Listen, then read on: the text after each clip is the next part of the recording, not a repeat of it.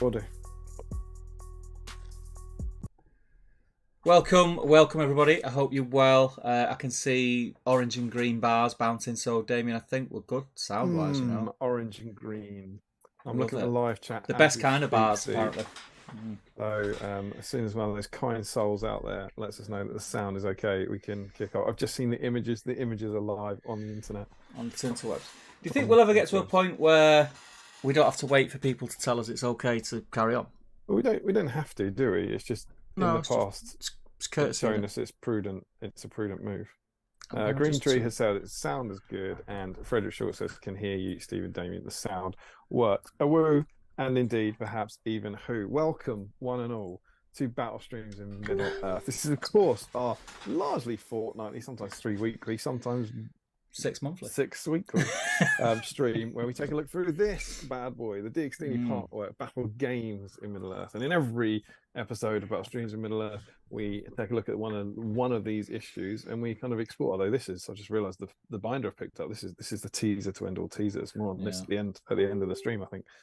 We take a look through one of these issues and we chat about what was going on in the hobby at the time, and we just reflect and have a good nostalgic kick, all the while hanging out together, having a good old time on a normally Friday, Saturday, or Sunday evening. I'm painting and doing some hobby like I do every episode. You do so much hobby, Steve. It's so much hobby. Getting tiring the amount. Well, I just heard your big news that you did some hobby between the last stream and this stream, which is genuinely a big deal. I mean, it was only an hour. Let's not get excited. It was a cheeky hour, but it's a step in the right direction, Damien. From tiny acorns, but Steve, it's huge news tonight. You wouldn't believe it. We're not looking at Battle Games in Middle Earth. No, that's old news, mate. Old news. Old news, and until next time when it will be new news again. Yeah. Because in the last stream, episode 87, we reached the end of a binder, and Stephen, whenever we reach the end of a binder here, that's 13 issues for the uninitiated. What do? We have a special episode where we look at one of the Hobbit release publications. Absolutely. The nature of Battle Games Middle Earth is that all the models that come with it, so all our themes are going to be Lord of the Rings based. So to give the Hobbit some love, we decided to look at the release of the Hobbit, the release history of the Hobbit. So probably about 3 years ago now, crazy, we looked at this bad boy, the launch, the 2012 Unexpected Journey, and then 2 years ago we had this, the Destination Smaug. I mean, that was a long read. That's a long read.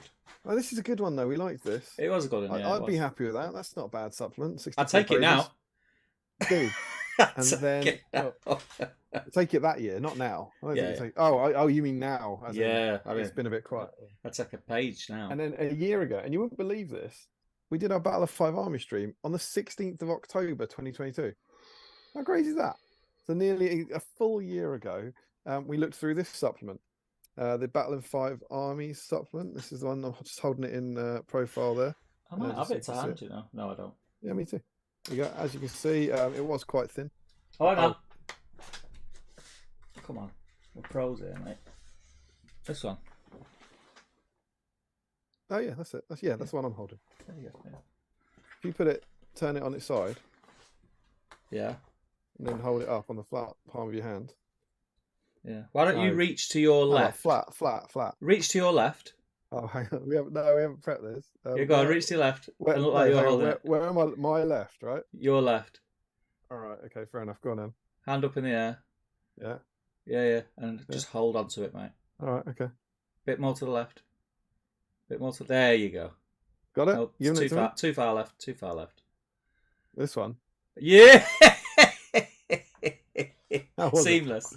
I mean, the problem was, unlike in the Glorious Chocolate Days, you didn't put yours down.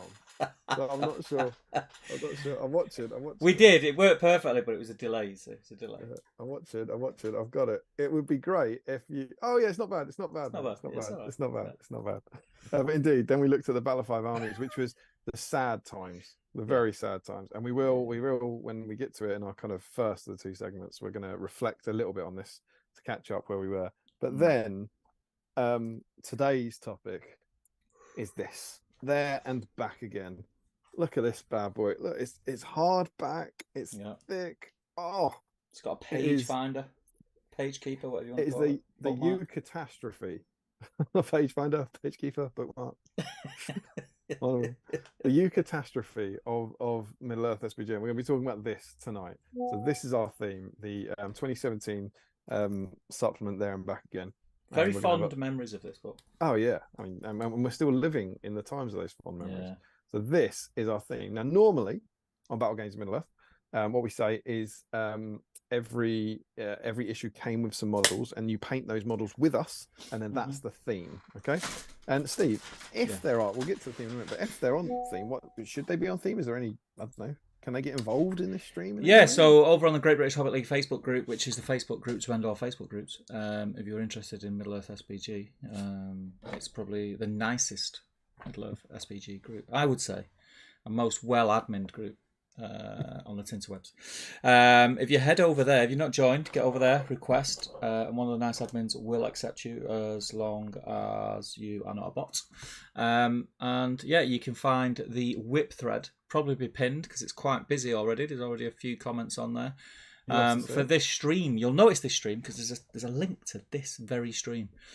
By myself on the Facebook group, post what you're working on there, and if you post what you're working on and it is on topic, it doesn't have to be on topic. You could be painting ultramarines or whatever you want. I mean, why would you? But you could be, and it's fine. We'll have a look at it. But if you are on topic, have a look at it. If you're on topic, you will be entered into a prize draw to win things that pennies and pounds, and Deutschmarks, and Australian dollars cannot buy. Damien? Yes. Over to you, my friend. You will win. You'll be in the chance of winning this bad boy. Oh yeah, it's a black BSIME dice. That only rolls twos. Yeah, as long as you didn't either one, you're over the wall in a climb test. Absolutely, it's an old joke, but I'll keep using it. It's good. It's one of the old classics. I remember my dad told me that when I was a kid. You're over the wall on a climb test, and if you've got a prowler going two-handed, trapping a model, sometimes all you need is twos. Yeah, that's all you need. And piercing striking. I believe he has to piercing strike.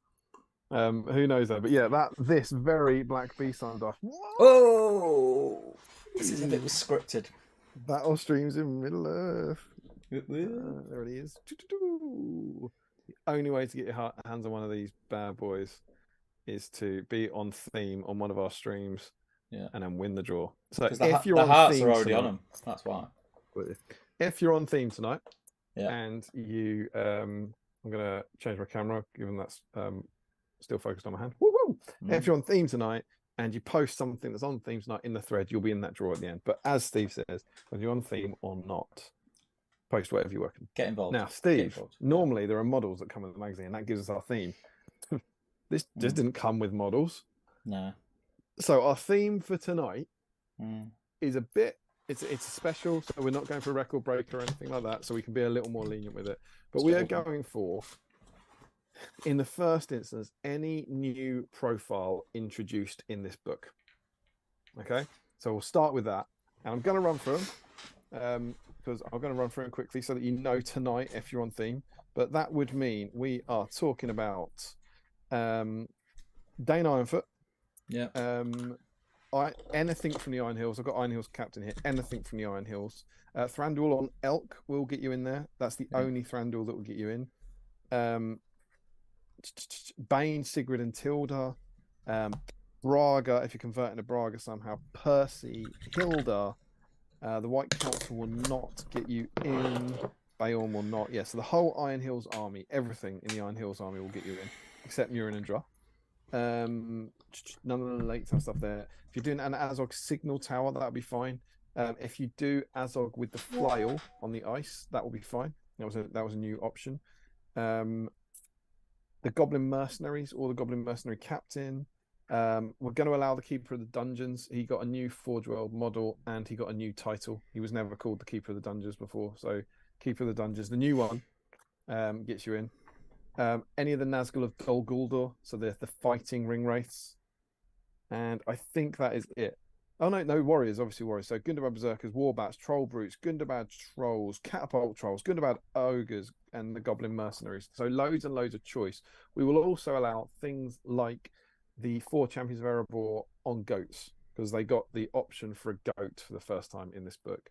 There are bound to be a few wacky anomalies like that. But that's the idea. It is anything basically from the new for the Desolation of Smaug or Battle of Five Armies that was introduced in this book that kind of had a new model or a new profile as part of the emergence. So that's it. Let us know if you're in any doubt. Where if it's in even the slightest bit tricky, we're likely to be lenient tonight. But the whole point is that that's something you should be celebrating, something like this. And almost anything Hobbit related pre War in the North, Defense of the North on the Forge World website would also be a good. And remember, guys, it is only for fun. There is a prize, but it's just for fun. We don't want any thread starting about saying that you entered and you were 0.4 of a millimeter out of being accepted onto the dice roll. None of that stuff here tonight, please. Thank you. It's not how we roll. Topical. So there we go. We hope to see lots of you getting involved and painting along. Steve, yeah. We've already talked about you doing some hobby. Are you getting involved? Are you painting along? Yeah, I'm finishing my Goblin Town. Got on my Goblin Town here that I started last stream. I've done a little bit of work on them in between streams, so I'll be finishing these because these are going to be a great addition to my Goblin Town box. Goblin Town's an army that I've always enjoyed playing because it's just fun. You don't have to think about much, and it gives you a chance to really bore the pants off your opponent when you're playing them and chat. So yeah, what about you? So just to confirm though, for the sake of confused punters out there, you're not on theme. I'm not going to be entering now. Not that you can, but you would be ineligible for entry. Yeah, correct. Not for the first time, because the plastic goblins were not released for there and back again. No. Myself, indeed, I am on theme. I'm doing these bad boys. Oh, very nice, very nice. Got my warbats. I waved the blister to you, I believe, in the last stream. They've come on since then. I know they're looking very, very dark, but they're kind of base coated and shaded. Get rid of that light. Yeah, they're doing good. Lots of browns and all that sort of stuff. So I'm just gonna. It's basically just a lot of dry brushing on these things, I think, tonight. But yeah, I've got 2 Gundabad warbats ready to clear from the backlog, and also, as if that wasn't enough, do you know what else I got? Go on. Bonus head. Oh, very cool. Yeah, I just thought I fancy a bit of head tonight, and so I dug this out. You put a request in and it was denied. The other reason I went for this is serving a couple of purposes. One, you see the rock on here, the stone. Yeah. I'm all my stone now. So when I painted Weathertop, when I painted that one hand, was using the recipe from Quest of the Ringbearer. I think it was Rob Alderman. Yeah. Weathertop.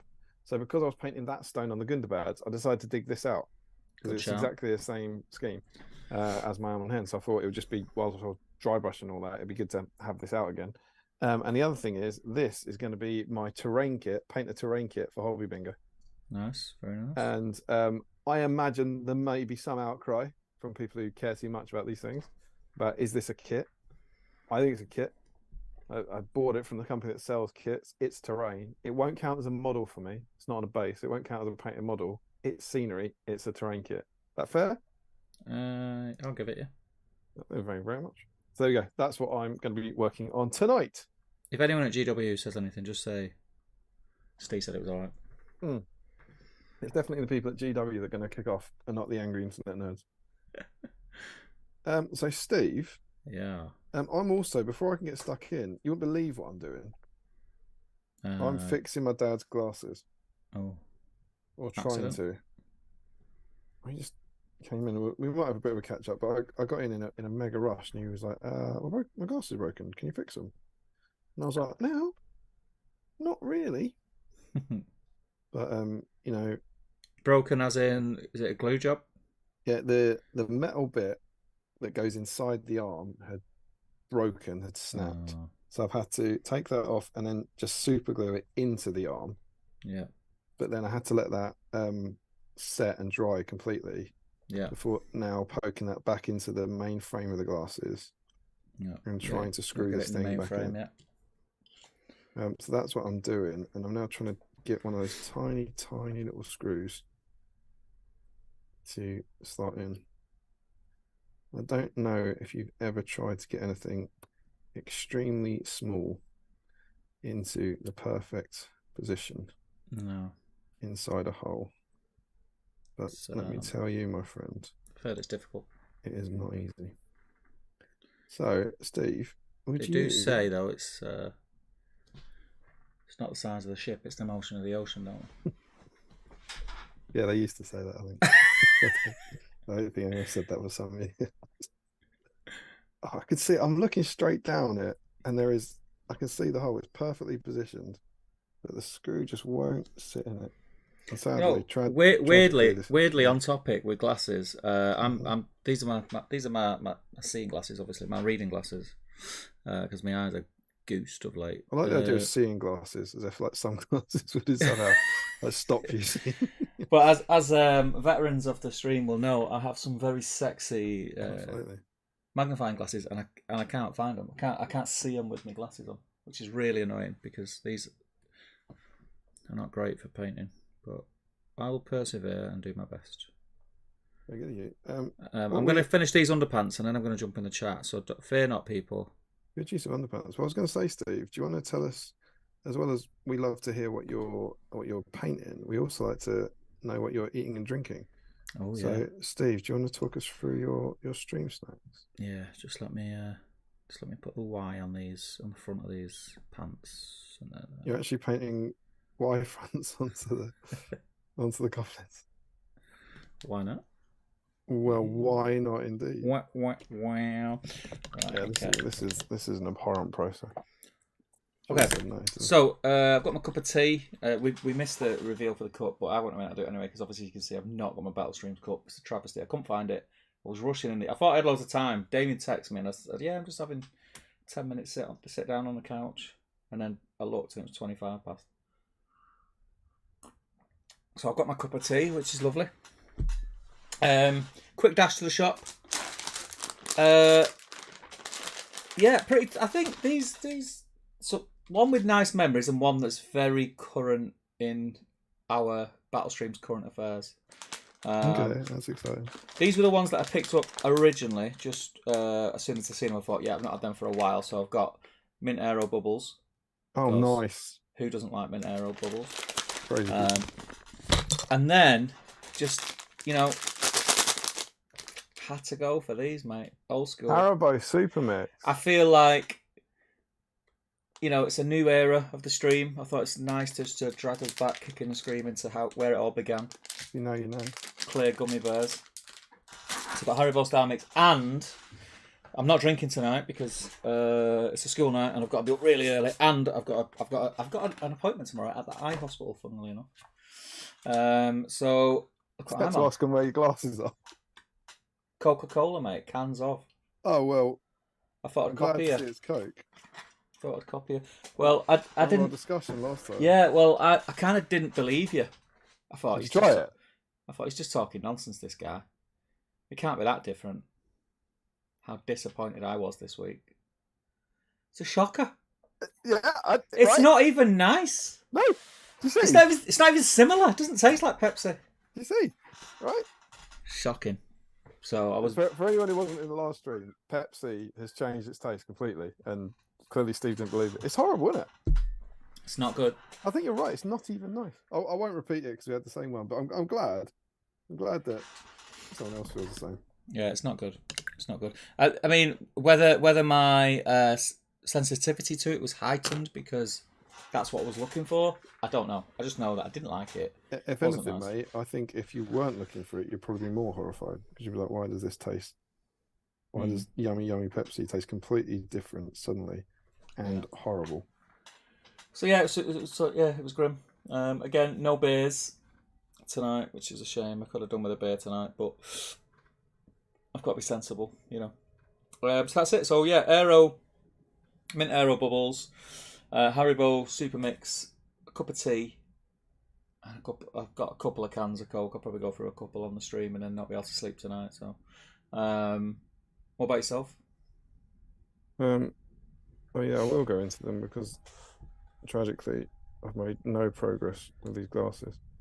Sounds like it's a losing battle, that one. I think I might have stuck it in slightly too far into the arm so the hole doesn't line up properly. Right, I've got some bangers tonight. Ooh. Sausages. First up,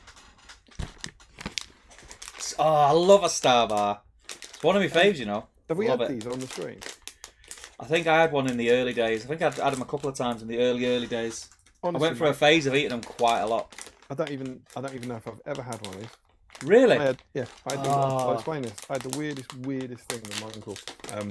A couple of You're weeks in for ago. a treat, by the way. I was driving back to mum and dad's house, which I don't do very often. He rang me and said, "You're not going to believe this. I've dropped the girls off for dancing. I'm quite near your mum and dad's house, and I'm desperately low on petrol. Can you direct me to a petrol station?"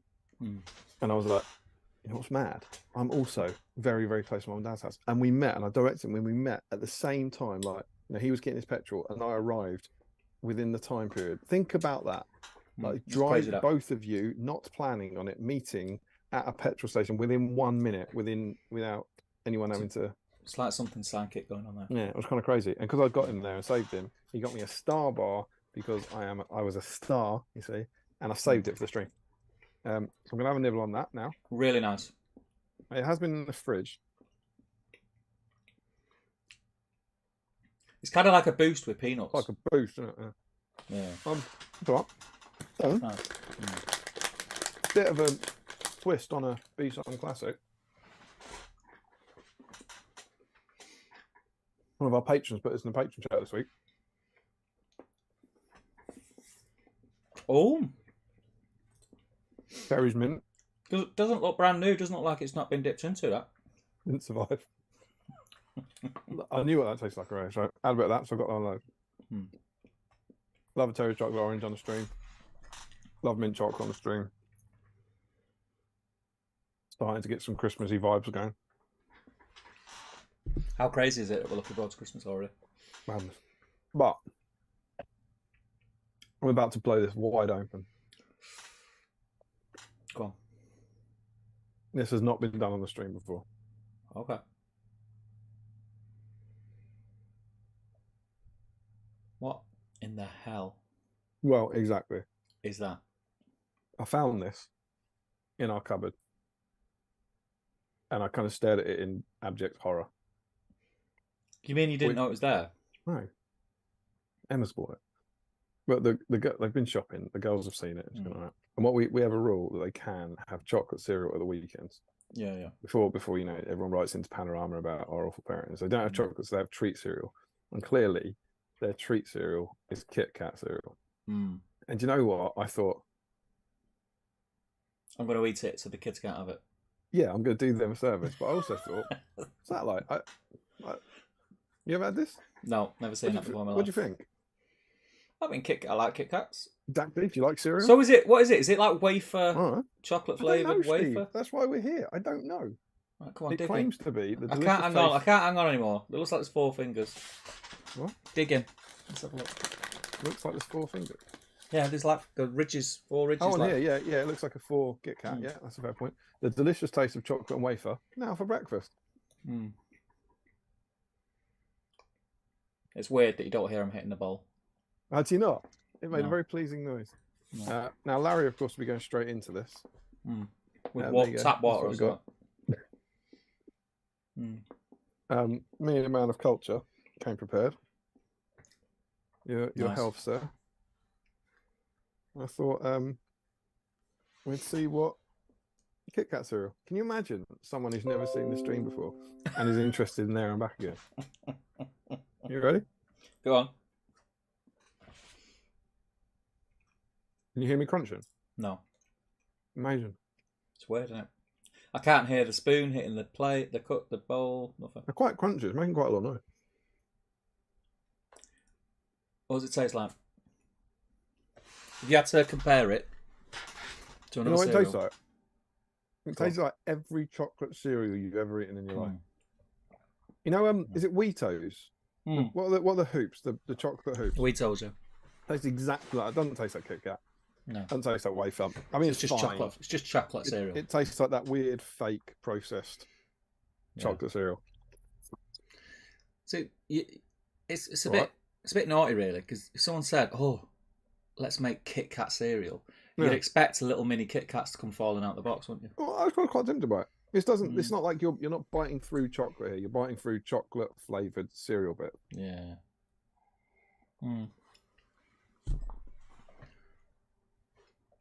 I really can't taste any resemblance to Kit Kat in here whatsoever. It's like it's alive. It's like it's alive, and it didn't like you saying that. If I'm honest, it tastes like I'm eating melted Weezos. You know what Weezos that have been? Yeah. You know when Sugar Puffs used to go into a massive clump at the bottom? Yeah. It's like Weetos have gone into a big lump. And you could carry it. You could carry it like a hand grenade and just chew into it. That was the weapon of choice for bullies in 1990s British schools, wasn't it? An old bag of Sugar Puffs. There's people in chat don't know what Sugar Puffs are. It's fine. I wouldn't recommend it. But, you know, we've done something new on the stream. Yeah. So there we go.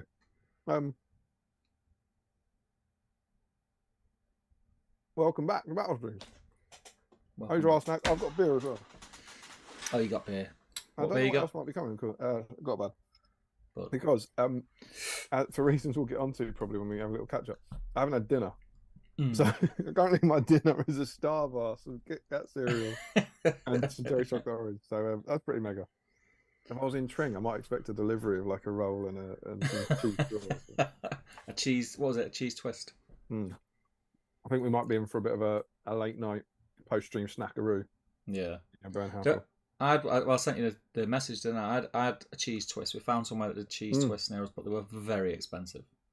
Very expensive. Like nearly £5, I think, or something. Yeah, but you're buying the one massive one. That's not what you want. You want a bakery that does a pack of cheese straws.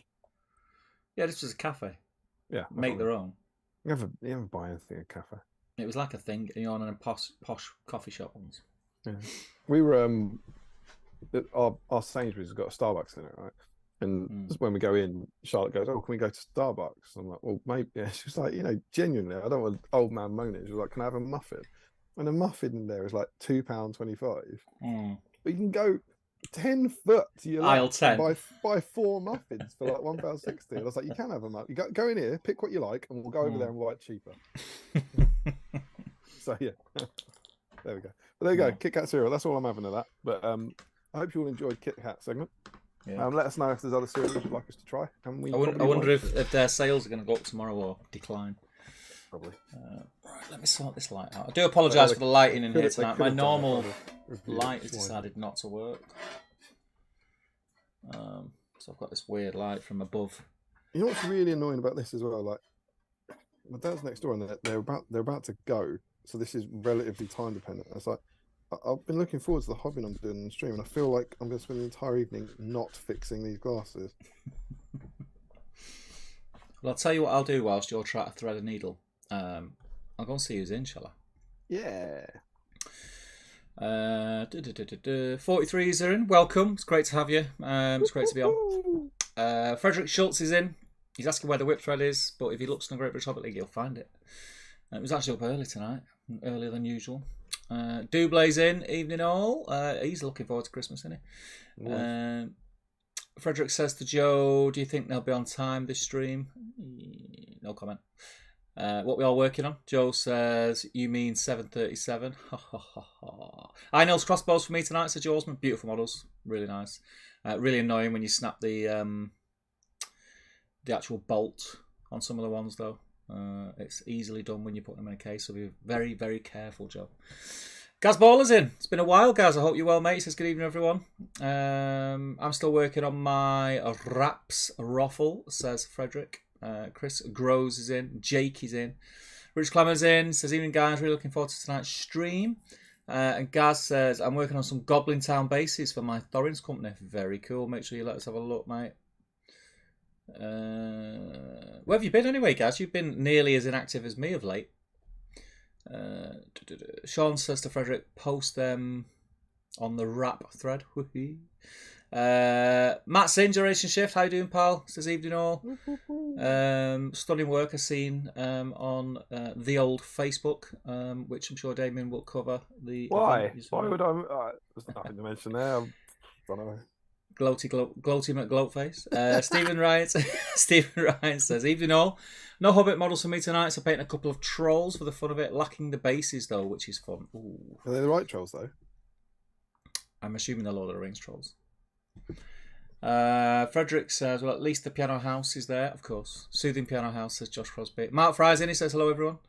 Michael Curtis says, happy Hobbit stream, folks. And Matt says, not sure how long I'll be on, but great to be with you. It's great to have you, Matt. Always is. Rich Clemmer says, I have to say it again, Matt, your Easterling terrain was mint. Well done. Excuse me. Ashley Fish is in, he says, evening all. I'm out tonight for the London Film Festival, but might pop in later if you're still going and catch up another day. Well, have fun, Ashley. Sean says, they must have a screening at the festival for BSIME, surely. You'd like to think so, Sean. You'd like to think so. Exactly. Frederick says to Jawsman, now's the time. What was that to do with? What did Joe say? Go back. I don't know. Don't know what was about, Frederick. Don't know. Do you know Mozin? Greetings, everyone. Frederick says late again. He's like one of those girlfriends, Frederick, isn't he? Where every little thing is an issue. Matthew Allen's in, evening all. Not done any hobby for a while. Excited to paint tonight. Good to have you in, mate. Mark Greentree's in. He says, hello, peoples. Frederick says to Greentree, hello there. Thanks for the schnitzel. Matt says, cheers, Rich. I appreciate that, man. It was a blast to make. And Ashley Fisher says, alas, no BSIME screening despite my persistent emails. Mark lets us know the sound is good. Can hear you, Stephen Damien. Sound works, says Frederick. Video works. Gary George is in, says, good morning, gentlefolk. Just happened to wake up at 4:30 a.m. and remember the stream. So crept out of bed and put the kettle on. We'll see how long I last. Crazy guy. That is lovely. It's dedication, isn't it? And then Matt Generation Shift says, hey boys. But I did it in a very camp voice, but I think he meant it in a more street. But I think it sounds better camp. Just me. Yeah, for sure. Joe Kelly says, good afternoon from the States on this fine Sunday. Something tells me today will be epic.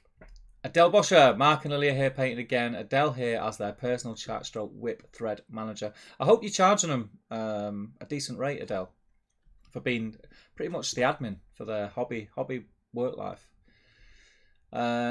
Sam's in, he says, hey all. And Frederick says, this stream is the first real nostalgic kick stream for me. Got back into the hobby right when it came out. You're my soundtrack on my dog walk right now, says Matt. The Destro says, Estonian greetings all. Welcome, mate. And Adele says, so Mark and Lily not on theme tonight, but are working on some previous projects. Well, still clearing the backlog. So it's still, in the remit. Sean Clark, we've not had one of these for a while. Crazy times. I think that was the Passover of the magazine, of the book. You're talking about the Catholic celebration of Passover. Rich Clemmer says, literal minutes in, and Steve mentioned the barren bleak year of 2023 releases. Frederick says, 5 out of 7 performance. Rich Clemmer says, is he turning Aussie? Frederick says, could be worse. Come on, keep it down, guys, keep it down. Rich Clemmer says, good book tonight though. Loved the hardback, made it feel awesome when it came hardback 6 years ago. Josh Crosby says, Damien looked up the word eucatastrophe just before going live to look clever. He does that. Damien is quite the fan of Tolkien. Damien doesn't need to look up the word eucatastrophe. Get back in your box. Nathan Talbot is in. Welcome back, mate. Well, this is a thing unheard of. A stream starting early. Well, did we start? Kind of. It was on the hold screen. Oh. Steve, it's not Deutschmark. It's Deutschmark. That's what my son always said. Deutsch? Do you want to say Deutsch? Is that where I made the mistake? Deutschmark? Is that Frederick? And they no longer exist. I know. Enough. I can't. I'm out. I need. No. Is it sent you over the edge? Yeah, I'll super glue this in too far. I think. Just super glue it and tell him he can never fold the arm. I'm so close to having done well on this. It's annoying. So I've just. This is what I do. I've just gone. I'm out, and then immediately picked them up again and start trying to. Sean says, started earlier, but somehow still late. Come on, ye of little faith. Warwick Griggs is in. He says, good evening, guys. I hope you're both well. Missed the live streams for ages, so good to catch up. Cleaning the kitchen at the moment, but should be able to get some painting later. Nice and very efficient of you. I'd like to hear it. Frederick says, Frederick says, had a fun round of chaos in Arda a few days ago and rolled lots of black BSIME 6s. That's what we like to hear. Nathan C says, oh, my Elk is about to get some splodges. What if Azog is on the ice with his mace asking for a friend, says Sam. That's all right, isn't it? Yeah, that's all right. Azog on ice, that's fine. Yeah. James Wilson, good evening, you lovely people. Welcome, James. Josh Crosby, did you say Iron Hills Dwarves are in? All of the Iron Hills are in, yeah. Set me in a draw. Frederick says, literally using the only eligible bits I have for the stream, a few Gunderbat Forge World conversion bits I got through Secret Santa. Sam tells Josh, they are Josh. Destro says, desperately looking for some second-hand Goblin Town Warriors to convert into mercenaries as I can't afford Forge World prices. Doubly so after shipping costs to the States. We will accept conversions, I think. I think that's fair to say. Convert versions what? From Goblin Town into mercenaries. I think that's allowed. If he converts them. Come on. Just plastic goblin. Come on. Don't sit there with your star bar giving, being harsh. Everyone knows you're the harsh one. Everyone knows. Everyone always says it. So why is Davey so harsh all the time? Yeah, but they do, because it's like that time you didn't let Boromir with Banner. That was one time. That was one time, man. So, can we just... I've got some plastic Dwarf Rangers. Can I convert them into Iron Hill? If you sculpt the armour on them, yeah. Where's the line? I just want to know what we're going for here. If you sculpt the armour on them and they look like Iron Hills, yeah. Right. So they got to look like mercenaries. All right, fair enough. Yeah. All right. Your funeral, man. Frederick says, fun fact, got some Metal Warg Riders on my hobby desk that I started ages ago on BSIME. And not only am I on theme, technically, I'm also clearing BSIME specific to me backlog stuff on my own pile. That is BSIME Zen. Trunk Pilot UK says, evening all. How you doing, pal?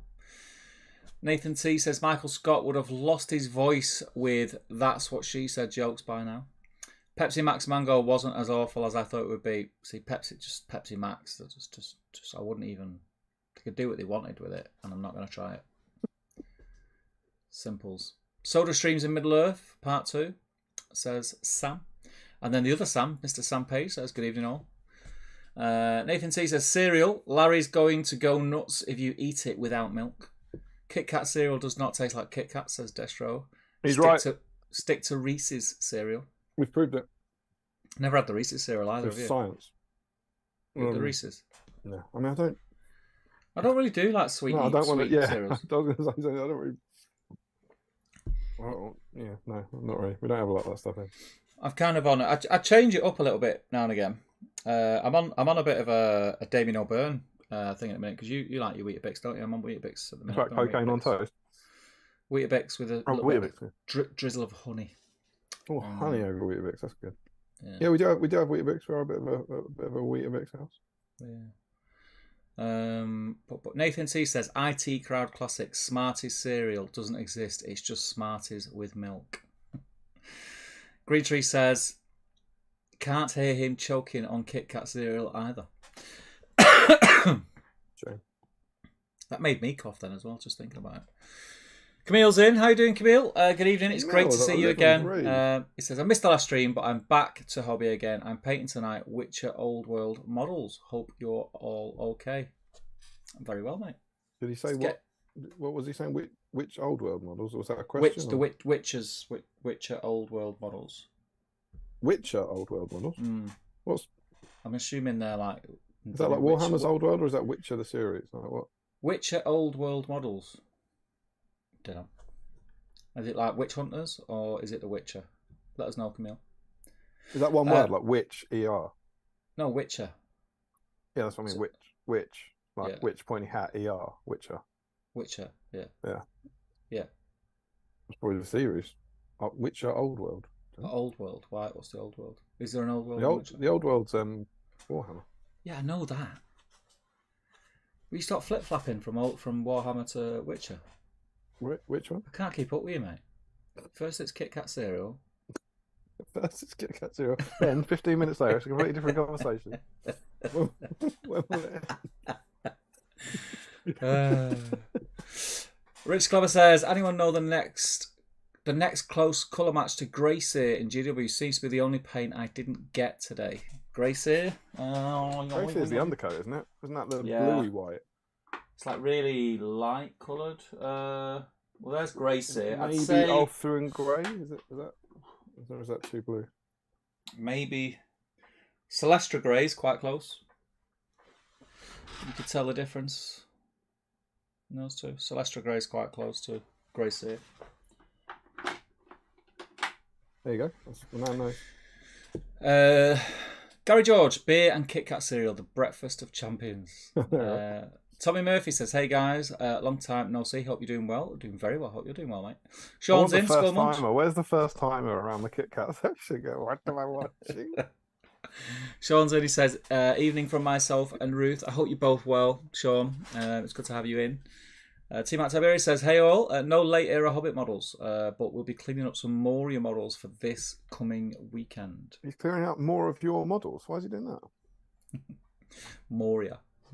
Should be working on his own models, really. Yeah. Gaz says, I've not really done anything since January, but the last few weeks I've jumped back on the hobby train. Very similar situation to myself. Very similar. And Adele Boscher says, I take payment in alcohol. Demand more alcohol. Flipping heck. Jumpity jump. Got jump to this thing. Yeah, there we go. Joshua Crosby says, Passover is Jewish.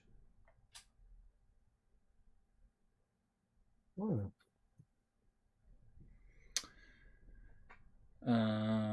The E at the end of Deutsche isn't silent. It's a German word. Deutsche Mark. Oh no. Would you say Deutsche Mark? I'd say Deutschmark, but I'm not German. Yeah. I'd trust a German. Yeah, that's true. Larry Miller. Larry's here and ready to hear about how GW lost the license and there were no new releases and owner models went OOP. I'm afraid you're a year too late.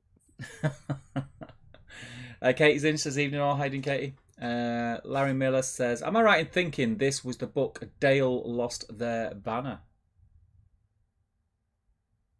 Did they have a banner pre? I thought they... Did they lose the banner? I don't think they lost. My memory says they never had a banner, and that was the issue. But I could be wrong. No, they got. I don't think they ever lost a banner. Dale Warriors were introduced in this. They did not have a banner. Dale Warriors got updated for this.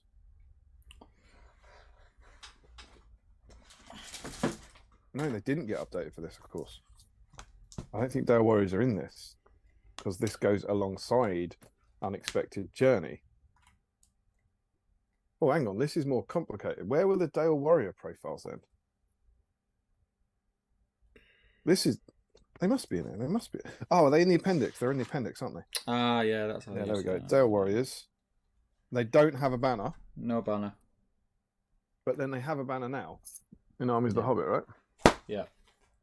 But... Well, I hope so, because there's a load of banner models just been released. Well, not just been released, but, you know.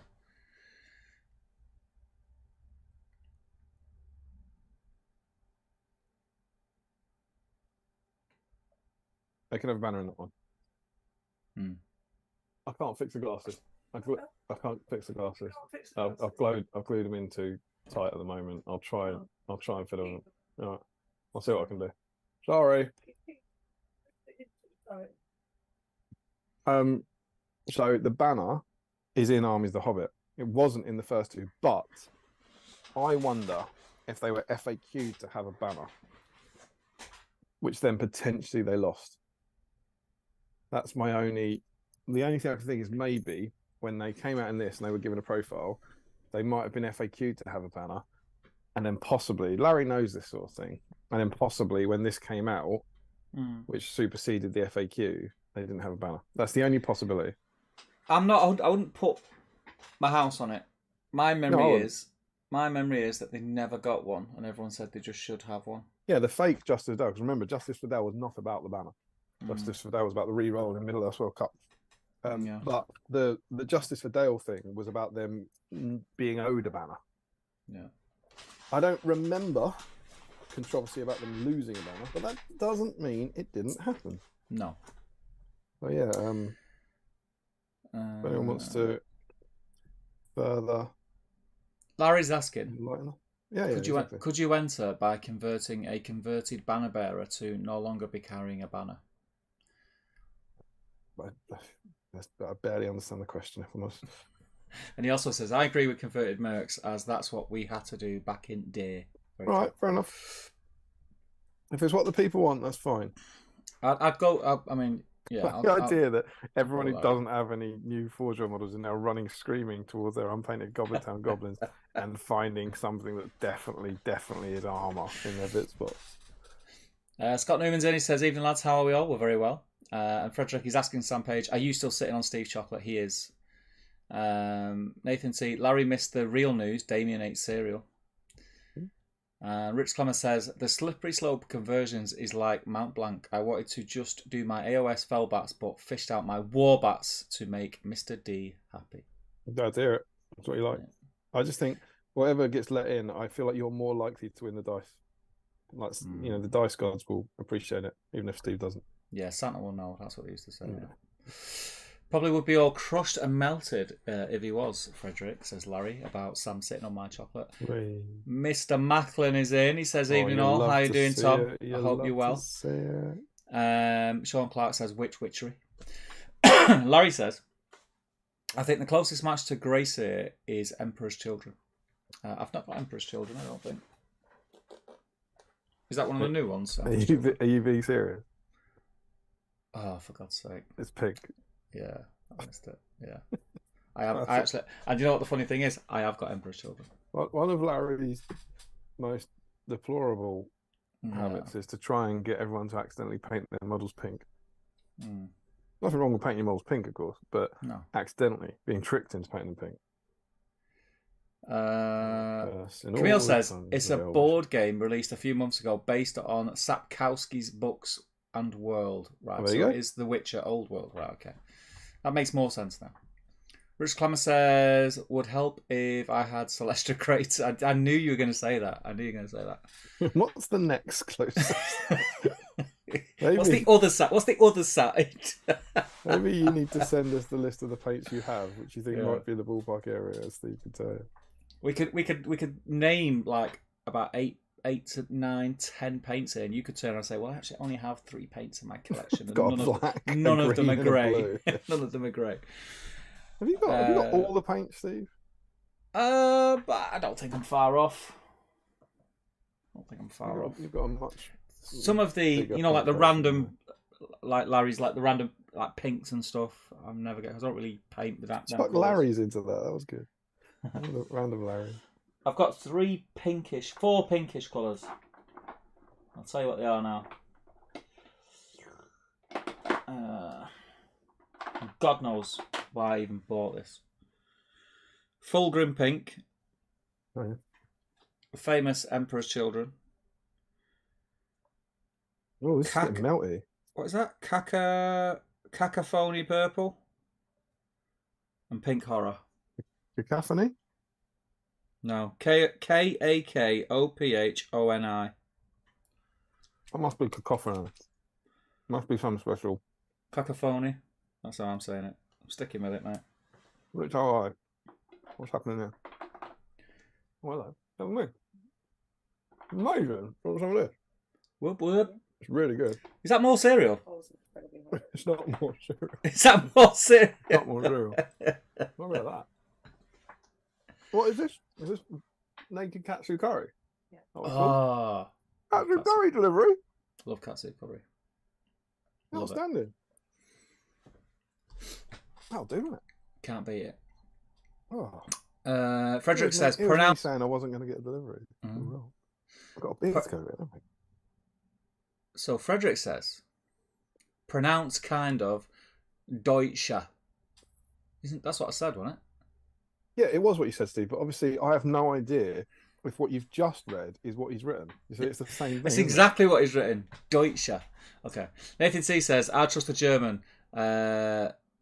Nathan. Dale got their banner, says Frederick. They didn't lose it. They gained an option. That's my memory. Yeah, that's my memory. Yeah. They gained the banner, says Sam. Nathan says, the first Dale Warrior profile appeared in the box. It did. Dan Snape says, evening all. How you doing, Dan? Destro says, I don't have the Goblin Warriors to convert and enter tonight. You just caused an argument over nothing, Destro. Still looking to buy some second hand, though. I am surprised at how harsh Damien has been. I know, mate. I know. I'm the worst. Say it all the time. He has this persona. People don't see the real Damien. I'm telling you. Well, some people do. Yeah, there's a few people in the same country that are right onto the other. Yeah.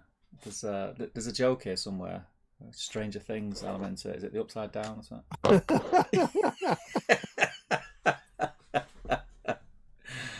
Say no more. Larry says, I know. Really good.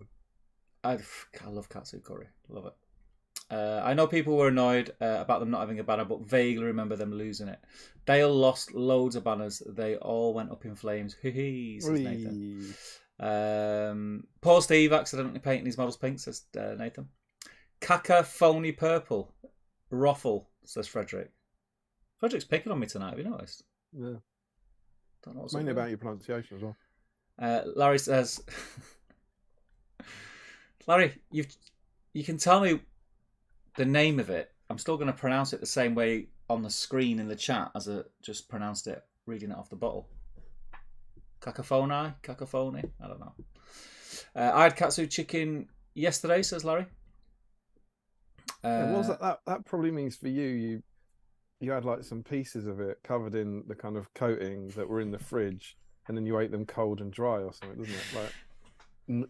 Like pieces of chicken in katsan. It doesn't mean you didn't have katsu curry like everyone else has katsu curry. Frederick says, "Lol, Damien can actually speak German, at least when it's about blue-footed birds." Ruffle. 99 Kriegminister streichelt und beim Sinken ist der Hilton stickbar Leute der Witze von Schäderbeuten. So, you know. Standard. I've just been through all the FAQs, says Larry. I happen to have all the old ones saved, and they never got it. There you go, then. There you go. You're talking crazy, Miller. Rich says, when can we start saying justice for Braga? Got to be the oldest character without a model. It is. I converted one, Captain. Give him, cut his helmet off, give him some flowing hair and a nice big tash. That was pretty cool. Works. Gamling was the go-to head of choice, wasn't it? Yeah, it was a little big for the body though. The head of Gamling always looked a bit out of proportion. Larry says, I did find an old copy of the community FAQ too. Also, on a more helpful note, it's actually said like cacophony. Isn't that what I said? Yeah, but you don't. You not get it. You don't know. He's saying it's actually said like. Yeah. But you might be saying it wrong. No, I'm saying it right, mate. I'm saying it right. They're Space Marines that use sonic weapons, says Larry. There you go. Then that must be cacophony, because cacophony is like a loud, unintelligible noise, isn't it? That's pretty much what I said, though, isn't it? No, because you keep saying cacophony.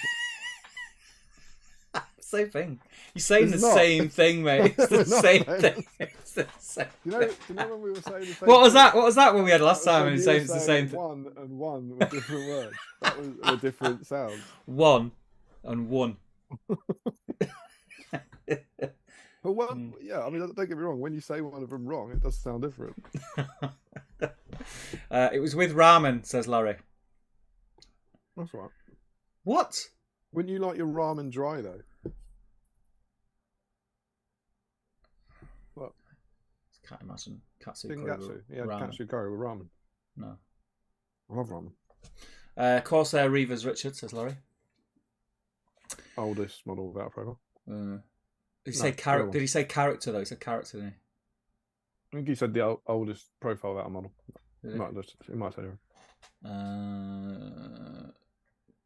Doesn't the captain model kind of look like Braga? Yeah, so it's got a helmet. Battle Games' Middle Earth is in. That rip-off merchant. Mr. Harry Parker. Harry Evening, Parker's gents. live and breathe. How you doing, mate? I hope you're well. Yeah, Damien, says Larry. Let's say to Harry, I hope your tournament went well. Yeah. Lord of the Imps last weekend. Yeah. Is that the only tournament that weekend? I forget. Frederick says, how do you say it?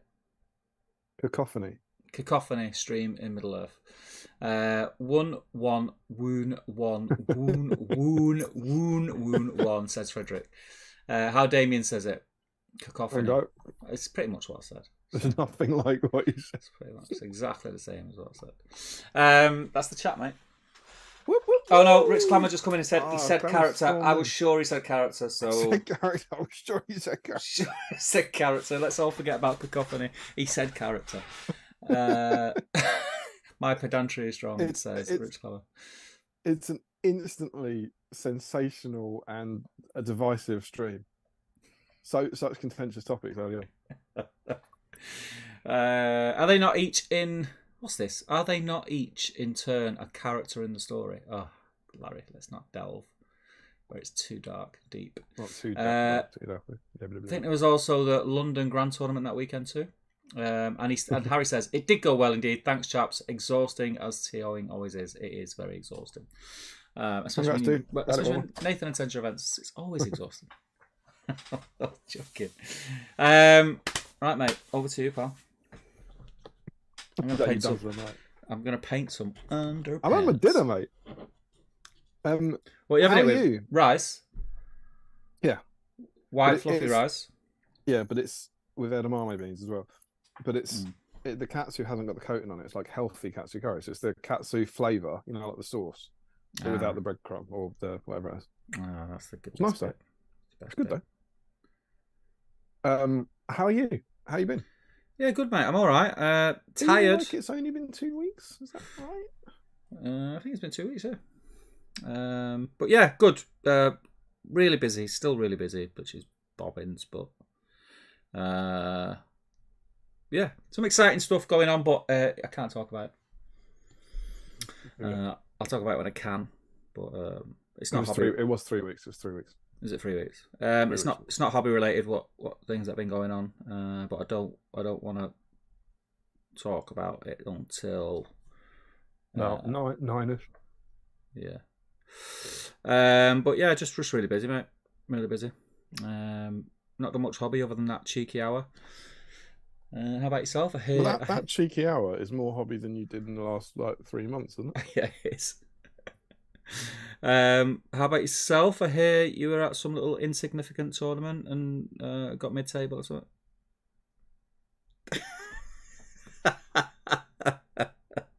What happened? It's not how I remember it. Go on, fill us in. On what? I've seen the pictures, but I've not heard any of the chat. About what? The Hang on. What was it? I can't remember. What are you thinking of? Yes, indeed. Last weekend, my most exciting, we went to Middle Earth doubles. Whoop whoop. Which is always good fun. I went with Mr. Adam Troke to form the mighty Troke and Burn Allegiance. I believe we've been to every Warhammer World double since it came back in. It came back in 2016 or 2017. I can't remember which. Yeah. We've always paired up. Very nice. And we have managed to get silver before, come second. But this time, my friend, we only went and won the damn thing. Bloody hell. Check that bad boy out. That is gold. Very well done, mate. Very well done. It's so easy to say when you win, but such a blast, such an amazing weekend. It's 400 goals. So your success is equally down to your opponents as it is down to you, because they have to vote for you. And we were beyond delighted and beyond humbled that we got all 6. We got play 6 games. We got all 6 favourite game votes. So we were also able to win most sporting team. Which was lovely. I was using my BSIME Gondor army, mate. I see. It was Scott Newman's Knights, and Scott's in today. So Scott sent me 9 Knights for Christmas, Secret Santa 2021. Yeah. And all 9 of Scott's Knights were there with 4 new friends. and Boromir led them, and Adam had Prince Imrahil of Dol Amroth and some Swan Knights. So we had all mounted Gondor, no shooting to skirmish the opponent. We just charged head first into them, screaming for Gondor a lot, and it was such an absolute blast.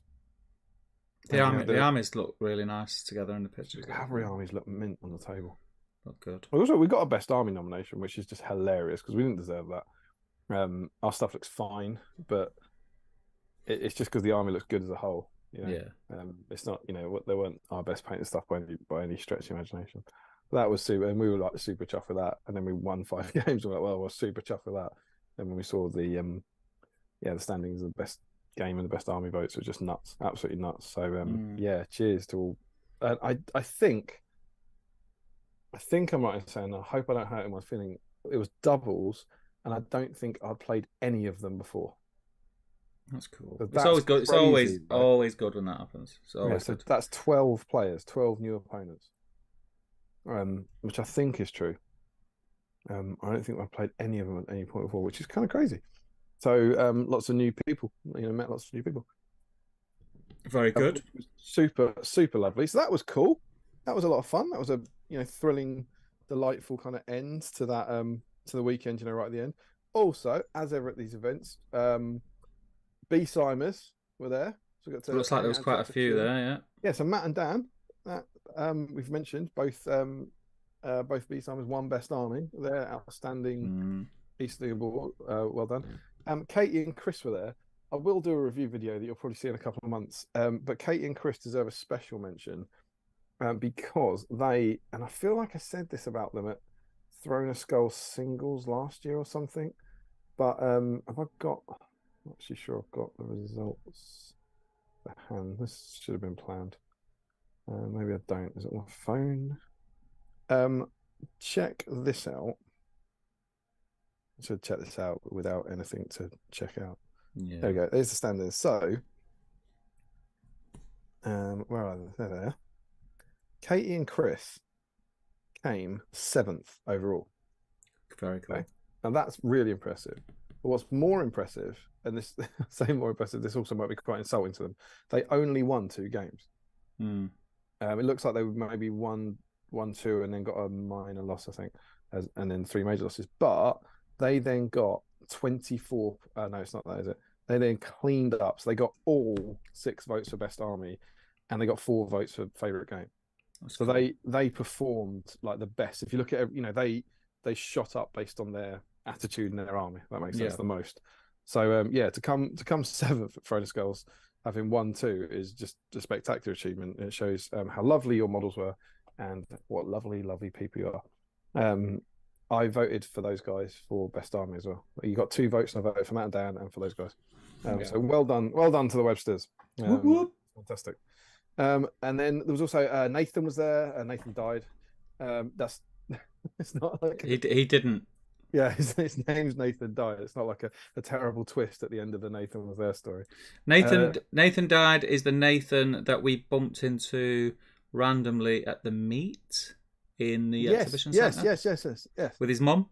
Yes. Yes. And then joined the patron that day or something, didn't he? Yeah. I believe. Yeah. Cool guy. James Barrett was there, which was cool. Dale Groves was there. Lovely. Dale's all right. He's all right. And Chris Filowitz was there. Josh Crosby was there. And there's bound to be some others, and I can only apologise. I feel incredibly hurtful. I shouldn't do this sort of thing, but I just wanted to give everyone a big shout out to all our wonderful B-Simes. It's cool to hang out with so many of you over the weekend. And on the Saturday night, I'll tell you about the Friday night. I'm sure this will be fun, but I'm just going to tell you the correct words in this, and you'll understand what it means. I went to see some wrestling on Friday night. Oh. I went to see Johnny Sharp wrestling. That was something else, mate. There was a big group of us who went to see Johnny Sharp wrestling, which was like seeing Johnny Sharp in a way I've never seen him before. So that was good fun. And then on Saturday night it was the quiz. Yeah. There's always a quiz in Bugman's, right? Yeah. Brilliant fun as ever. John Davies came down, Matt's brother, so that was cool. And James Braun came along. Oh. I hadn't seen in ages. He came and joined us for the quiz. And Jay invented a new round. He's got a new round, mate. So good. Go on. So what you do, right? Every team sends one player out of the room. Okay. Okay. And you go through the hall, which is really weird because then you sit in the hall. We're with Chris, the events manager, and it's deadly silent. It's just really weird being in that space where it's absolutely quiet, right? And then we didn't know what was going on. Next door, your team are asked 10 questions. They have to write down their answers. Of the what they think you're going to say. Well, it's not clear. They just have to answer 10 questions, Right. but then you answer 10 questions. So yeah, they are either writing down what you will say or what you will predict they will say. Yeah. Ludicrous amounts of fun. Really good fun stuff. So there was and I was one who went out of the room. And it was like, who's the best member of the Fellowship, for example. One of them was Merry or Pippin. One of them was who's got the best looking suit of armor in the game. One of them was another name for Gandalf, like all that sort of stuff. Yeah, and it was so cool because then you come back in, you stand in a row facing the screen, and then when you read your answer out over the microphone, your team either basically erupts into cheers, or starts booing you. And it was so pressured, but it was super fun. And one of them was absolutely sickening. Was who's the best SBG player on your quiz team? So I was like, well, they've decided their answer, and I had to stand there and say, I believe it's Mr. Tom Harrison, which they had written, and so we got the point for it, but it made me sick to my stomach. But Cal, I think he got 9 out of 10. Cal got 9 out of 10. It's insane. I think we got 6 or 7. I was well chuffed with that, but he got 9. It was crazy. That one came around. Who's the best player on your quiz team? And he went, me. I was like, oh, but his team voted for him. So I was like, fair enough. I know, smashed it, mate. Smashed it. But honestly, so much fun. Such a great new addition to the quiz. Really, really good idea. Yeah. So that was that. But it was amazing. Crazy good weekend. Like I say, always easy. They're always really good weekends, aren't they? Yeah. Good to see everyone. It was cool. Obviously, it was a shame that we'd missed a lot of people because Harry's event, Imps, was already in the calendar, so a lot of people went to that. Yeah. But yeah, it was awesome. It was top fun. Yeah, very, very exciting. Very happy to get the win. Cool. There's some new Blink songs. That's been very exciting in my life. I think we've had like 3 new Blink songs since our last stream, so I've been loving that. I'm going to see them twice this week. I'm going to see them on Wednesday and Thursday night. Very nice. Which I'm buzzing about. And today, you know what I did today, Steve? Go on. Oh, I haven't got it yet. It's fine. I went to see The Lord of the Rings. A musical tale. Very cool. Have you seen the adverts for this? No, but I've seen your pictures on Facebook. Been all over my pictures. You posted something on Facebook. Was it Facebook? Is that the same thing? Is it a different thing? But like some sort of festival thing? Oh, no, not in the Facebook. It was in the chat. Yes, yeah, you're right. I did put it in the chat. Yeah. So this is, I'm guessing, because you were way up north, did you see the Lord of the Rings musical in the West End? No. So it was about 15 years ago, I think. It was somewhere around sort of 2007, 2008. There was a big full West End musical. It started off in Canada, then came over. And I liked it. I'm quite positive about, I like Rings of Power. I like the animated movies. I like things that play in this world, but it didn't do well. It bombed. I think it was over here for about a year, and it didn't get renewed. And then no one's heard anything of it since. I don't think it's been touring other countries. I'm honestly not sure. And then this year they announced that a independent company, I don't know how they do it, they got the rights to the book. The book as in the book of the musical, the music and score and stuff. And we're going to be putting it on in a theatre in Newbury called the Watermill Theatre. And so me and them got tickets for today and went off to it. And mate, it was amazing. It was absolutely amazing. So this is the same songs, and the same script. They might have adapted it, obviously, but and changed it and added songs, probably not added songs, but removed songs maybe. But it's the West End musical, but on a much smaller scale. And mate, it was absolutely incredible. There's about 20 people in the cast, all of whom played instruments throughout. Yeah. And would like be on stage with their instruments, like kind of playing folk songs and all that sort of stuff. It starts off, and there was like a weather warning, like some of it will be outside. So we were blessed today to have like really good weather. It starts off outside at Bilbo's birthday party.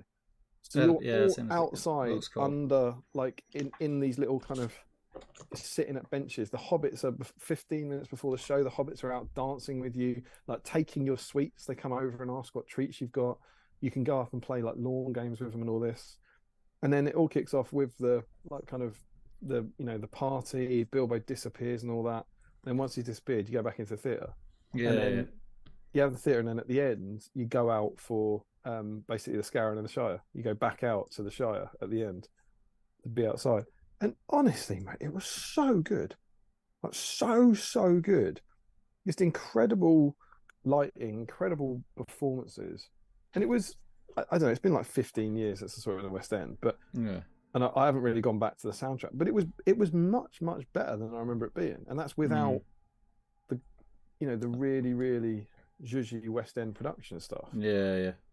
But yeah, some of it was just absolutely outstanding, just really good. I don't know. We haven't been much chatter about it in our like BSIME chat on the group. I don't know if anyone else saw it, but it's been on for like 3 months and been sold out. But it was just great. It was absolutely spectacular. And Shelob was terrifying. Shelob was this huge puppet, but you couldn't see the puppeteers, and it was really good. All in this kind of all not Amdram theatre by any means, but quaint little theatre that looked like the inside of the Prancing Pony, all smoky and wooden and everything. It was just outstanding, and it's all set in this absolutely picturesque little village theatre out in Newbury, and and it is sold out. So alas, I can't make any recommendations. But if it comes back, they said they're hoping to renew it next year. I couldn't recommend it enough. It was brilliant. Good. So we got a tote bag and we got a program. There's a little and this Lord of the Rings musical day. This is the hour of the Shire folk. Very cool. Because we haven't got enough cups in this house.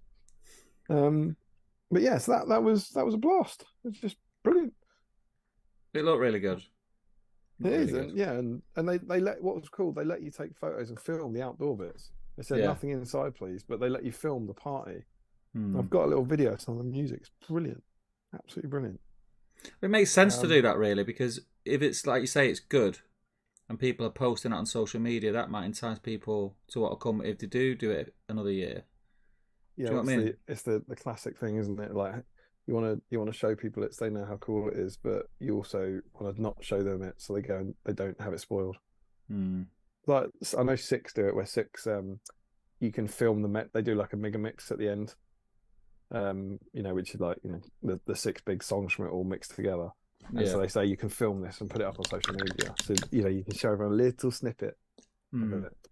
But no, I loved it. It was absolutely brilliant, and well worth it. So on the off chance, go on to the Watermill Theatre.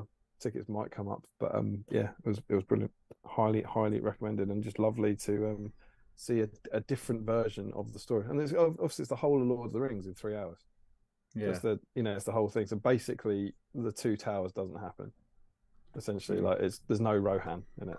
Yeah, there's no Helm's Deep or anything. They just kind of go almost straight to Gondor. Essentially, that's how they do that bit. But I just loved it. I loved it. And Emma came up buzzing. And at the end, they kind of do the Scarron of the Shire. They get back and the Shire's been burnt down essentially, but Saruman's gone, so they don't have the Battle of Bywater, and they don't have he's kind of gone home, ruined the Shire. Yeah. And then they put the soil down and stuff. But like we were outside and like Emma, who's kind of Lord of the Rings, she said, "I'm getting quite choked up here." I was like, "No, right? It's because it's a powerful story." And she's like, "This is more affecting than the films." And there's something about it, I think, seeing it outside and all the music being live and everything. It was just it was cool. Really good. Loved it. So that's been my kind of fantastic nerdy day, really. You've had a very Middle Earthy Tolkien time of it. Yeah, it's been good. It's been lots of fun. 10 out of 10 would recommend. Underpants are done. The underpants done. You'd have to say. Well, I'd say done. Base coat's on. Not me.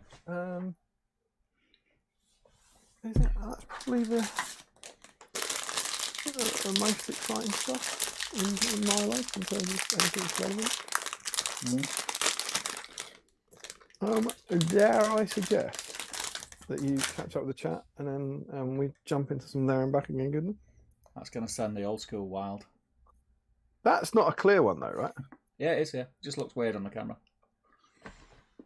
I don't want to start this again. That is not. I'd hate to think we weren't even thinking about the same thing. That's a gun. That's not one of those slightly hard bears. No, it's That's from it's one of the squishy. Yeah, squishy gummy bears. Yeah. It's light. Yeah, fair enough. Okay. So I'll jump back in the chat. Dinner streams in Middle Earth, says Frederick. Larry says, is Damien eating it with chopsticks?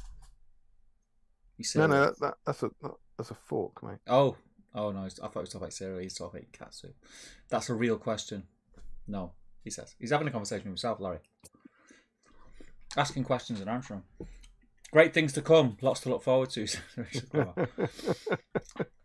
I heard he got carried by Adam, says Larry. Probably. Was there a costume, Damien? No costume. No costume. BSIME new meta. You heard it here first, says Frederick. We're all going to be crazy power games after this. Thanks, Damien. Told you, mate. Told you. All mate, Gondor. And Larry says, filthy fight 6 men. Only 6 of them, though. It was mainly, the filthy fight 4 Knights of Minas Tirith near the banner.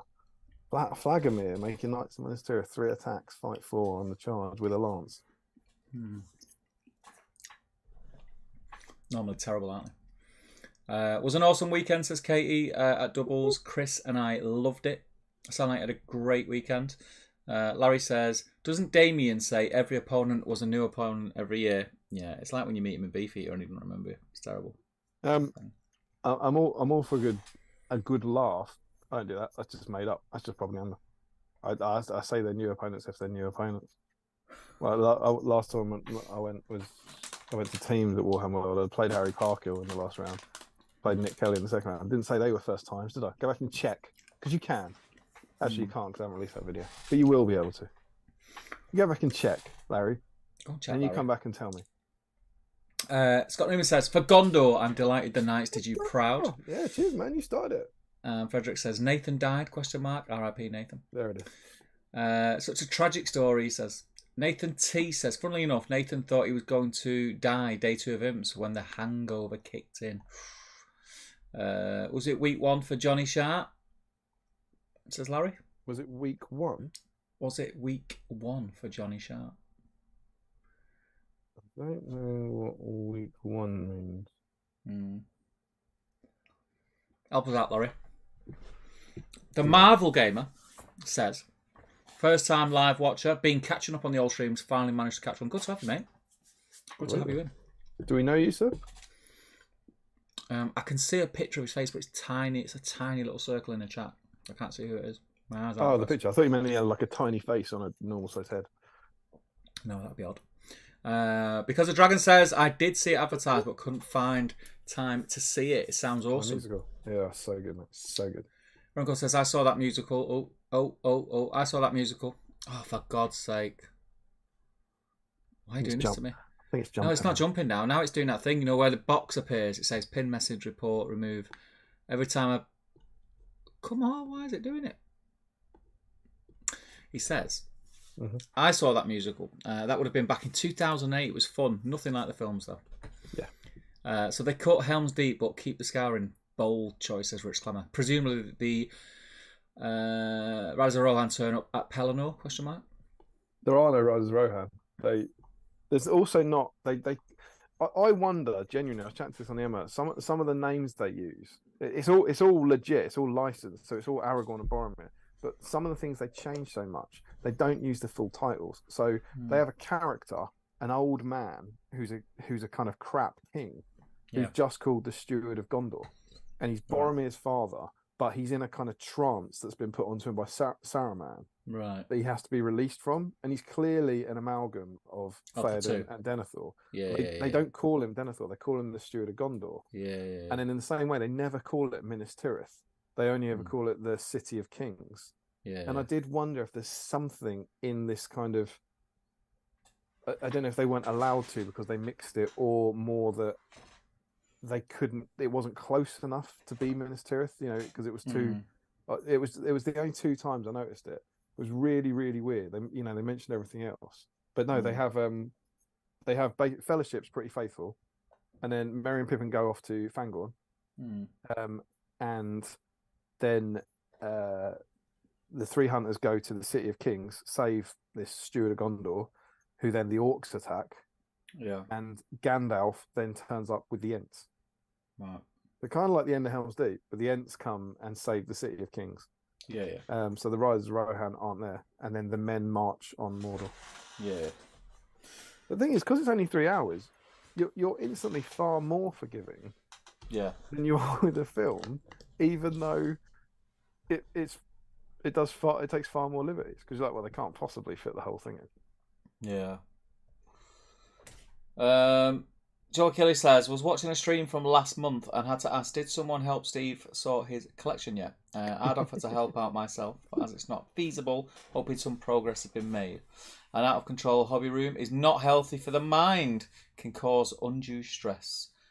Speaking from experience, yes, it was stressful. I've kind of sort of dealt with it, and what's the word I'm looking for?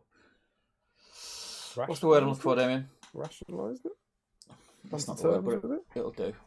Sold it? Made peace with it. Made peace with it? Smaug's gone.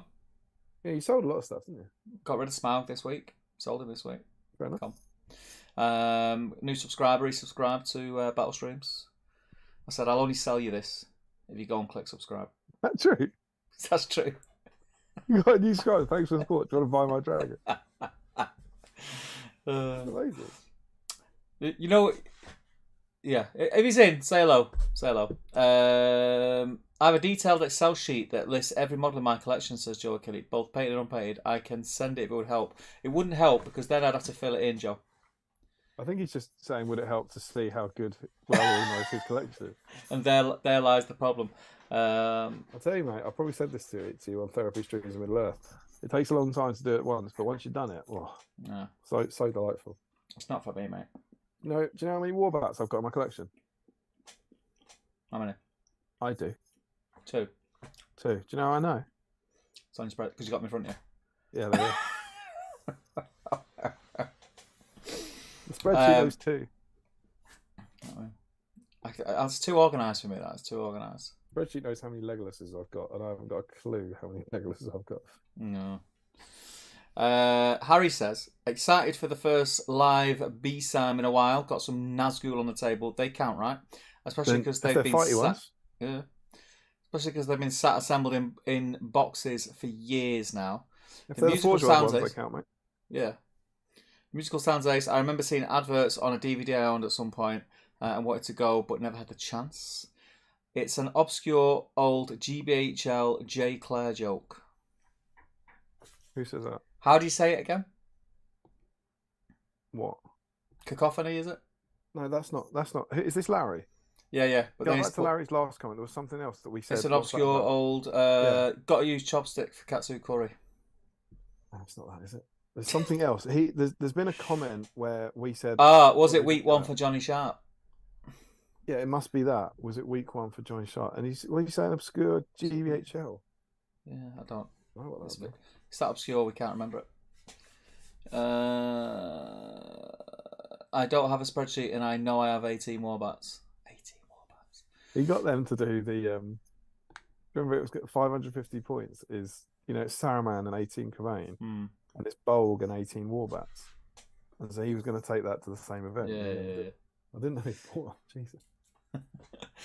Hello from Illinois, says Kyle Nelson. I have been watching for a long time, but it's the first time catching you live. I unfortunately can't stay due to work, but I love BSIME and what you guys do. Many blessings. Thanks, Kyle. Appreciate it, buddy. Say that, man. Thank you, man. Big thumbs up.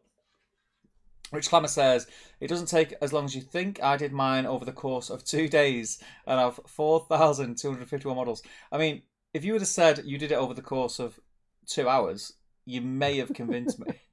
Telling me it's going to take me 2 days isn't going to help. And I'm going to hazard a guess. I'm going to hazard a guess. Hours, does he? Listen, I'm going to hazard a guess here, Rich. And this isn't me having a stab at your collection and, I reckon I've got more models. Saying that you've got rookie numbers, but I have an obscene amount of models. Obscene amount of models. You sold Smaug because you got one left. Yeah. So, yeah, just not do it. Larry Miller says week 1. Yeah, so that's him confirming the reference that we just read back. What is week 1 though? What? I don't know what week 1 is. Wait, is it something to do with week 1 of the Palantir? Like, obviously, like I don't know what the gag is. No. I'll tell you one thing. If you were doing these, have you done Warbats? Yeah. Did you dry brush them? I can't remember. Because I'm dry brushing a lot, and that as a contact point. Oh yeah, mate. Yeah. When you're dry brushing, it's a shocker. It's pretty terrifying. So what I did there, have you got? You probably won't have it. I've got latex gloves, and I held the leg. Oh, really? Not the base. Because if you hold it with bare skin, you rub the paint off. Yeah, not me. Yeah, good idea. Maybe just get a bit of tissue. I'm just trying to do fingertips. I'm trying to do it with very, very soft brushes, with very, very soft bristles. It'll go, mate. It'll go. Trust me. Harry says, I'm with Steve on this one. I can't be spending a whole evening filling in spreadsheets. If I have hobby time, I should be painting or editing. Yeah, but he's not painting. He's not doing any of it. I've got time. I've got time. People say, I'll just take 2 days. Well, I've not 2 days to do anything in a long time. Joe says, I'll email it to the BSIME email and you can take a look if you... Stop being persistent, Joe. I am not going to fill in the spreadsheet. It's not going to happen. No, I'm going to tell you, mate, that'll be a waste of your email. Yeah, don't waste your time. Don't waste your time. Josh Crosby, it's Bolgan 15. Bolgan 15, says Larry. Oh, yeah, sorry, because it's his full warband. It's Saruman and his full warband, and Bolgan is full warband. Yeah. Sam Page is asking me, can he eat some of this chocolate? I think, Sam, because you've had hold of it for so long, I'm going to say yes to some. But what I will say, and I'm going to leave it to your good judgment, I'm putting a lot of faith in you here, Sam, is make sure that you save enough for me and my other half. Because I've already told her that one of my German friends has sent us some chocolate. And she keeps asking me if I've picked the chocolate up yet. Sam, if I could teach you a piece of ancient wisdom that a wise man once told me. It's easier to ask for forgiveness than permission. Not when it comes to chocolate, mate. She can be vicious. But yeah, if you must, Sam, if you must. I got 2 more because of reasons, says Larry. Rich Clemmer says, not whole days. One was a working day. Not gonna work, Rich. It's doing that thing again. Why is it doing that? Sod off. It's a school night, so heading off early. Enjoy all, says Nathan T. Take care, mate. I have the equivalent of 29 cases of models, says Rich Clever. I raise your 29 cases, I reckon. I've probably got... I wonder how many cases I've got. Sam, you've been in the studio. How many army cases are on the shelves? And that's probably about a third of what I've got. And then I've got all them A4 thingy boxes that I shown last time when I was going to sell them all. And then I've got boxes of just mixed up models. It's crazy, man. It's like we're swinging our things to see who's got the most models here. It's like you are. I'm not doing it because I know how many models I got. Do you know how many models I got? How many models you got? I believe it's just under 2,000. I will tell tell you. Yeah, because I'm not swinging my finger out. Let me have a look, because I can tell you for sure. It is, as of 2023, 1,827. Rookie numbers, then, mate. 58.1% of which are painted. Ooh. It's a good ratio, that, mate. Well, it's been going up. I've been trying to clear my backlog for the last few years. I don't know if you've heard. I'm on this little channel called Battle Streets Middle Earth. It's really helpful. This is two more. These are being painted purely for the joy. These are the battle streams way painted purely for the joy. Do you know what's probably helped my backlog the most in the last 18 months? Selling Smelg. The lack of releases. Yeah, well, absolutely. Yeah, we should touch on this. It's been 3 weeks, whatever. It's a fairly big topic, but there obviously isn't any more news or anything new. But the game's fine. It's still alive. It's still there. Everyone's still working on it, whatever they're working on. And so I'm just not buying new stuff. I'm genuinely quite happy. Once Jay's not doing that job anymore and Rob's not doing that job anymore, and they stop doing Warhammer community articles, and oh god, the game's gone, then I'll panic. But I don't know what they're doing, but they're doing something. And and at the moment, what they're doing is doing something, keeping the range in stock, running events, and not making me spend more money. It's not bad, if I'm honest. I don't mind not spending more money. No, great. Rogue Chloral, is it Rogue Chloral? I hope I said that right. Why don't you catalog what you don't have rather than what you do have to speed it up? Do you know what meme just popped in? Do you know what meme just popped into my head? Anchorman, 58% of the time. You know the one with what's his name, where he's looking, smiling, saying "First time." Oh, yeah. First time in the stream. Joe Kelly says, "I'm going to help you whether you want me to or not." Lol. Cheers, mate. Dale Groves in. He says, "Now then, good bloody evening, beautiful people." Dale Groves, I live. How you doing, mate? What a legend. Joe says, "I'll include my brisket recipe in the email." So now you're talking, Joe. Now you're talking. Joe, the only way you can get him to do it is if you don't include your recipe and then say you'll give him a recipe when he provides, X amount of your first faction catalogued. And it can't be Smaug. Smaug. Thorin's Company. Got them all. Yeah, but how many? You see that? Thorin's Company for me will be. Won't it be? Hang on. I think it'll be 56 models for me. Yeah, Barrels Out of Bond and Plastic, Forge World, Champions, Barrels Out of Bond. That's 52. 3 young dwarfs. Yeah. 55. And then I've got a young Thorin on Pony. 56. Yeah. And then it could easily be more, right? Well, I've got the Azog and Thorin set. I've got quite a few conversions as well. Yeah, I've got the little. Do you remember my little thingy marker? Thorin's head sticking out of a sack. Oh yeah! And did you convert Thorin in a coat holding an axe and Orchrist? Yes, I saw that about 2 days ago. Where? Just on the GW channel, I was searching for a post for tonight. And for some reason that came up, and I was like, "That's Steve's." Yeah, I've seen that. It was a great conversion. Yeah, it's cool. I like that one. You're clearly too close to properly dry brush that back, Damien. This is Michael Curtis. Rich Clever, what's the bet? If you raise me and bet, you'd have to prove it by counting. That's true. So that's never going to happen.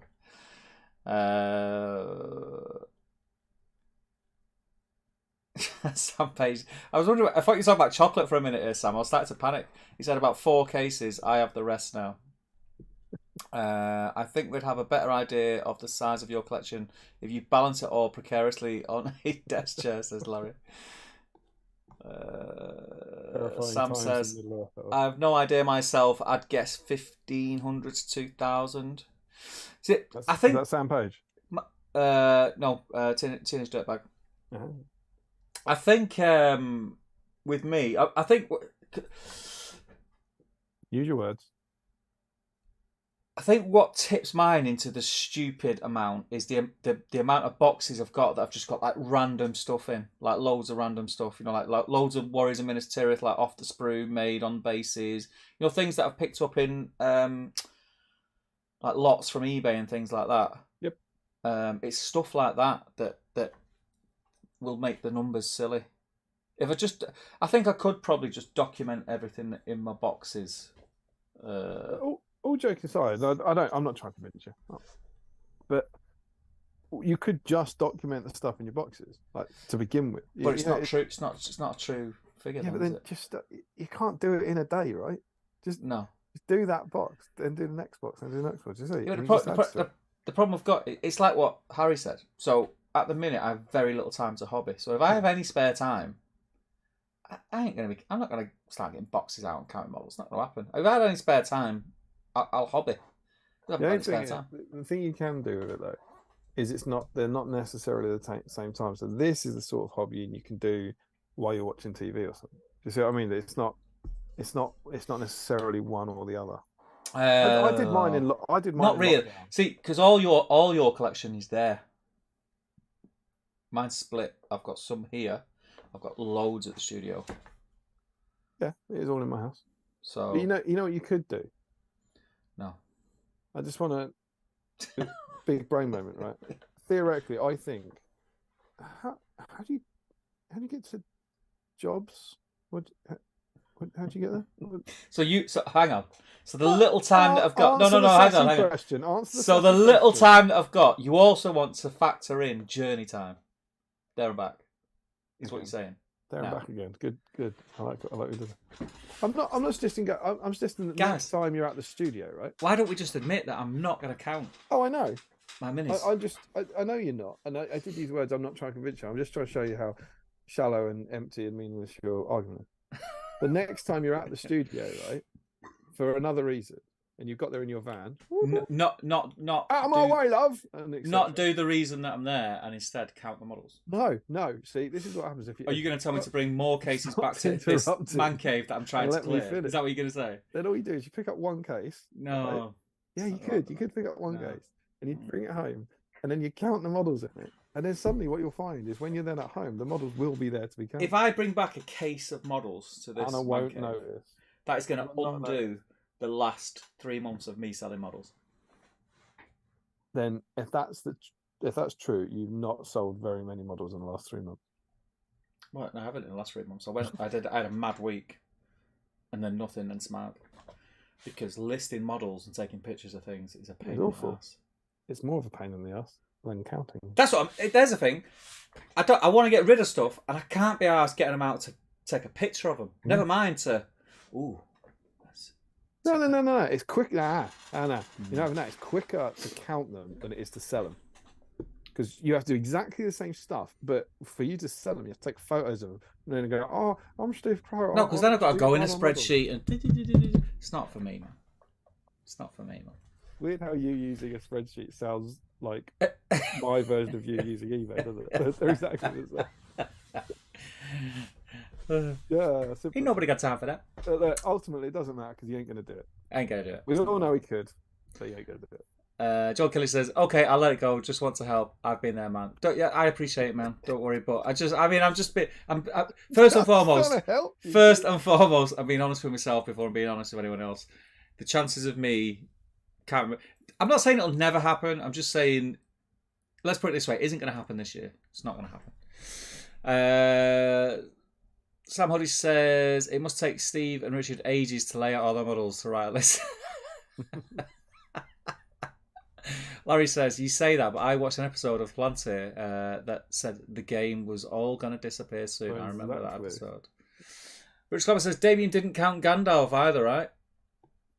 Not for Thorns Company, no. Gandalf the Grey is in my Fellowship tab. Which I grant you might be controversial. Controversial. Larry says, if we're competing, I have 4 sprues worth of foreign companies, 2 Forge World ones, 1 set of young dwarves, 4 young Thorins, and an extra Forge World Thorin, Philly and Killy. Not surprised. Why do you do this to yourself, Larry? He loves a bit of the Thorin, doesn't he? Joe Kelly says, "You should have the next patron meet up at Steve's house. Assign each patron 1 faction of Steve's collection to catalogue. Serve beers and barbecue. It'd be awesome. I might I've had worse days. Not the worst idea, mate. Mate, I'm not brushing that off the table. Cook some burgers for everyone while they count your models. And Anna will be like, these people. Yeah. Why is there a lot of nerds in the garden? Put nerds into our house. Like wasps, they'll be stuck here forever. And one of them ate half my chocolate.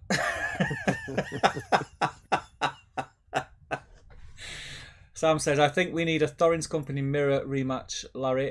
Feel I lost a disproportionate amount of those 50-50s. I had a Thorin's Company mirror match off against Sam Huddy. Mm. So Thorin's Company mirror match offs against Sam's in the chat are internet. Mm. I'm just going to put this out there, Damien, and I'm going to do it in front of people. So it'll either have to be a thing or be a firm no at some point. I reckon we've got. If it's going to happen, we'll probably need to make a decision by the end of this month to plan it and find out what we're going to do. But I think we mentioned Christmas is creeping up. I think our Christmas stream should have a live battle report on it. Oh, hello. Would you agree? I'm up for it. The fold down table is still in situ and can be used. This is glorious news. So all I'm going to say is, I'm happy to fold the table down. Right. Set a camera up. Right. Are you all right taking on the responsibility of picking a scenario to play out live at Christmas? You like? Yeah. Let's do it, man.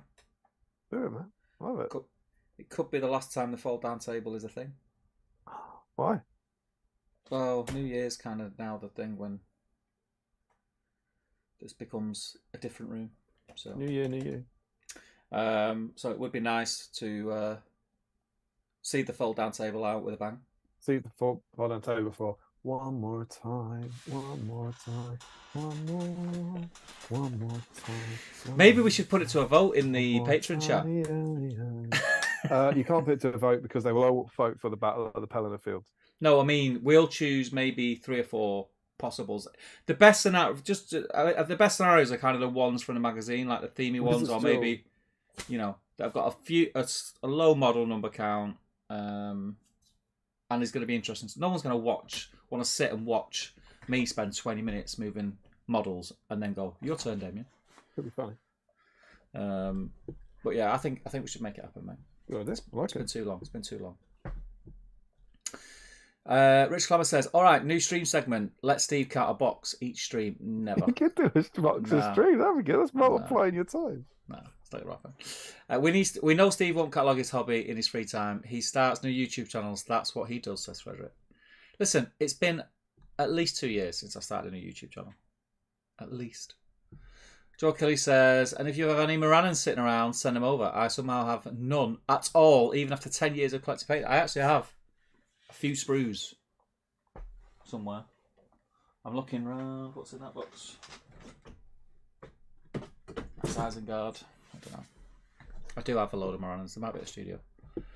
I'll reciprocate you with some more rub coming back to you. Whee! Do you know how many runners I've got? How many?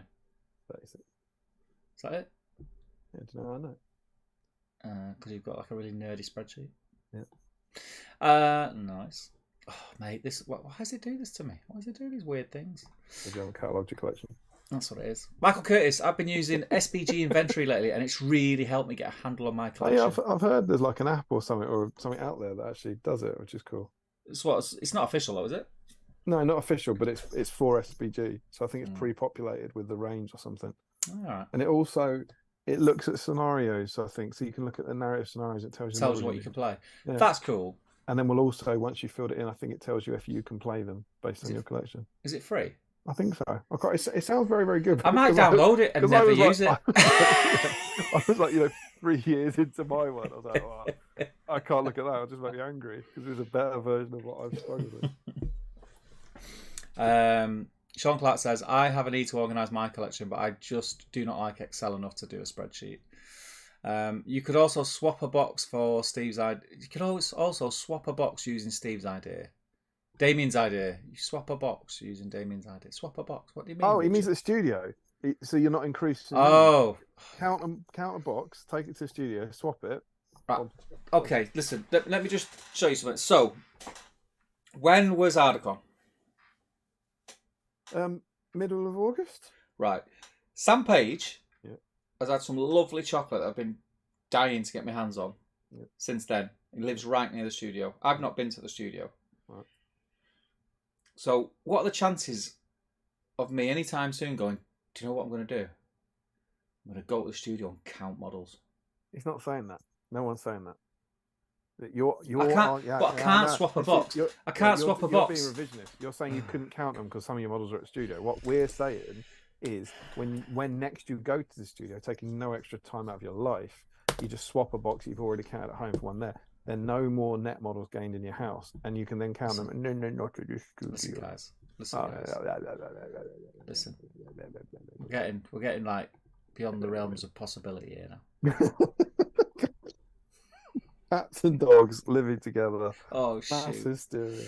There we are. If you have any Gundabad's, I'll have them. Wink your face, says Sean. This is how like, people just talk. Is this aimed at me? I think they're watching it. Hang on, I think Steve's just handed. Frederick says this thing will never end. Steve will never clear his backlog. And Harry says this is great content. By the way, I've missed two people arguing about something only. This is what we do, Harry. This is what we do. What was the end? I actually. What was the end of that comment? Two people. Was it just two people arguing? Tangentially, is it? Was it tangentially? Yeah. Hobby related. I think entirely hobby related. Surely. It's very hobby related. What will get people off my back? You know what's only tangentially hobby related to SBG? What? Imps. Yeah. Imps. Take that. And party. How them apples taste, Parkhill. Take that doing another tour, aren't they? I don't know. And you said you didn't have news. NSYNC are back.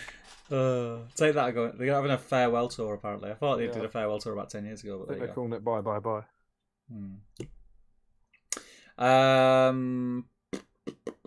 I'll clear out his man cave, says Frederick. You just said you were going to say what you could do to. I'm not going to go there because it just opened a can of worms. I can't be bothered. Did you decide that there was nothing you could do to appease me? You sat back in your chair, looked down, and go. Do you know what? Before this stream started, you know what I said? Do you know what? I've made my peace with it. It don't bother me. I'm stressed about it again now. You all made me stressed. No, that's not the intention. That's not. Josh Crosby says this is all well and good, but why doesn't Steve just buy that crate? What crate? That rings a bell. What was that about? Is that like was there a mystery crate you could buy or something? Crate. That's a reference to an old stream. I don't know. Was it just buy that crate? Just buy. Was it something like you just see a crate of models? I could just buy that crate. That's a reference to the therapy streams in Middle Earth. Was it? Yeah. I don't know. I can't remember the context for it. God knows. Don't know. Larry says I'm torn. I'm very anti keeping track of backlogs, but very pro spreadsheet. Sam Page says more than half, mate. Oh, come on, Sam. That's half of what Steve hoped for. Clamor says, I love that idea. Road trip to Steve's house. You could also cook the meal while streaming it for I Can, You Can Cook. It's the first time ever you could stream the same content on cross the streams. Then that really would be killing it with all your. Oh, I love it. Ruth says, night all. Night, Ruth. Hope to see you guys soon. It's been good to have you in. Frederick says, will we get a Halloween stream? A Hallow stream? You get a Halloween stream if we can make the next stream be near Halloween. Yeah. Halloween's not one that we're uber important about, like our kind of Christmas stream, but if we can do one the week. If we're around there, we always sort of make it spooky. Yeah, if we can do one the week of mask Halloween, on we'll do it as a special.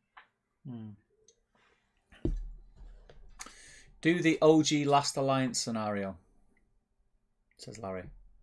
That's the one that we could do that. That's very battle streamsy. That's the one that me and Tom did in issue 13 of SBG. It's called Close Encounter. So it's the scenario from the Fellowship of the Ring source book, that's a rule book that uses the models from the box set. All right. It's basically recon. Good models have to punch through. Right. It's quite good fun. We did a right. You've got issue 13, haven't you? Give it a read. It's just a one box set. We did it to kind of celebrate the thing. Well, the original Fellowship box set. Yeah, but in issue 13 of SBG, I did an article about it, and there's a box out down the side of a page where we did the battle report. Right. I'll have a look. We found spoilers. We do this. I believe it's 24 goblins against 12 Numenorians, and the Numenorians can't win. It's just impossible. Like we played it, and I think the goblins like lost a model, and they got absolutely tanked. And then we put the other starter set models on, so I think we made it 24v24, and then it was a close game. So it's quite cool. So a fair few models, but no heroes or complicated stuff. You want heroes though, don't we? In a battle report. That's what it's not a bad idea. It's not a bad idea for that kind of battle stream, so suits the kind of theme going way back when. His head's all right, Frederick says with spooky stuff. See, what? You just keep brushing away on the head. It does come up. I bet it does, yeah. It does come up really nice. You just keep working away on it. Is this innuendo bingo? Is it? You know what? You just keep rubbing it. You got to make sure it's dry. And it comes up. But then, once you do it for a while, it's actually it's actually coming out quite nicely. Yeah, it's off camera that There you go. Quite good. This is probably the best £30 resin head I've ever had. Probably, yeah. It's a lot. It's a lot of money for that. It's a lot. LOL, says Frederick. We should start counting Steve talking about last times that aren't actually last times because he never actually moves out of his man cave. This is true. Josh Crosby, Christmas stream would have the Wolves of Winter for its scenario. The Wolves of Winter, is that? Which one's that? Well, I've got a ton of wargs. I'm thinking of I'm obviously thinking of Thrones, Game of Thrones there with the Winds of Winter, but I presume is it going to be in the old one? Yeah, there you go. Wolves of Winter might be in the new Skyrim as well. It's the Fell Winter one with the white wargs attacking. Is it Hobbits? Yeah, I've got all the models. That could be a good shout. So in here, it's not many. It's 16 hobbits and Gandalf against 9 wargs. That sounds a bit one-sided. And then it's a good shout. It feels Christmassy. You get a wizard in there. Yeah. Gandalf's a bit like Santa. Yeah. And where's Scarin?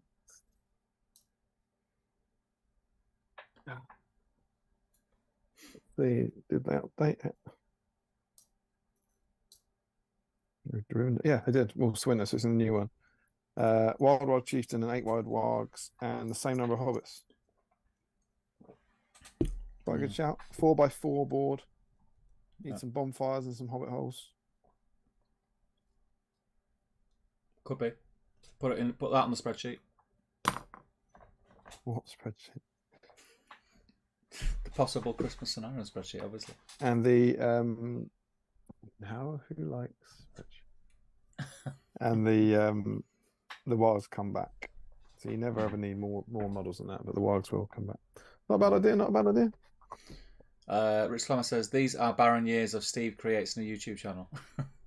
Don't fall for it, Joe, says Sean. It'll take 6 months to get to you and your address will be leaked multiple times in that period. This is exactly what I'm used to, guys. This is exactly what I use, guys. SBG Inventory. It's a free web-based app, says Michael Curtis. I'll have a look. Can confirm SBG Inventory works really well, says Chris Groves. Jakey says, you don't need an app, Steve. Just feed some patrons and it'll be sorted in no time. Scott Newman says, BSIME meetup at Steve sounds a bit like the dwarves and Gandalf at Bilbo's house, eating all his food and Anna being like, Bilbo, I don't understand what they're doing in my house. I think there'd be a few more expletives in there. Late. Oh. I could use some Thorin's company models if you have some spare, says Larry. I don't think you need any, mate. Just sent a sample pic of my sheet, says Joe. It's persistent, Joe. I'll give it him. You've started a debate. You can't win there. The gloves are off. Imps rule, says Harry. Was it a crate of sweat, asked Sean Clark. It's just jumped. Buy the crate, says Crosby. I'm out, guys. Thanks for the stream, says Gaz. Take care, mate. It was some drink. Oh, I know what it was. It was the what was it called? Big Red. Do you remember? I said the only Big Yellow is on storage, right? Big Red, and I was actually, and apparently it's cream soda, and that's what put me off. It's too sweet. Yeah, I vaguely remember it.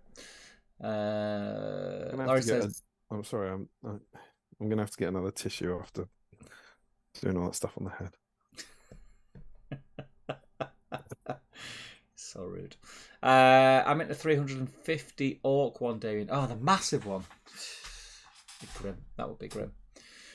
Scott Newman. Steve needs to go on an adventure for a year and come back an auction. Come back to an auction in his front garden. That probably would happen. Isn't that the one that costs $500,000 in Metal Orcs? It probably is. No.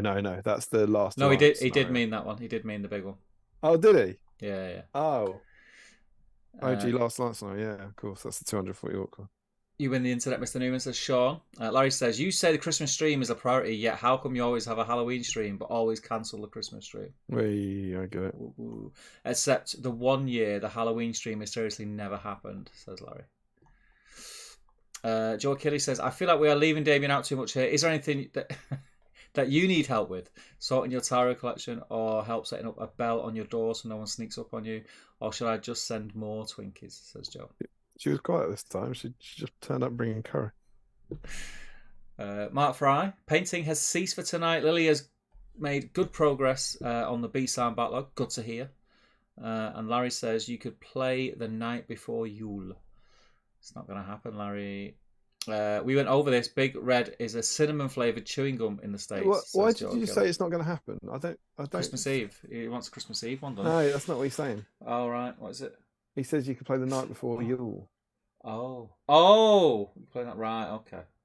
I thought you meant stream at Christmas thing. You haven't got the model set, have you? Which one is it? Why say in a big way? It sounds like you've worked it out what it is. No, I realised that I got it wrong. That's what I meant. Yeah, that one. Yeah. Which one is it? Oh, are you honestly going to hurt? Are you going to hurt me the night before Yule? Which one is it? Is it that made up one? Well, they're all made up, aren't they? Let's be honest. Come on, Steve. Come on, babe. Is it the one with Thingy on the sled? It is the one with Thingy on the sled. It's the Anariel and Elsariel scenario.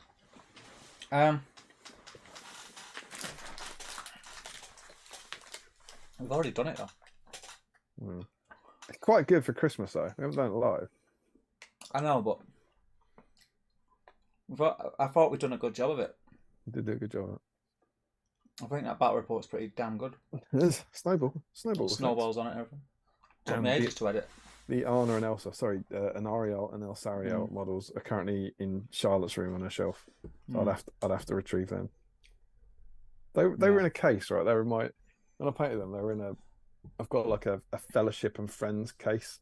So it's kind of like fellowship, and then like I think your wounded Gandalf is in there, and that old model someone did for Legolas in Orcris from back in the Palantir days, and like campfires and the SBG tokens. It's all like weird models that aren't part of factions or in the same goes, and those two are in there, right? Because that's where they fit. And Charlotte, I was getting some models out for a photo shoot or something, and Charlotte was there, and is that Anna and Elsa? I was like, well, it's an Ariel and Elsariel for legal reasons. And she was like, can I have them in my room? And I went, no. Yeah. The reason the models are in my case is because I haven't got any room to display them.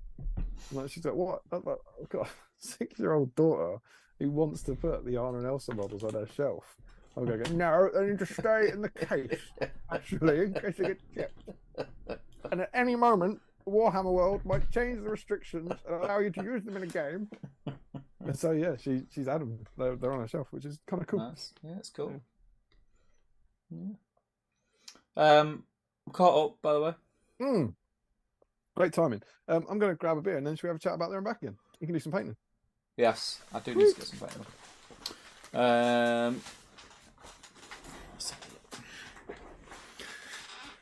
Oh, how are we all getting on with our painting, by the way? I'm doing all right. I've done all the leathers on. How many have we got? 3, 6, 10. So I've got 10 goblins. So what I'm thinking is, I don't normally paint like this. I normally do all my base colours in one, but I've done all the skin. I've done the bases. So I'm gonna finish the leather. I'm gonna highlight the leather and then wash it, and then highlight it again. That's as far as I'm going. They're only goblins. I'm not going crazy with it. So that's what I'm going to do.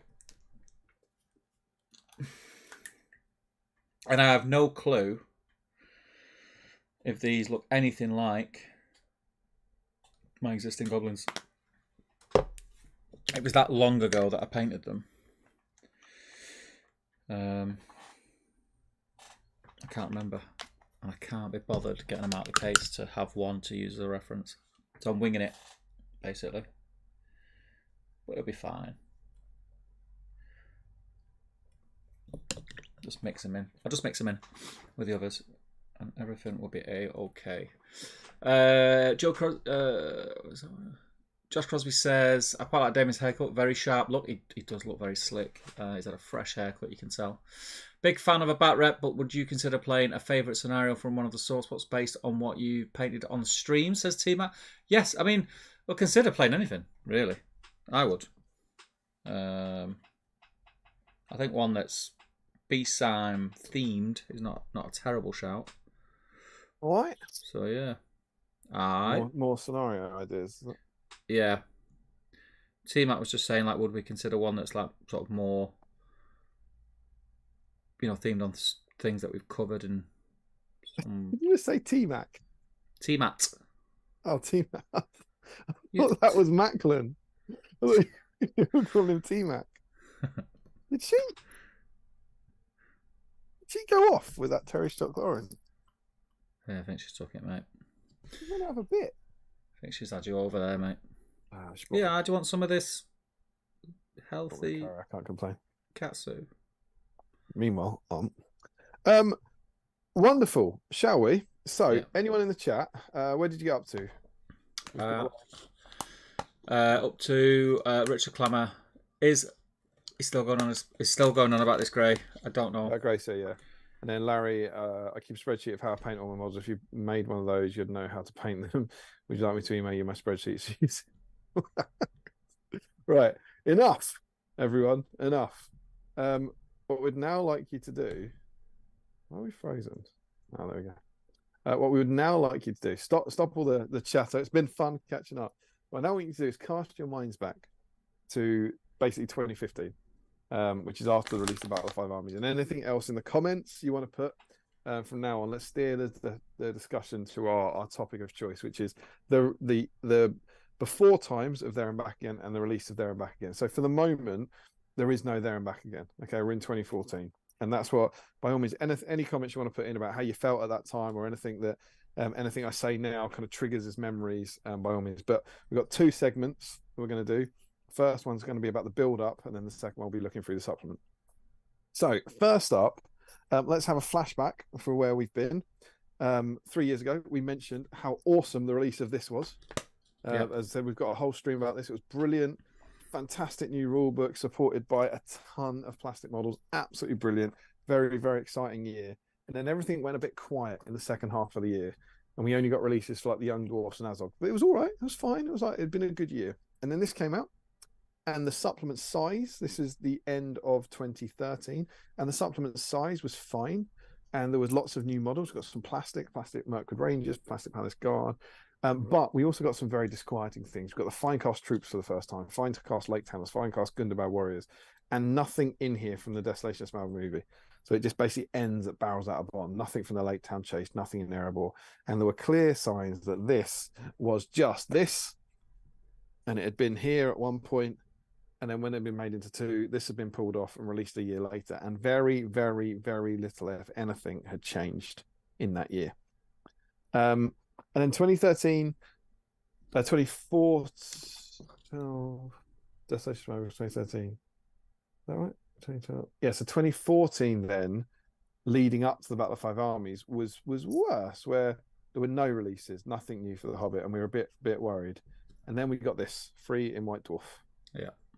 Which was a supplement, which is we went through a year ago, 22nd of October. It is episode 70, so 18 episodes if you want to go and have a look at it.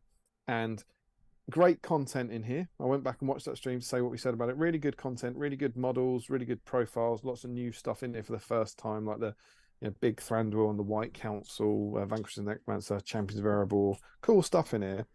But what was more noticeable was what was missing. No Gundabaz, no Iron Hills, and Thranduil on horse was released without an ilk. Bard Fire in the Wind Lance was released. Go back and see the thoughts on that in the last stream, but it was all very, very sad. And despite the fact we got a load of models for it, a whole big ton of models, there was very, very worrying signs. We reflected on the fact that the week Smaug was released, he wasn't on the cover of Weekly White Dwarf. Remember that? Yeah. So not even monthly White Dwarf, but they released the biggest dragon they ever did in Smaug, and he didn't make the cover of the Weekly White Dwarf. And we did a supplement review of this on the GBHL. And in part 3, we were saying it's really strange and weird that Azog doesn't have any armor. You know, those kind of things. It's like we were, you know, even back then we were reflecting like, well, why have they released Azog for the Battle of Five Armies? He doesn't have armor, and so on and so forth. But then little did we know, as we then that supplement was there. They released all the models for it over December, and we move into 2015, which I'm going to go out there on record and say 2015 is the worst year for the strategy battle game. These are not the books I'm after, are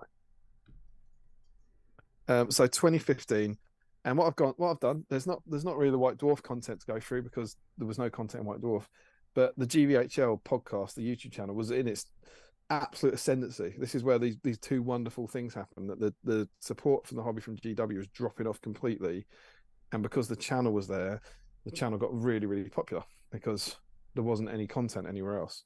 And so what we had was a weekly show called The Plantier and a weekly show called Speak Friend and Question. So there were 2 weekly shows where these topics were being discussed. And whilst I have definitely not gone back and watched every Plantier and every Speak Friend and Question, there were some where the titles has as a main topic or whatever. So I've kind of gone back through the year of 2015, and here's some tidbits, right? So this is the 27th of February 2015. Yeah. This is the Palantir 21. So bear in mind, this is 2 months after this is released. All right, so 2 months after the latest supplement. These source books, which I don't know if all of you remember, but these are basically the army books at the time. Some of these are out of print. So I definitely remember there were 5 of these, and these are basically the army lists. So you absolutely need these to play the game. Free Peoples and Moria and Angmar definitely were out. And I think more went as the year went on. So what was happening was the army books, at that point, what you needed was this for the rule book, and then you needed whichever one of these 5 books dealt with your armies. And some of these were out of print. And there was no communication from Games Workshop about where they were coming back. And they were going for crazy money on eBay. So we're saying in February, 2 months after they've released the last, shot in the arm for the supplement, you can't buy the rules. You can't buy the army lists. And on that, I said in the 27th of February, which is just after the Vanquishers of the Necromancer and Radagast on Eagle came out, I said on that Palantir, we've seen the last releases. That was my prediction. Like 2 months after that supplement. Can you imagine how bad that is? It's very bad. 2 months after the last big release, you're already saying that's it. And I was saying that those are the last releases for SBG.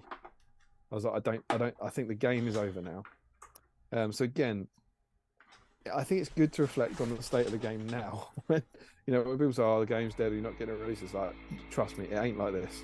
Yeah. It ain't like this. Then in April 2015, James and Jamie did a Speak Friend and Question FAQ, which was, will Games Workshop ever release a new Dane model? And their answer to that was probably not. Yeah. It's starting to feel like the end of Games Workshop support. And at that point, there were no SBG events planned at Warhammer World for the year. Yeah. For the first time, I guess, since about 2005 when they launched. So that was really sad, really, really upsetting. But that those events just weren't popular enough. And it's wonderful now because we've got 4 now. It all ends so happily. It's wonderful. We've got 4 events now. But at the time, there were no events planned for Warhammer World for the whole year. Then in July 2015, we had the Palantir 34. And Tom said there was a cloud of doubt over the game. Those source books were still out of print. Like, more of them are out of print now. There'd been no communication about would they ever come back. And this is kind of wonderful. Tom said that there were 20. This is in 2015. There were 20 tournaments that year, like independent tournaments, and he's saying that about kind of how amazing the scene is, right? Yeah. But 20 tournaments, and he said it won't be like that in 5 years, and he was right for all the wrong reasons. Yeah. Because it's not like that anymore. There's about 100 now or something. And as I actually mentioned this on the There and Back again, in that chat, I said, I just hope I'm still playing with these models when I'm 50 in some form or whatever. And that was about 10 years ago, and I'm halfway there.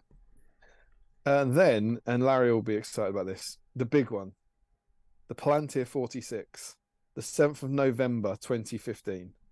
So in that year, up to November, nothing has happened. We've had no releases, no articles in White Dwarf, no news of anything. All that, everything I've just said is just, it's just, more entrenched. There is stuff leaving the range, leaving the web store every day. It's quite clear Games Workshop have no interest in the game anymore. And James and Jamie get to do an episode of the Palantir for the first time ever. And they choose for their topic, the game is dead.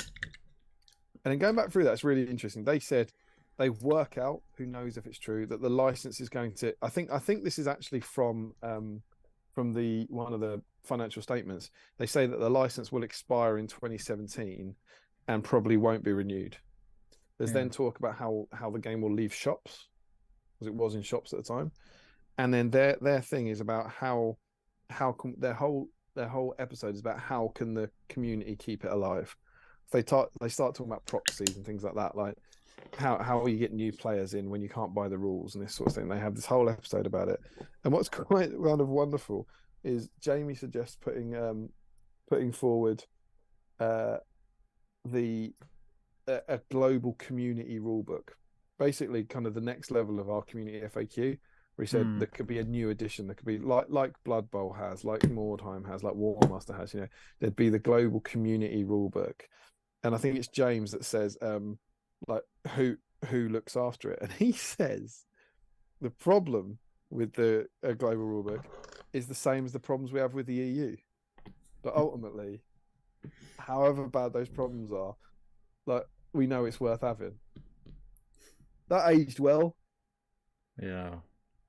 And then they ask each other, do you think we'll have, people are saying, do you think we'll have one last release? Because there was also talk about a second one of these. People were in such shock about this. It was like, well, maybe in February we'll get part 2.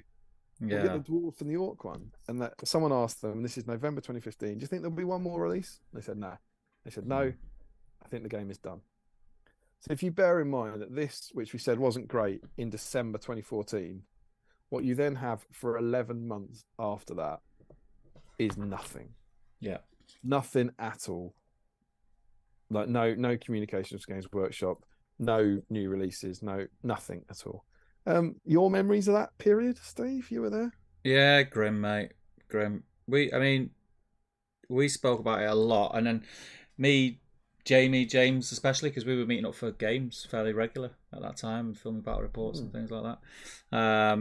There was a lot of chat about setting something up, a sort of hub like the Blood Bowl kind of thing. Nothing ever came out of it or materialised, but there was a lot of chat about it. But it was just really sad. It was just like a really sad time. Everyone was convinced the game was dead in the water. That's why, like, times like now and times when you hear people saying, "Oh, GW have lost it," it's like, you know nothing, Jon Snow. You weren't there. Yeah. You weren't there. We're still getting articles and we're still getting this and that. People have no clue what it was like in the dark days. The thing is, as well, I think there is genuinely an attitude of, some people. There's a bite back against people who are being optimistic about things now, or saying it's all right, saying, "Oh, we should be grateful for everything." It's like it's not that. It's just that it's not over. It's not dead. Do you know what I mean? It's the you think it's dead. It's not dead, because this isn't what it looks like when it dies. Yeah. Like when it dies, it looks very, very different to this. When it's dead, it's dead.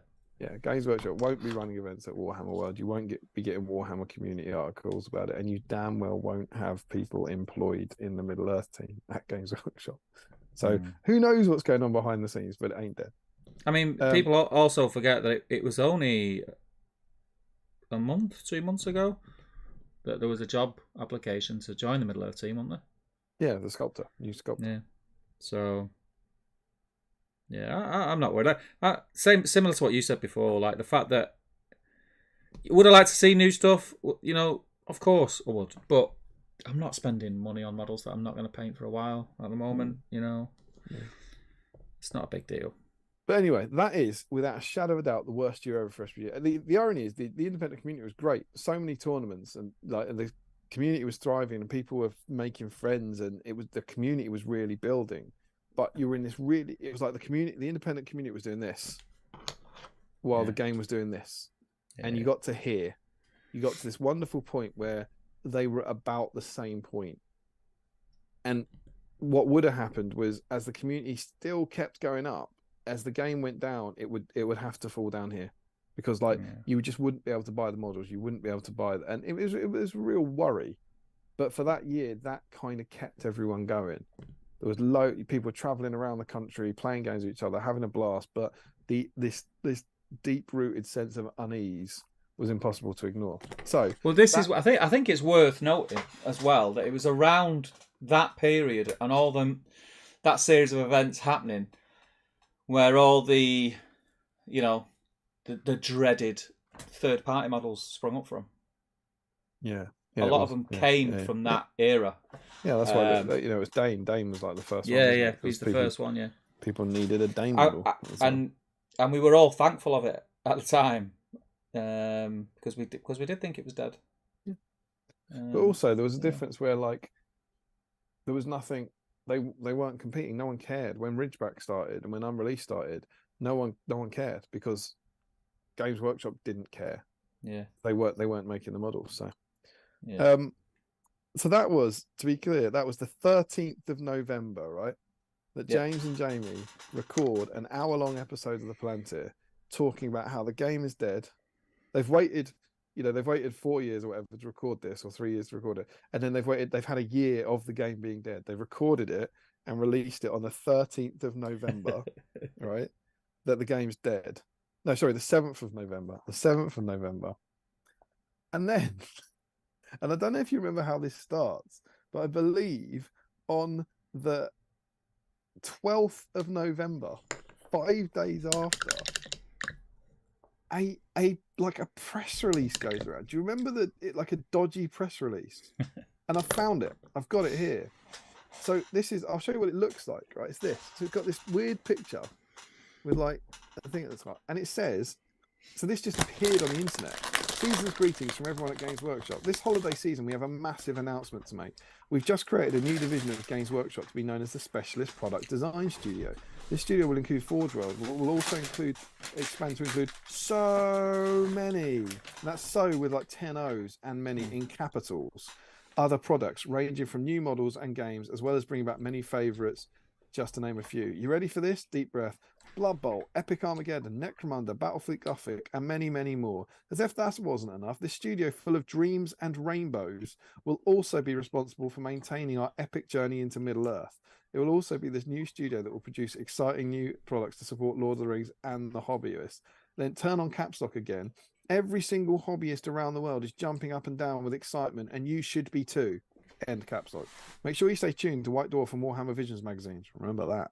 The Warhammer app, and of course your local hobby centre for all the latest updates on this incredible development. So the world goes a bit nuts. What? Everyone thinks this is fake.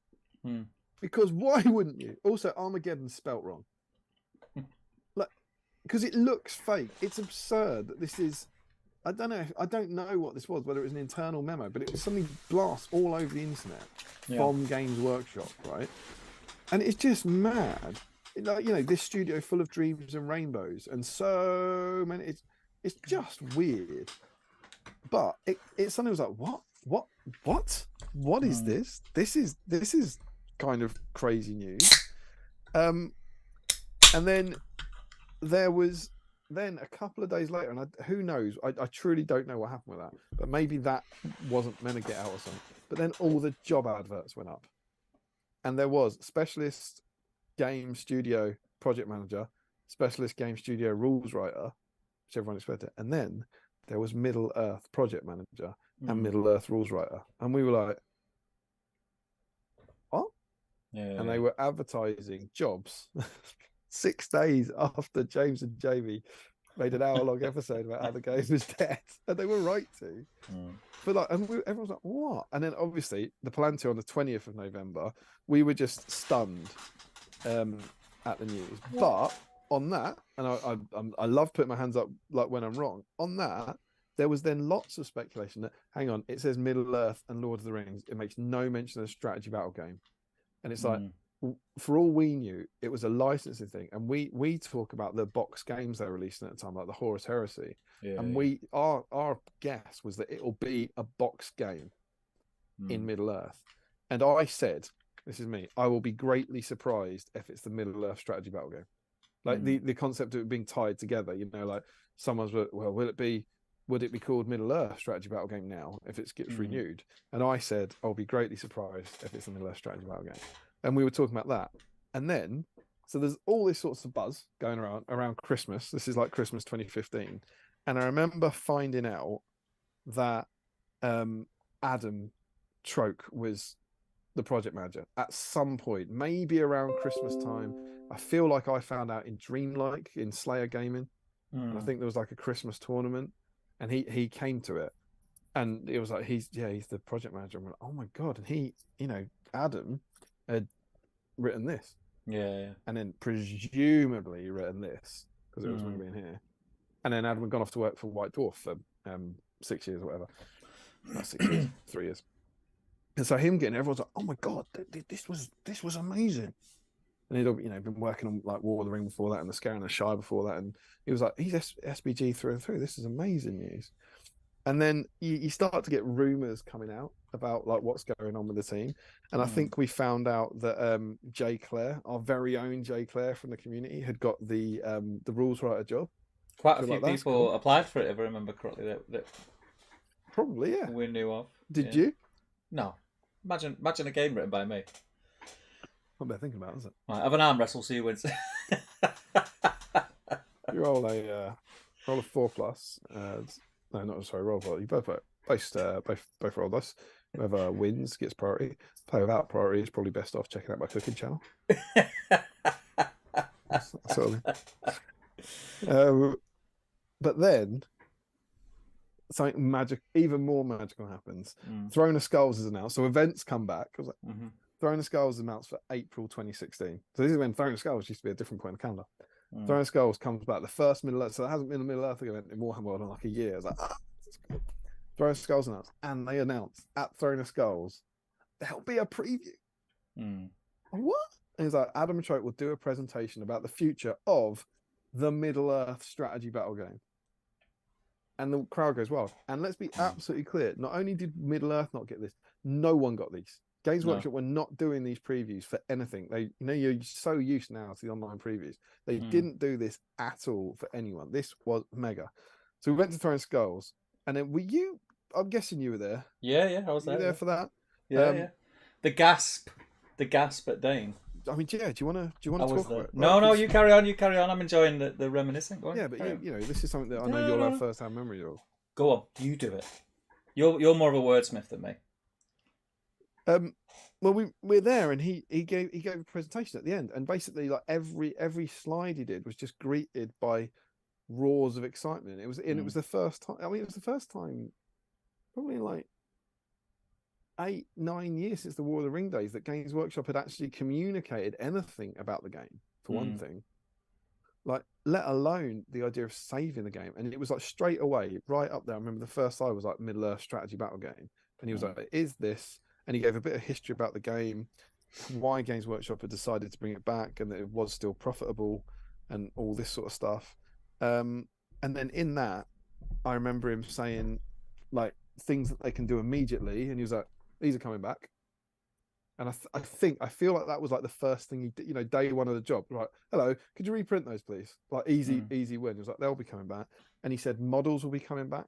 He said not every model, but key models would be coming back, like that were missing from the range that you needed to play. And then he said that's when he announced that they'd be Forge World. That was the first time we heard that everything would be Forge World. No word on pricing, whatever. And then I don't know if he announced what they were going to be doing first. What their first he must have done, because we saw the model. Yeah, but well, we saw the model. But am I right in remembering that the images we seen, we didn't see his hammer? You didn't see his hands. He wasn't finished. It was just. It was Dane on foot, which is I believe the first model ever sculpted for the Middle Earth strategy battle game. Yeah. And I think Adam had been on holiday, and Keith had been working on it, and he'd come back from holiday like the day before Throne Skull, seeing this picture, I'd be like, "Can I show them this?"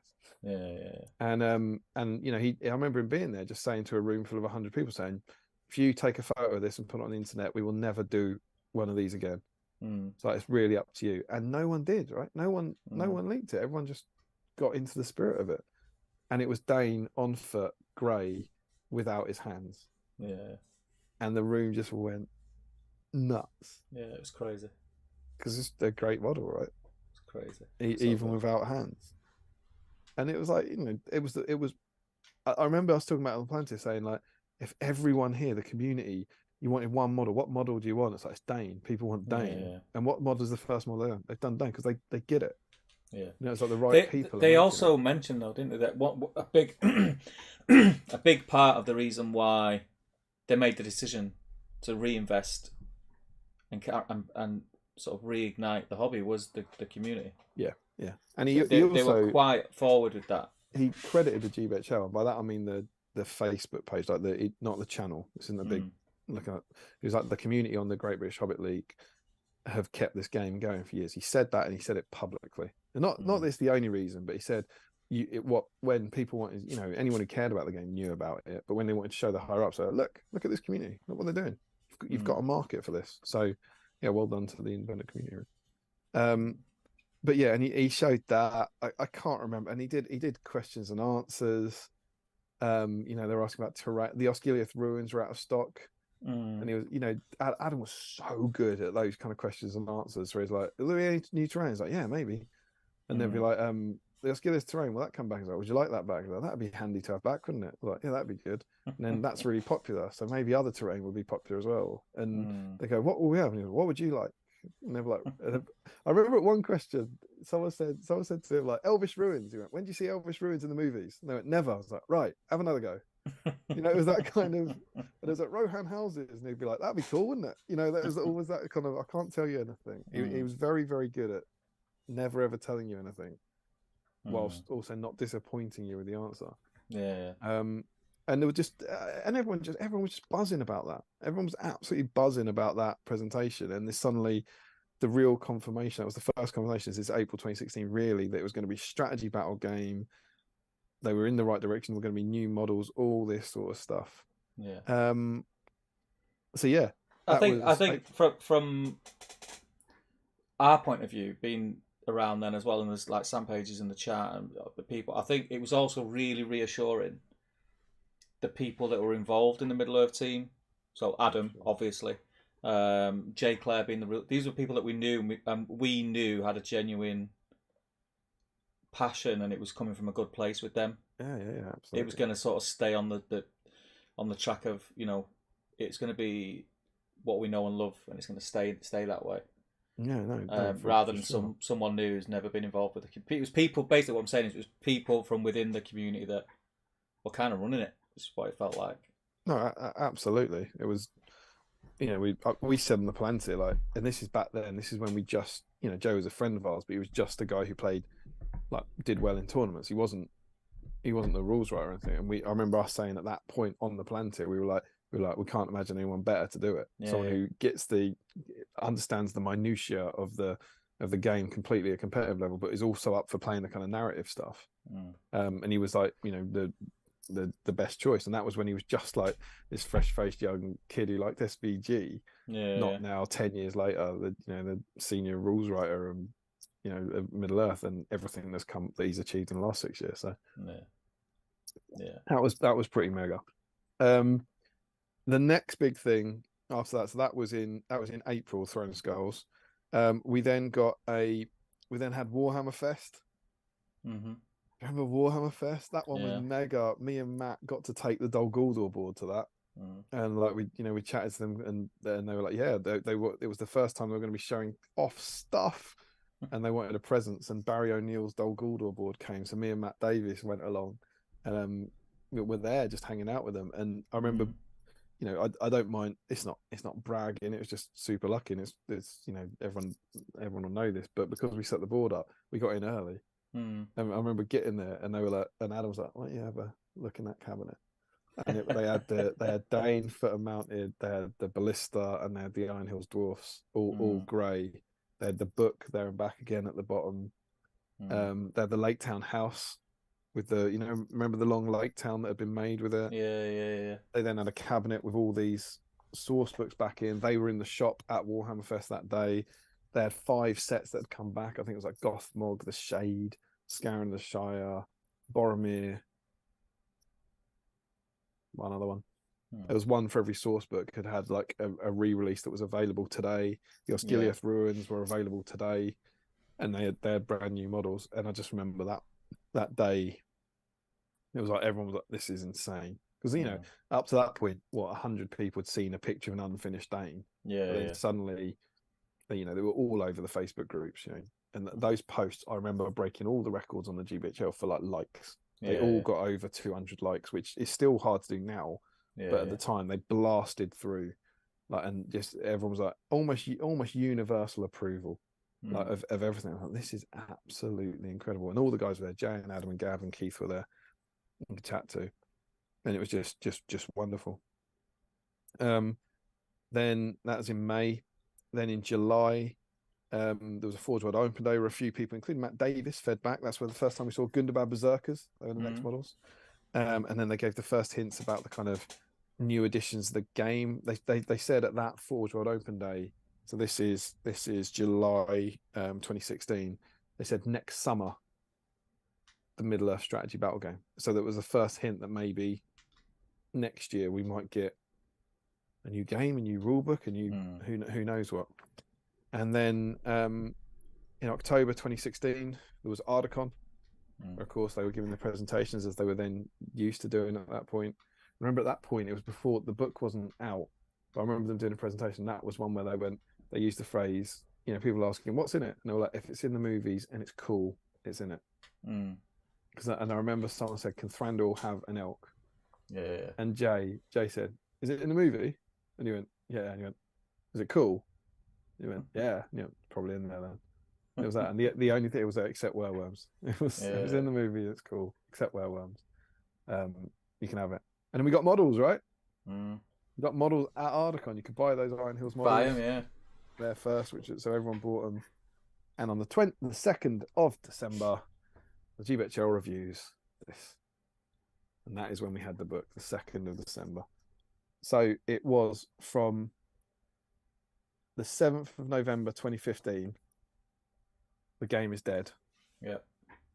What are we going to do? The 2nd of December. So it's 13 months later. We had this in our hands. And that's the kind of content. And there's not a lot. I haven't gone back to White Dwarfs because there was stuff in White Dwarf. But there wasn't any. And all the period I've just talked about, I don't think there was anything. But once this came out, you did start to get Middle Earth content in White Dwarf, which is cool. But yeah, that was the kind of build up to it. Yeah, exciting times. Do you want to jump in the chat and see what the nerds? I'll dive in the chat. Yeah. What was we? Larry Miller says, I keep a spreadsheet of how I paint all my models. If you made one of those, you'd know how to paint them. This is true. Would you like me to email my spreadsheet? No. Sam Hoddy says, until early 2016, I was off Facebook, so I didn't really know anything about what was happening except the releases had dried up. Only really played with 2 or 3 guys locally. I vaguely remember, Sam, that being the case, and when you came back onto Facebook, I think. What did the other third of them play? Says Larry. Oh, must have said 2/3 or something. 2/3. 2/3 of someone played something at some point in the past. Yeah. What do you think? Any ideas? God knows. Hoodie says they were rebels, couldn't make them play. Oh, is that what as I he said? wanted. Was it Sam? As he said, like a third of his mates. 2/3. He said, well, 2/3, but then Larry's done it as 2/3. That's good. That's good from Miller. T-Matt says, got to fly to Sunday night dinner with the in-laws. Enjoy the rest of the evening. Thanks for joining us, mate. Take care. Marvel Gamer says, Monday night dinner at 10 p.m. It's almost like you're in a different time zone. As a relatively new player, I'm captivated by this story and grateful the game is still going. Yeah, man. It's cool, isn't it? It was crazy times. Frederick says, I remember STF Andreas doing wargaming news and keeping a lot of people up to date back then. I was there, Damien. I was there 3,000 years ago, the day the strength of SBG failed, says Larry. Another interesting thing about that video was they mentioned Blood Bowl as a game that GW stopped supporting that carried on its own. And that came back the year after too. What video was that? Is it the one James and Jamie were talking about? Was that the first thing? What was the first thing they did? Was it Blood Bowl or was it Necromunda? What was the first thing the Specialist Game Studio did? I don't think it was Necromunda. I think that came after.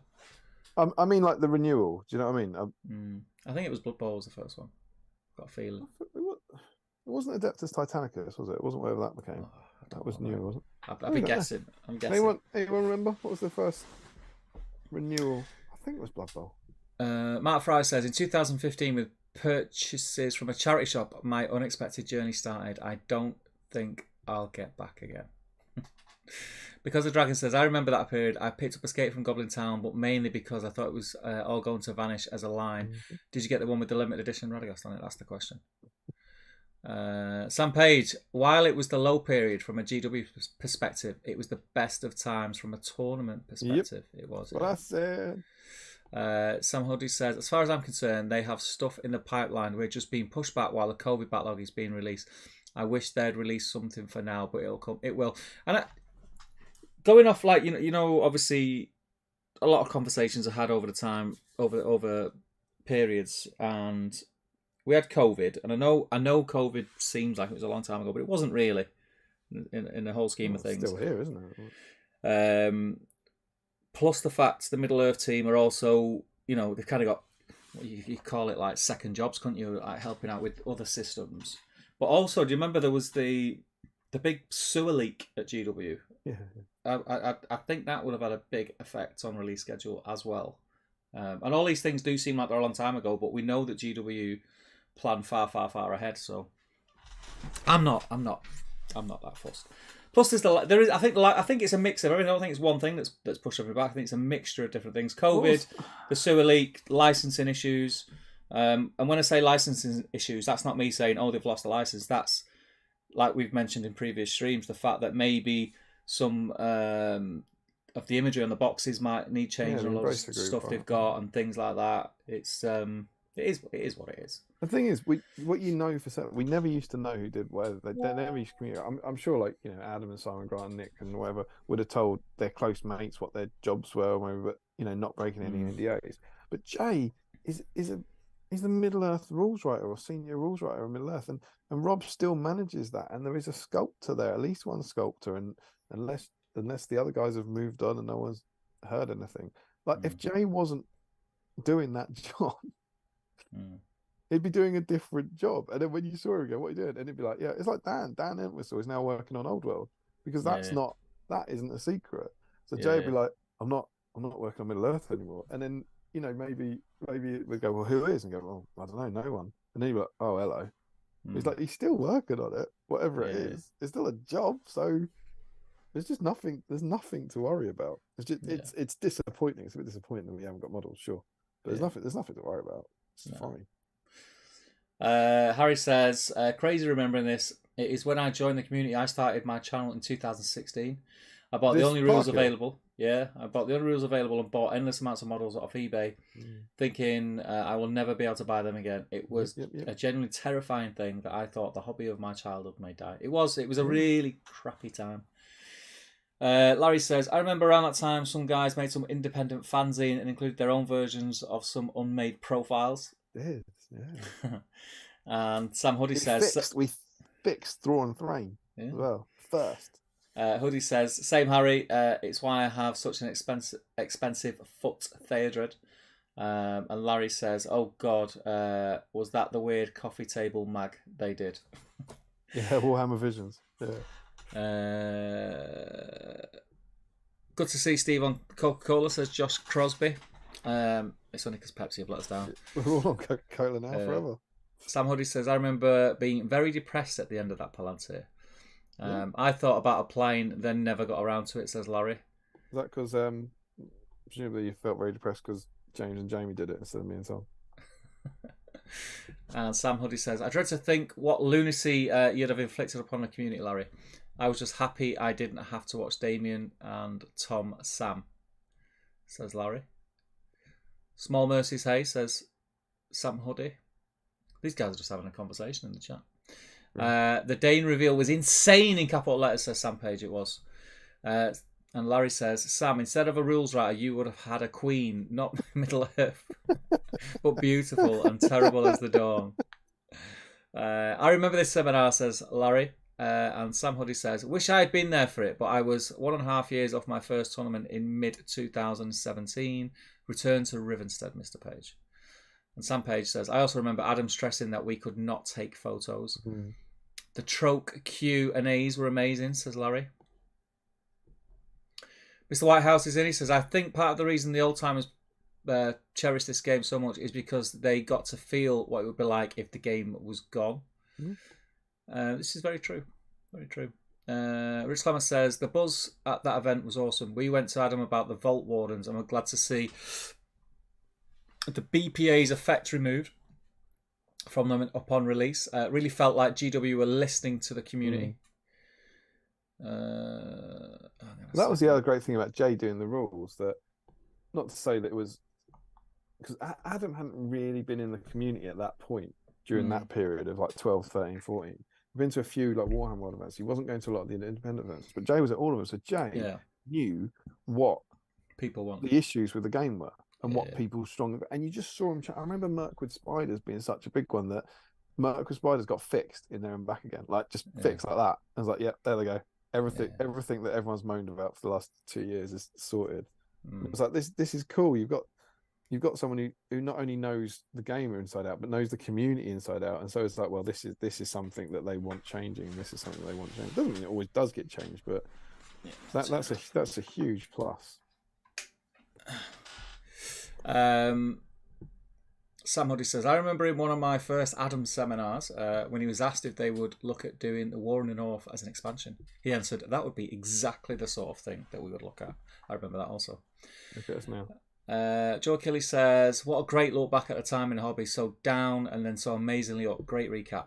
I have to pop away for a bit. Family dinner. We'll watch the rest when I get home. Thanks and see you in the next stream. Take care, mate. Hope you enjoy your dinner. Better. Sean Clark says, thank you to the old guard for keeping the game alive. Larry says, you're welcome. Also, fun fact, there was about a month where Bilbo could lead the Iron Hill Dwarves. I'm sure you're right. What was? I can't even begin to imagine what permutation that was. I think there was only one event that month and no one did it. Sad face. Mark Fry says, good night all, school night and all that. It is a school night. Take care, mate. Larry Miller says, Blood Bowl came back 2016. I think Necromunda was 2019. I'm in both fan communities and those dates get mentioned a lot. And somebody said it was the best of times. It was the blurst of times. Worst of times? Simpsons.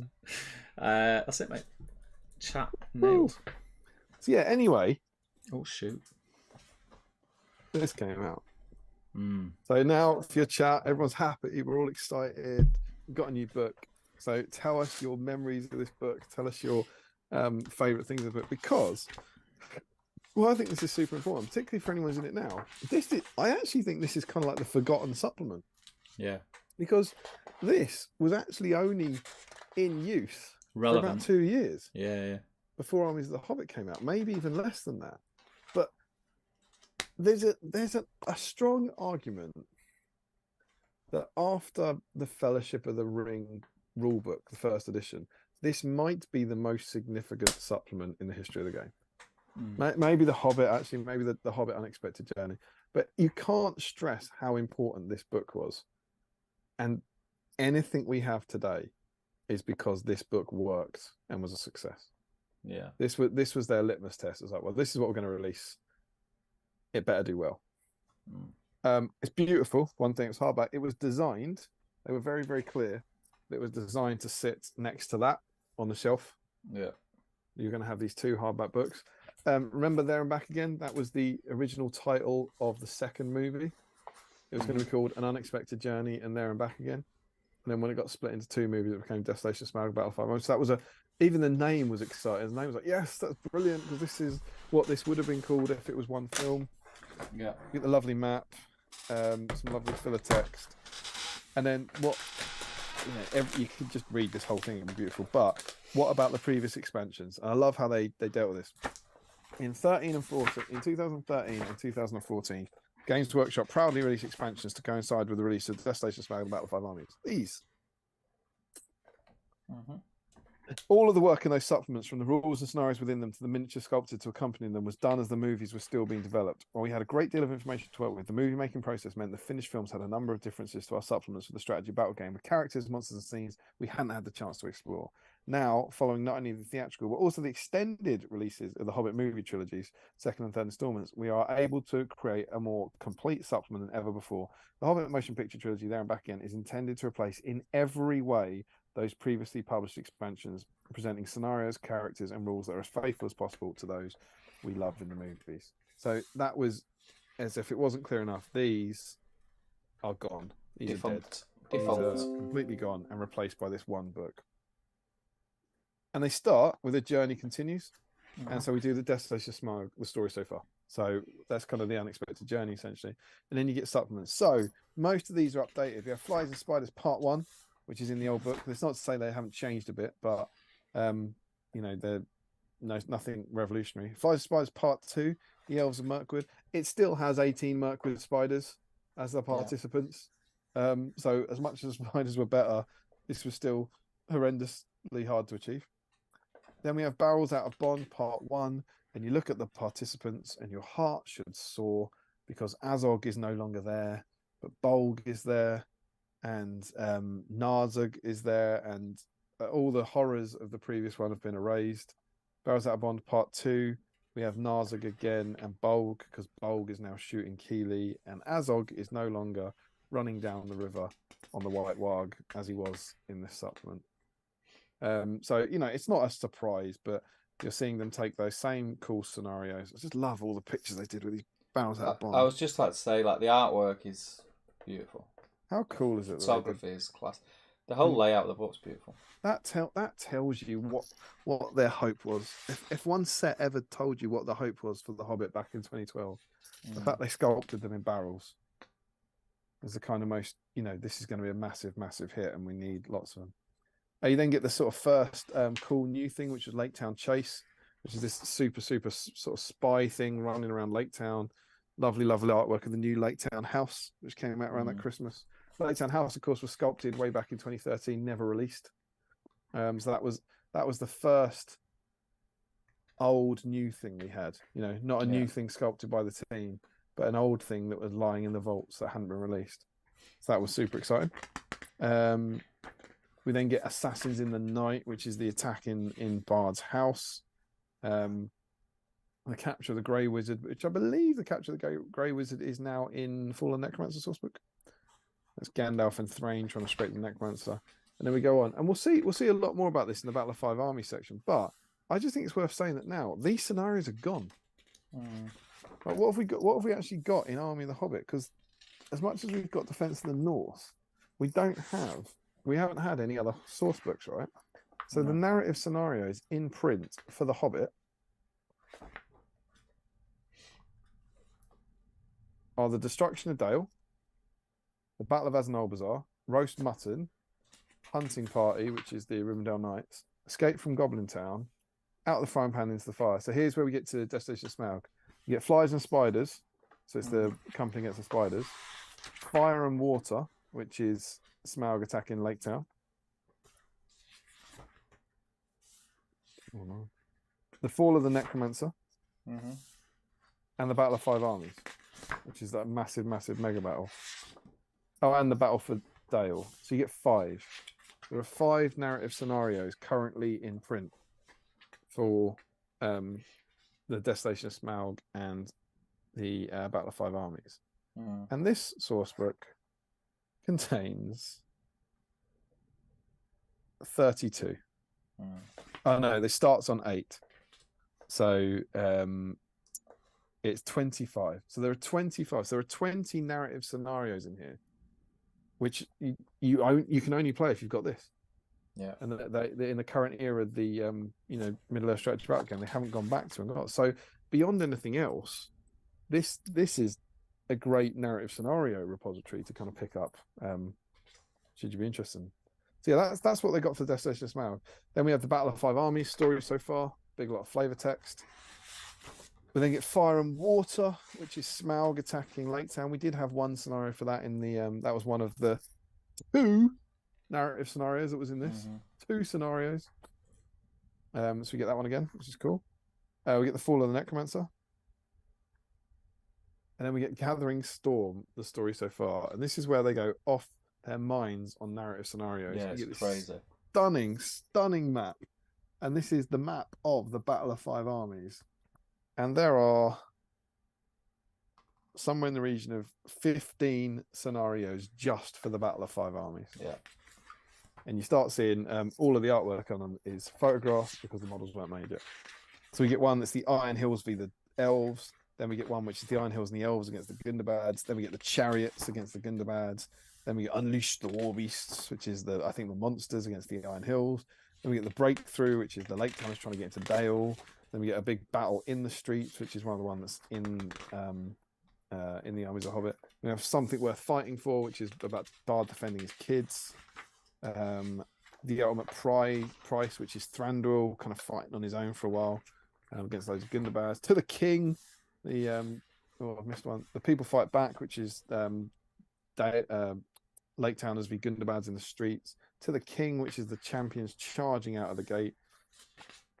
Chase Along the Frozen River, which is a really cool one with a chariot, which is something that we actually did in SBG when Dave converted the chariot dwarfs. We did that scenario. Ride to Victory, which is like the war goats charging up towards Ravenhill. Ambush at Ravenhill, which is, I think, is that the... No, that's just... Oh, that's cool. 2 mercenary captains and 24 goblin mercenaries against Thorin, Keeley, Feely, and Dwalin. And I presume... I think, is it just... Did the goblins come back? They got to try and get Feely and Keeley to escape the board. So it's that kind of little cheeky bit of them cutting through. Last Stand of the Company, which is just, again, the company against a bunch of Gundabads and some troll. Beorn's Fury, Beorn, Radagast on Eagle, and 4 Great Eagles and Gwaihir. A Clash of Heroes, which is then the fight, the finale up at Ravenhill. And then all the campaign rules. I mean, it was spectacularly in-depth. Yeah, it's crazy. Absolutely crazy. Just flicking through it then. I've not looked at this book for years. Oh, well, why would you? It's not in print. Just not looked at it for years. Like the photographs are great. That's the end of the scenario section. We'll see what the nerds are saying, or do a bit more dry brushing. Oh yeah. Oh yeah. Oh shoot. Tom Marshall is in. He says, "Evening, gents. Listening in at work. Late start. So going back to the beginning. Leave me a message from the future." Welcome, mate. What should we say to him? Welcome from the future. Let's tell him something.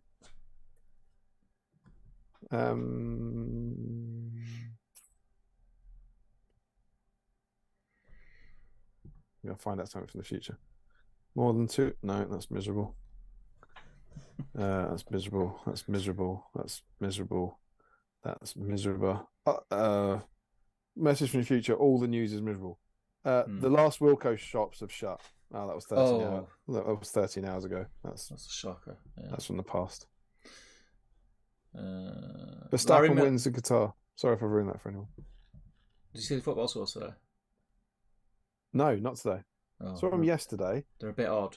Hashtag never in doubt. They're a bit odd. I'll watch match today too tonight. Yeah, watch it. Larry Miller, before There and Back Again released, they had experimental rules for the early release. and they were shoved in Erebor Reclaimed. And they were shoved in Erebor Reclaimed as there was no Iron Hills list. And Bilbo was in Erebor Reclaimed. Boris Herzog, evening all, hope you're all well. Just cut up a little of the history segment. Really interesting. We'll go back and catch up tomorrow. Yeah. It's really nice to revisit this.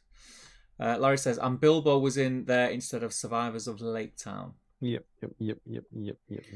Haskell's in. How you doing, buddy? He says, just arrived home, Oxford to Chester Drive. Grim. So popped in for a bit at least. It was good to have you, mate. You see he bumped into Harrison at a gig. Yeah. True story. Haskell and Harrison, same gig. No idea. Bumped into each other. That's crazy, isn't it? Crazy these kids. Yeah. Mental. Kids partying the night away. Larry says, Armies of the Hobbit released a few months after Lord of the Rings, so it got a bit more use. Yeah. Rich Clement says, that crazy spider scenario, how many people just bought Halloween spiders and based them? I remember loads of people doing it. Frederick says, I only bought the Hobbit rules when they did a bundle with the There and Back Again. It was my first semester at uni, and I ended up being ill at one point and reading through all of it. Guys Van den Eind, evening all. Has been a while, mate, from my side. How is everybody doing? What are you all painting? We're on Hobbit themed stuff tonight. Warbats. Rich Clement says, I hate to break it to you, Damon, but everything is in the past. Oh, it's a think piece. James Barrett says, evening all. Well, afternoon for me, currently poolside in LA. Thought I'd catch the stream while sunbathing. Someone's jetted off after throwing a skull. And Sam Hoddy says, I played through Clash of Heroes once. Legolas shot Bolg before Azog flew in and one-shotted Thorin. Dwalin then went into a frenzy and had 2 turns of 2-handed piercing strikes to kill the Pale Orc. That's what he does, man. Sounds quite cool. That's what he does. That's it, mate. Caught up. Lovely. Any of you would have been very active at that time. How are you on those scenarios? Did you do any narrative ones from there? We did a couple. It was that thing, and it's I do it a lot. I've done it a lot with Top Table, but even then with GBHO, when this come out, like from this end in Manchester, like there was lots of plans with Clarkey. To do all the different scenarios, and it was a case of right, okay, you're buying that, I'll buy that, we'll paint this, but it was lots of stuff just didn't happen because it was. Remember, it was quite a hectic time. So I think tournaments kicked off again because of the good news and the book coming out, and I believe bizarrely enough, if you go and look at it, that's then the start of the. There's a change in the GBHO. It's not the end. The YouTube channel. You know, I said the year when there was nothing was when it was at its height. Then the year when there's loads of stuff, you start to see that there's some slight disparate bits. You're doing like your brawling with Barlamans with James. Jamie's doing like battle companies with Harry, and there were these little kind of subgroups almost. And I'm sure me and you could talk about that for hours, but we won't. But. So that you didn't quite have the same. If you go back and look, we talked about it, go back two Hobbit streams ago. And look what happened for Destination of Smaug week. But when that book came out, James and Jamie did 14 videos for it. There was they did Destination of Smaug fortnight. And they just did 14 videos of reviews and unboxings and stuff. But there was still stuff like that, and I can remember doing it. And when we went to Article, because everyone was excited to do it, like on the channel. We were all like, well, I want to do this. And we divided it up. And so there were 3 releases. And I haven't gone and looked, but me and Dave Fredericks actually did Dane. When we got back from Articon, we did the Dane unboxing. Can't remember which way around it was. Jamie or James did the Ballista and the Warriors. So we did like an unboxing each. And then we split this book up for the review. And I haven't gone back and looked at these, but I can clear as day remember it. It must be, let's have a look if I've got any dates. If you're interested... I'm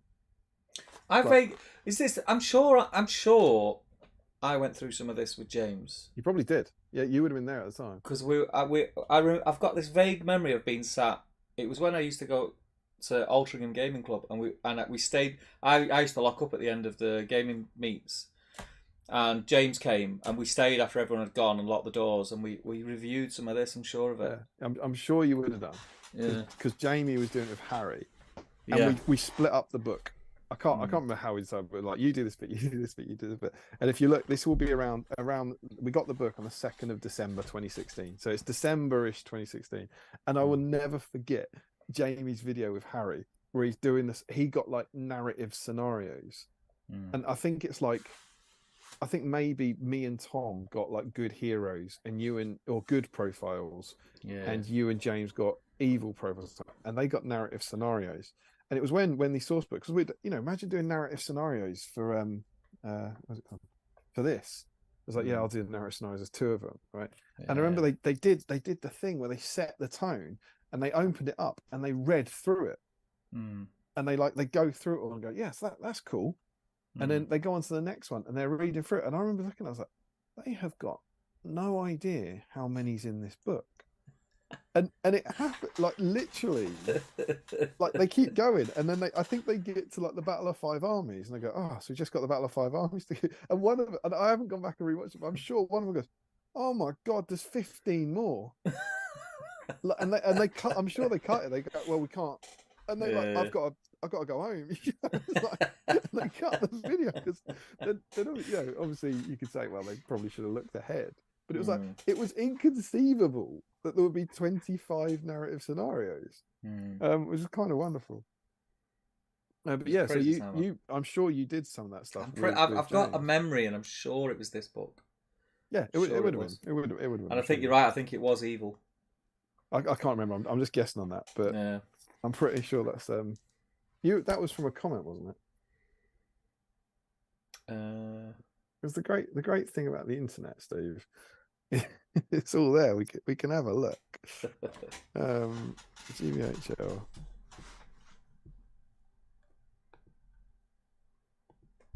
videos. This video is going to have to scroll for a while to get there, but not as long as you will have to scroll for some stuff. There's plenty. We must be looking plenty 75-ish. There we go. Yeah. Oh, that was easy.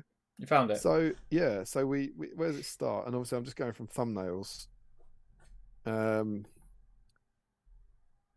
there's a solo video with James about James's first impressions.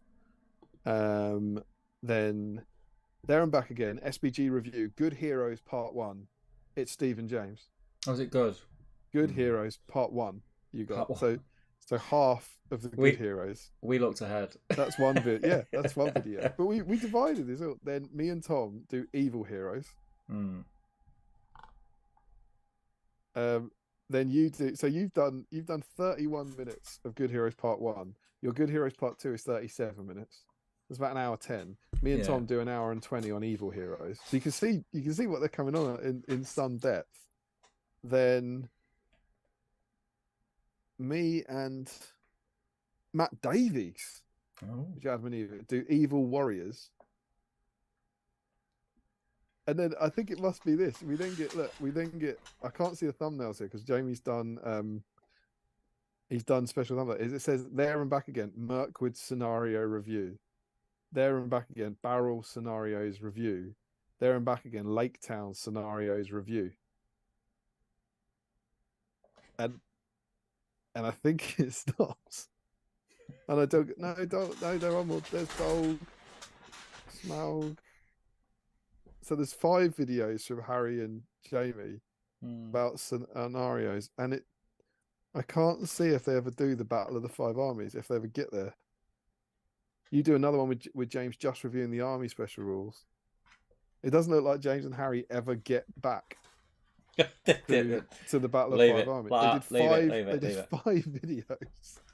So there's like a 14-minute one about Mirkwood, a 14-minute one about barrels, that's half an hour, 30 minutes in Lake Town, that's 45 minutes, and then 20 minutes in Loose End Scenario, that's an hour 5. They've done an hour and 15 minutes. I can't remember where it is in there, but in one, it might be at the end of that Loose End Scenarios one, because I reckon I think they've just recorded that in one go and cut it up into 5 videos. Yeah. But at some point in there, they're an hour and 15 minutes into talking about narrative scenarios, and they get to the Battle of the Five Armies and find out that there's more still to go than all the ones they've done before. And they clearly just went, oh, I'm done with that, mate. We've moved on. Yeah, we did that. I remember. Look, we did a battle report. Is that me and James Long? We did flies and spiders. I remember it being tons of fun. Oh no, it's Tom. It's Harrison. I thought maybe I went back and did it with Longy. I'm sure I did it with Longy. But we did the one with just Bilbo in the where it's just Bilbo against the spiders. Yeah. And we had that was just oodles of fun. Just trying to scan through and see if I can get a decent shot of the table. Sort of wide shot of it. There we go. So I will now. So we had this sort of thing going on, like with all the different spiders going around it, and that was a really cool scenario. The one we needed 6 spiders was fun. So we did loads of content around, but for some reason I really clearly remember Jamie and Harry being like, "I'm out, mate." You know, you guys have got to chat about like Azog and Bolg for half an hour. We've got 25 scenarios, and we've talked about the first 10 for an hour and a quarter. I'm not doing it, mate. I'm not doing it. Because the thing is with scenarios as well, no matter how different they are, there's so many, you are going to start repeating yourself. It's long, isn't it? I'm doing videos is long. It takes a long time. Yeah. That was a comment, right? That's something from someone. Yeah. Simpler times. There's a few more comments coming. So Sam said, as for the releases as they came back, I remember losing my mind to a disinterested ex raving about the Gundabad trolls coming. Frederick says, "Is that why she's the ex?" Yeah. How dare you? Is that Paige or no, Teenage Dirtbag.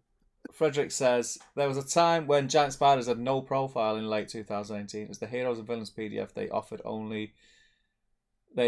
only covered older Hobbit stuff, and the spiders had been removed from Lord of the Rings, not put in there yet. Does that make sense? I kind of remember that. Yeah, I vaguely remember something like that. The metal ones he's talking about. Yeah. Because they were going in the armies of the Hobbits. They weren't in the armies of Lord of the Rings. Yeah. So yeah, they didn't exist in the game. Guy says, sadly, I only play Lord of the Rings since I don't have the Hobbit book, so I will be painting some Morgul Knights. No problem, dude. Larry says Spider Queen 2. And then Larry says, you and me could talk about that for hours, but we won't. Where's James Long when you need him? Frederick says, funny how the game went from that to random channels with thousands of views on videos and Lockie getting hundreds of thousands regular on podcasts everywhere, etc., etc. We're not bitter. Larry Miller, I'm enjoying all of this looking back at old GBHL videos and the like. Joe Mountains says, and off to dinner. Don't skip over that. And the like. And the like. That's, you know who. That's some strong satire from Larry in there. Off to dinner with the family, says Joe Mountains. Oh, my eyes. But your reminiscence of the Bleak Years is heartening. It was great to listen to as I worked on Minister. Thanks all. Thanks for listening, Joe. And these are happy years as well. These are all ends happily. Imagine when you don't know that it ends happily. That's when it was really bleak. Should we jump back in? Oh, is that it? Yeah. Yeah, just give me 2 seconds. And we've got quite a lot to get through, and it's 11:15, so we need to smooch. So what are you were covering this book? What are your memories of getting the book and looking through it in a closed scout hut with Mr. Clark? I mean, it's just I just remember being like bullshit. I remember seeing this the first time I seen this. I think open was Ardacon. It was open on what page? Did you remember? It wasn't open. It wasn't open. It was shut in the cabinet, and the last day you could look through it. Yeah, got it out. It was something like that. Yeah, you got a cheeky little peek, and it was again sort of like no one. You know, it was whoever was around the stand at the time. It was like no one takes any photos of this. Yeah, you could literally go, "What's Legolas like? What's the bats like?" And it was that thing as well for me was, you know, like because we'd had however long it was, a year, 18 months, 2 years of being disheartened, and all we did was kind of like we were really all the conversations were bleak. It was about where the game was. It was 2 years since the Battle of Five Armies came out. Yeah. So you'd had a really bad year, and then a really kind of hopeful and excited year about the news. That was the gap between the releases. And then you got this, and as you opened it, it was a beautiful book. Everything you could tell so much effort had gone into it the quality of it is class. Well, There's so many scenarios, and each of the scenario maps is really sort of intricate and detailed. It looks a lot like the Unexpected Journey book. It's in a way that the other two supplements didn't. It's clearly designed as like a sister piece for that book. And there's just loads of things, you know, that you've not seen before, like that, what you've shown before, where it gets to the Battle of Five Armies, and because it's so big, rather than try and cram it, you know, into one scenario, they've broke it up, and as you see, all I don't know if people who haven't got the books, you've got all these numbers here. It's where the scenarios take place, isn't it? Around the mountain, and then all these are the different scenarios. There was just like so much love. Bear in mind that in this, that's a scenario. Yes. There's one scenario. That's what I mean. It was just like it's like we've got to do it. It's not even it's not even a mega battle. What's it called? Assault on Ravenhill. Yeah. And it's just like all the heroes and the Eagles against Azog-Bolg and some Gundabad Orcs. So it's like to go from 1 to 15.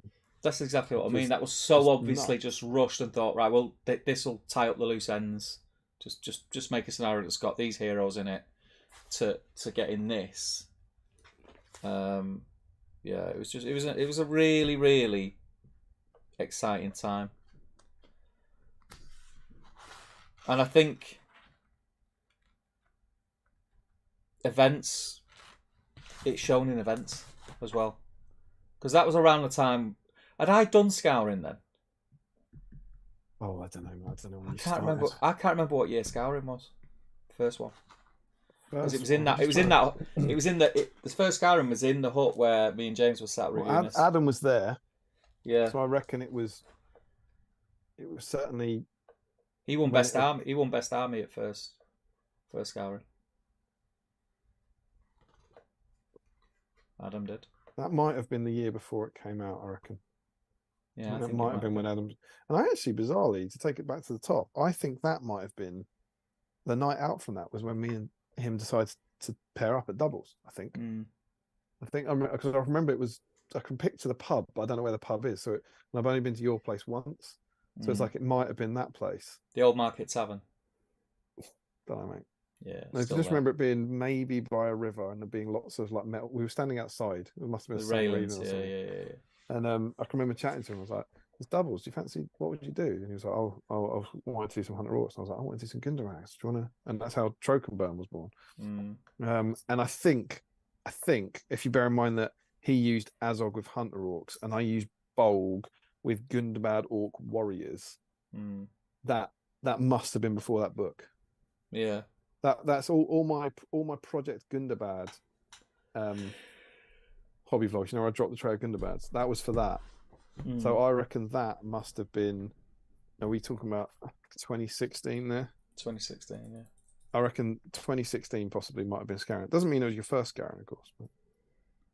If it was in the Scout Hut, in this case, not the Scout Hut. Call it was like a village hall or something. It's the church hall, yeah. It's where the girls now do brownies and guides. But yeah, it was. That was the first Scouring. Good tournament, that. Yeah. Oh, really just good. Roll one dice. And in the raffle, you've won a gaming board. It's 4x4. It doesn't fold up. It doesn't come apart. Good luck getting that home. We've drove up here in a micro. He gave away a gaming board, didn't you? Yeah. He had to hire a van and come back the week after. It's outstanding. So that was glorious book, glorious scenarios. But is it fair to say that for most people, the scenarios wasn't what they were interested in? No. There was a profile. Now we've got 1 billion profiles, and we're obviously not going to go through all of these. No. But we'll kind of highlight some of them. We get the champions variable fixed. Yeah. You get things like the War Goats options for Thorin and Dwalin. Biffa's. That was super. I remember that was super exciting talking about War Goats. Oh, Goats, yeah. And everyone at the time certainly thinking, "Oh, we're gonna get models," which we still haven't got. Yeah. But yeah, them having the goat option, it was that sort of yes, we needed that. That's what we wanted. Biffa's axe rule changed from the barbaric rule in the old supplement where both would rip it out of his head to be the headbutt, which is what happens in the film. So you're starting to see these things changing to kind of better reflect it. And our first big new boy is Dane.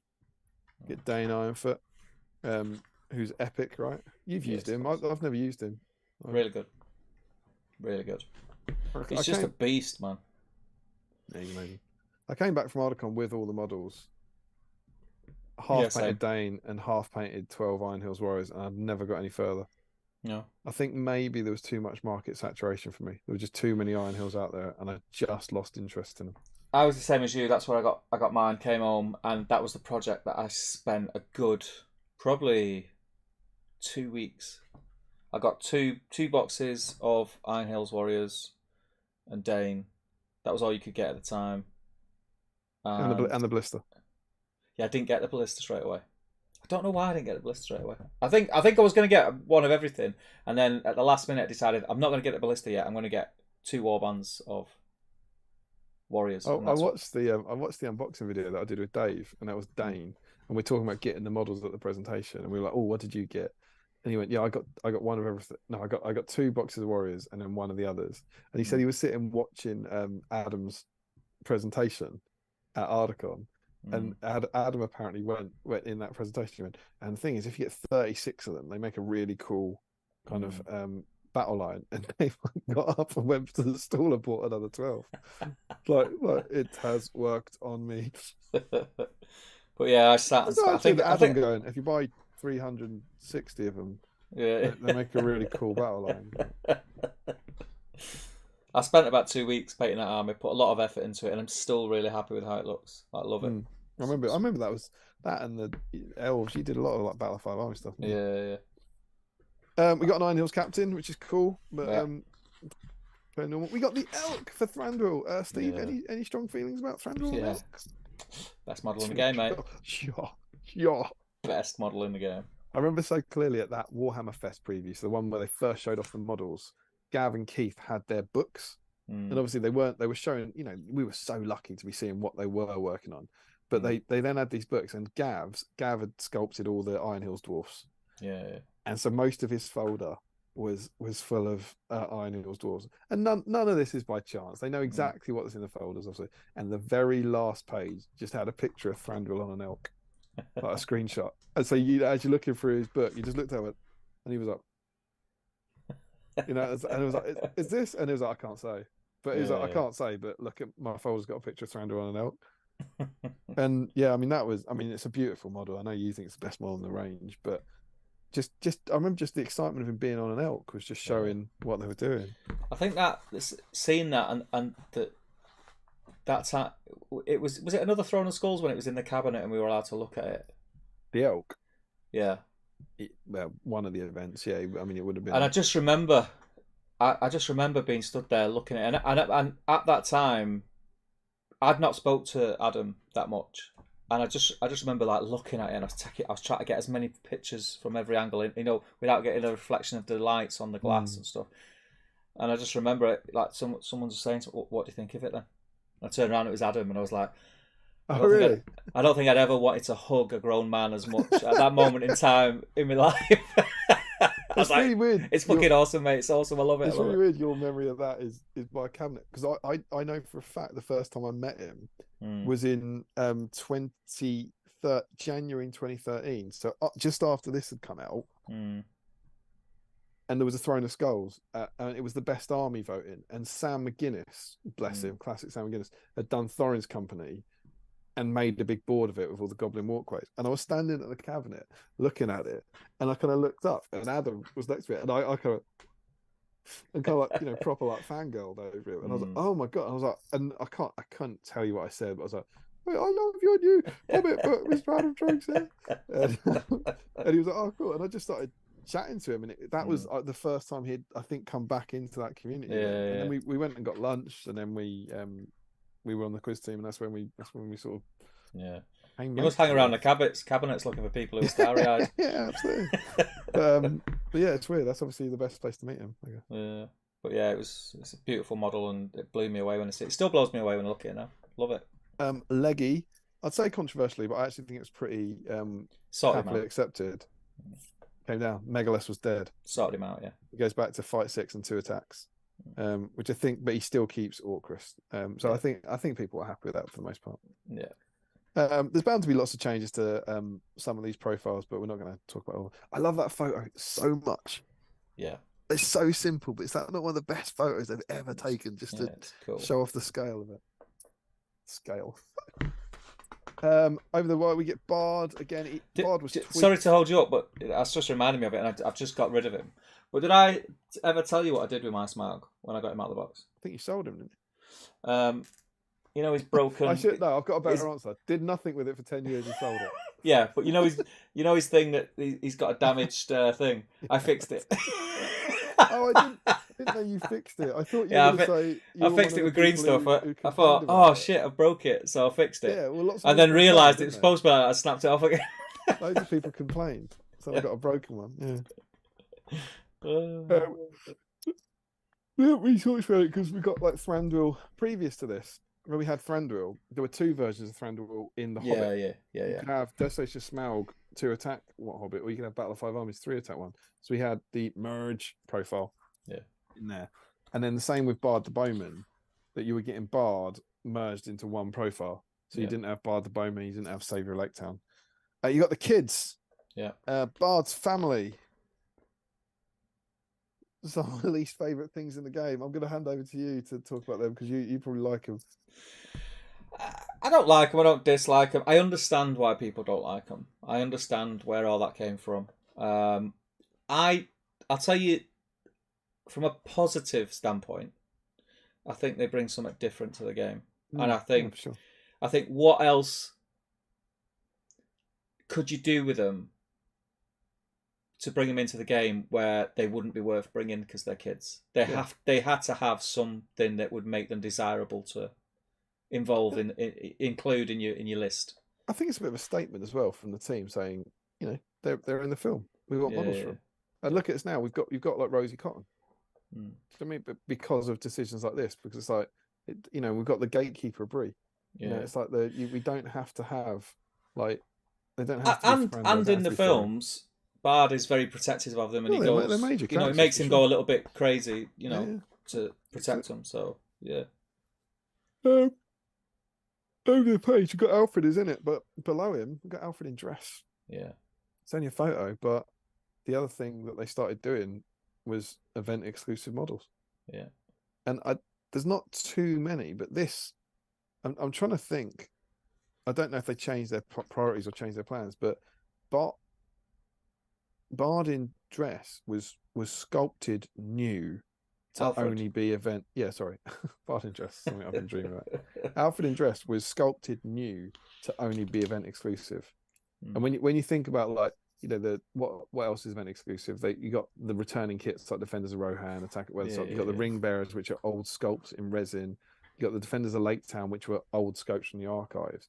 I don't know how many new sculpts were made, and it might only be him. The more I think about it, have we had any other brand new sculpts that were only event exclusive? Well, the one the Get Off the Road thing. Yes, yeah. So the newest thing. The invisible Ring Bearers had the thingy sculpt, didn't it? They had the Smaug Bilbo. Yeah, Smaug Bilbo. But they're not new sculpts. Yeah. But he was. I really liked that at the time because it was like look, I don't think it was a kind of pissy exclusive. You can't have this thing. It was like, look, this is how invested we are in the game. We can't make Alfred in dress for whatever reason as a main model, but one way we can get around doing it is by making them event exclusive. So have this bonus. Yeah, and I love that model. I think it was Keith again. It was a beautiful model. And this being that using that picture does make you think that it was always planned. Yeah. Because why would they not use a picture that matches? Yeah. We get we get some more Lake Town heroes for the first time. Braga, Percy, and Hilda. Percy is another honourable mention for. I love that sculpt. You love that model, don't you? Yeah. I love it. It's a great model. Yeah, it's class. My feelings about Survivors of Lake Town, I think, have been well known over the last sort of 5 years. But he's an old man who fires a bow once, and you don't see where the arrow goes, and he becomes Legolas. They need it though, mate. They need it. He missed that arrow. He missed that arrow. They need that. They need that hero. He probably shot a Lake Towner in the arse with it. But yeah, they're cool. It's cool to get models for like Hilda. Saruman, Galadriel, and Elrond, I think largely the same.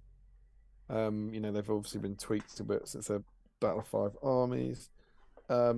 Radagast, is this the version where he gets? I can never forget. No, he hasn't got his staff here. No, he's not got his stuff. No. So this is still pretty much the same version from Battle of Five Armies. Where he gets Nature's Wrath, but he hasn't got the staff. So cool. Throwing the Broken, still in there, which is cool. And Beorn is largely the same. And then Iron Hill's army, man. Yeah. Iron Hills Warriors, Iron Hills Goat Riders, Iron Hills Chariot, and Iron Hills Ballistas. You're an Iron Hills man. I'm not. What do we think? We like them? Yeah, I love them. Love them. Except when you got doubles and you both bring dwarves and then forget that you're going to be starting on opposite sides of the board. That sucks. But other than that, they're a great army. You know what you should do? Bring all Cav. We played Cav in every game, me and Matt Woods. Yeah, you probably lost, didn't you? Got battered, yeah. Played Rohan twice. The Gondor. Like, But Rohan's playing on easy mode because you can shoot people. Yeah. But no, it's a great army. But a lot of people have said it's kind of like the good equivalent to Isengard, Dead Forgiving. Such high defense. They're very good. But yeah, they're great. The models are beautiful. Little Hill Warriors, absolutely gorgeous models still. Yeah. Great looking army. Looking army. Painted well on the board, they look amazing. Honestly, actually, I think that's what part of why I stopped doing mine, because I was in such a rush with them. Well, I'd done my army of thrall, and I was like, oh, I want these, and so I was dry brushing them. I was doing them like my Isengard. I was dry brushing the metal, which looked fine, and I was like, I don't want these to look fine. I want to edge highlight these. I want to paint these properly, but I'm never going to paint these properly.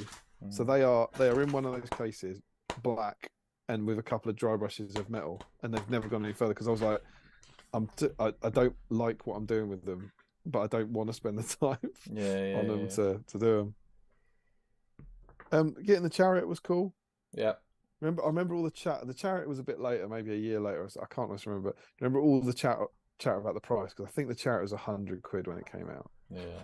And that might not, in a weird sort of way, it might not seem like that big a deal now because a lot of the price has gone up. But I remember the idea of a model breaking £100. A lot of people were like, but it was one of those things where if you look at it rationally, I remember going, look at the ballista. The ballista's £50 or something.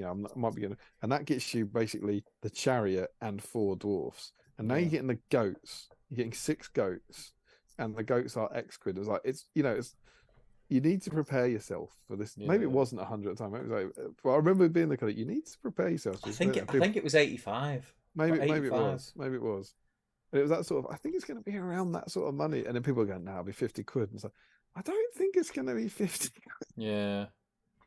The last video I was ever going to do for the GBHL, I was doing do you remember I did that set of like really in-depth unboxings? So I'd unbox a model, paint it, and then talk about it on the tabletop. There was I did about 5 of them, and it was for loads of the new releases. It was like the Stumpy, I did one for the Ogres, I did the Trolls, I did one for the Iron Hills Chariot, filmed the entire process of unboxing every bloody piece of that,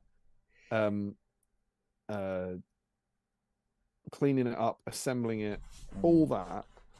And then for whatever, I think I changed computers, and I didn't lose the footage. I know where the footage is. I never did anything with it. And I had this whole vlog that had taken me hours and hours of footage of. It's going to be a long one because it was such an in-depth process, and because I magnetized it to put Dave's Champions on it, it looked fantastic. I've never done anything, and I could just never bring myself to go back and edit it because it was like 2 years later, 3 years later, 4 years later. I've got battle reports that I just sat there, hours of footage that once a week's passed with me personally, if I don't start editing it within a week of filming it, it ain't going to get edited. I'm going to say this to stop anyone else saying it. I've got 11 battle reports filmed for a certain campaign. Don't look at it as 11. Just look at the next one, mate. Yeah, I know. Yeah. Just look at the next one. I'll do it. I feel so bad for Macron. There's such good stuff in there. But yeah, and getting the Champions Variable in the Chariot. And it was like, none of this was a shock, but it's not like you're looking through the book going, oh my God, I couldn't believe it. Because by that point, everyone knew it was like, the Chariot's going to be in here. Yeah, but it was still super cool. Yeah. to kind of get. And the blister. See, I love this photo here where you had the picture of the size of it. You can see the dwarfs down the bottom corner here. Yeah. When we put the photos up from Warhammer Fest of like the greys, of those models. Yeah. I remember it was always universally positive, and one of the comments from someone was like, "It's too big," like the ballista, and it was like I was like, "It's too big," this isn't like the kind of whatever you think about AMA and AMA heads. I was like, "Well, its head's too." You're not saying his head's too big or the wheels are too big. You're saying just the ballista is too big. It was like, I mean, it could be half the size or it could be twice the size. It's a siege engine that's as big as it could be. Like of all the things to complain about, I was like, it's really weird. The siege engine's too big. They will find things to moan about. They will. We get the elves, all of whom we'd had before. Yeah. The Lake Town militia gain a rule, which still makes me sob when I look at it. So let's turn the page. Azog is there, and Azog finally here's his treat: heavy armor. Yes. Woo-hoo! Replace mace with stone flail. Yes. Yep, Signal tower for 200 points. And then we got the signal tower for the first ever time. Mm-hmm. And let's see what you get in the signal tower. The signal tower consists of 4 major parts. You get the banner of Dol Guldur.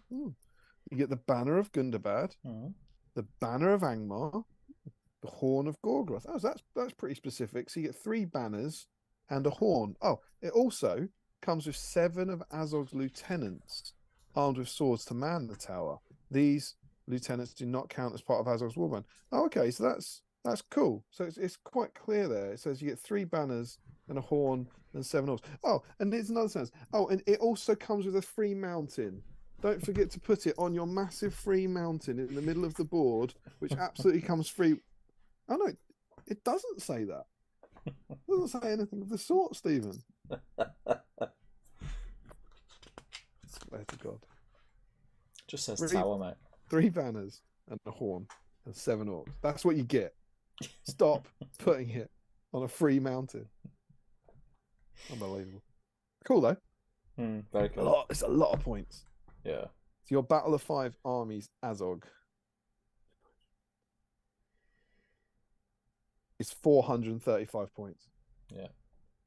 It's quite chunky. That's a lot. But then does he get 24? Does a lot though. I feel he gets 24, doesn't he? Because of the yeah. Doesn't the signal tower give him 24? Something like that, yeah. Yeah, he gets 24, and then you could take. I think you could then fill up, say 24 berserkers or something. At which point you start really reaping the benefits of the banner. It's cool.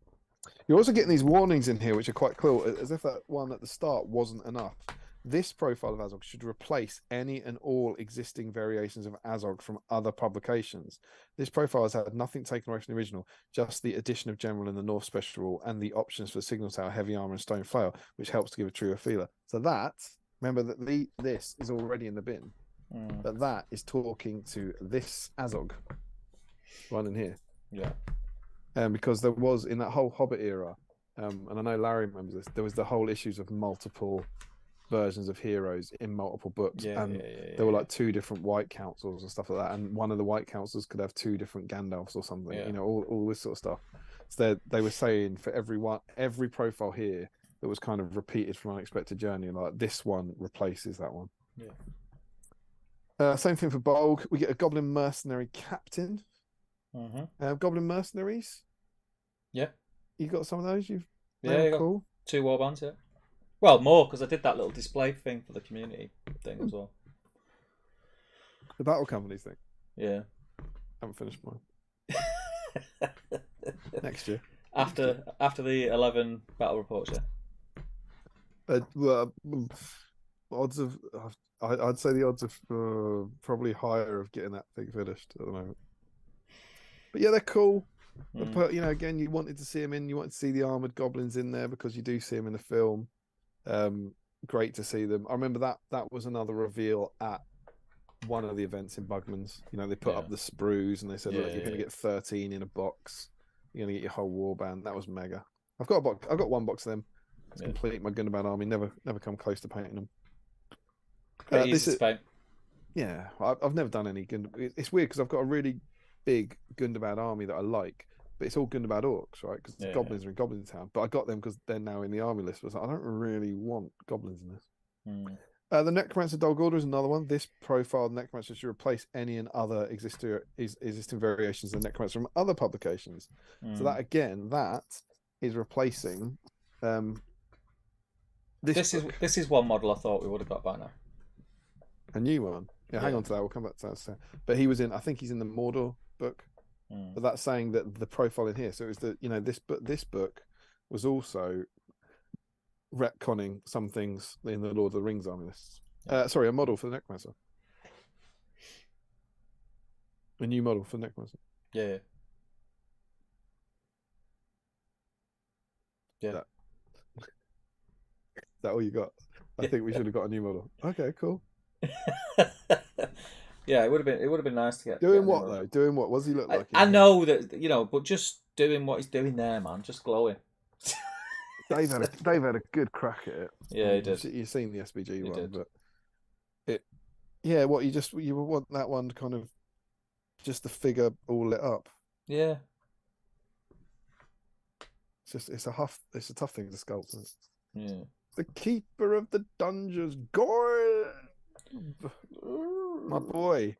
It's the first time he gets a profile. Yeah. We've had him being Bolg. We've had that model being Bolg. Then we've had that model being called a Gundabad Orc General, despite there never being a profile for a Gundabad Orc General. And then we've had a couple of years where we just assume he must be a Hunter Orc Captain. And now, for the first time, we get his real profile as a Keeper Dungeon. And I always love the fact it's so clearly a little nod, a little laugh on Jay's part, that his torture rule is essentially a mini version of Bolg's rule when he used to be Bolg. I think that's really cool. He's also got a fate in that. I prefer him in that 2 wounds, 1 fate. I feel like now he's got more will, hasn't he? But he lost his fate point. Just 2 wounds, no fate at the moment. So squishy. I love it. I love him so much. It's cool though. The Nazgul of Dol Guldur. Oh, they were mega. Hate playing them. That one, years ago on the Plenty, we did a what profile best represents what it does in the films, and I gave one of my top 3 was the Nazgul. I thought Jay's resurrection rule was amazing. Yeah, that really captures exactly what happens in the film. You know, that they go and then they pop back up. They are infuriating to play against. Yeah. Are they? I don't think they are too good now. I think there was a phase. There was a phase, wasn't they, when they don't win a lot of. They don't win tournaments. You know, they're not. No. But they are. It's just that slight thing where it's more the fact that it's not that much fun to play against. No. Yeah. It can be exasperating playing a game for 2 hours and not killing any. Yeah. But they're cool. I'm really glad we had them. I think it's a great rule. I like the fact they've all got different rules. The models are amazing.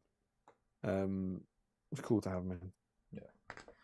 Smaug, oddly enough, I don't think changed a lot from the last supplement, and I don't think changed a lot to Armies of the Hobbit. No, I don't think he needs to. Which is weird, considering what a kind of weird outlier model he is. Just great, isn't it? Just great. And then we get to Evil Warriors, which is basically right up there with I think, Good Warriors. I think what people really, really, really missed when this came out was the Dwarf Army, Dane in the Iron Hills, and the Orc Army. Like, as much as they're nice, I think people could have taken or left like all the Lake Town heroes and those kind of stuff. You know, those extras. It was the complete missing Dwarf Army and the complete missing Orc Army. Yeah. And we get it all, of course, with photographs. No models that time, but we get Gundabad Berserkers, which are the kind of actual. They're not in line with Berserkers. They set the tone for what Isengard Berserkers would become. We get Warbats. Yep. Waited a while for them, didn't we? We did. They popped up randomly, didn't they? Gundabad Trolls, the Troll Brute, and the Ogre. I think we'll talk about all those together because do you remember that glorious phase where it seemed like, I don't know how Keith did it, but he was sculpting like a monster a week. Like, you know, every time you went to a new event, there would be a new monster from Keith, and they came out so quickly. Yeah, and they're stunning. I've done 2 ogres, the troll brute, and 2 of the Gundabad trolls, and they're all gorgeous, absolutely stunning models. Just what a range that was. What, the Gundabad range that came out. Yeah, it's class. Yeah, one of my favorites. I think I've got just bear with me a second. This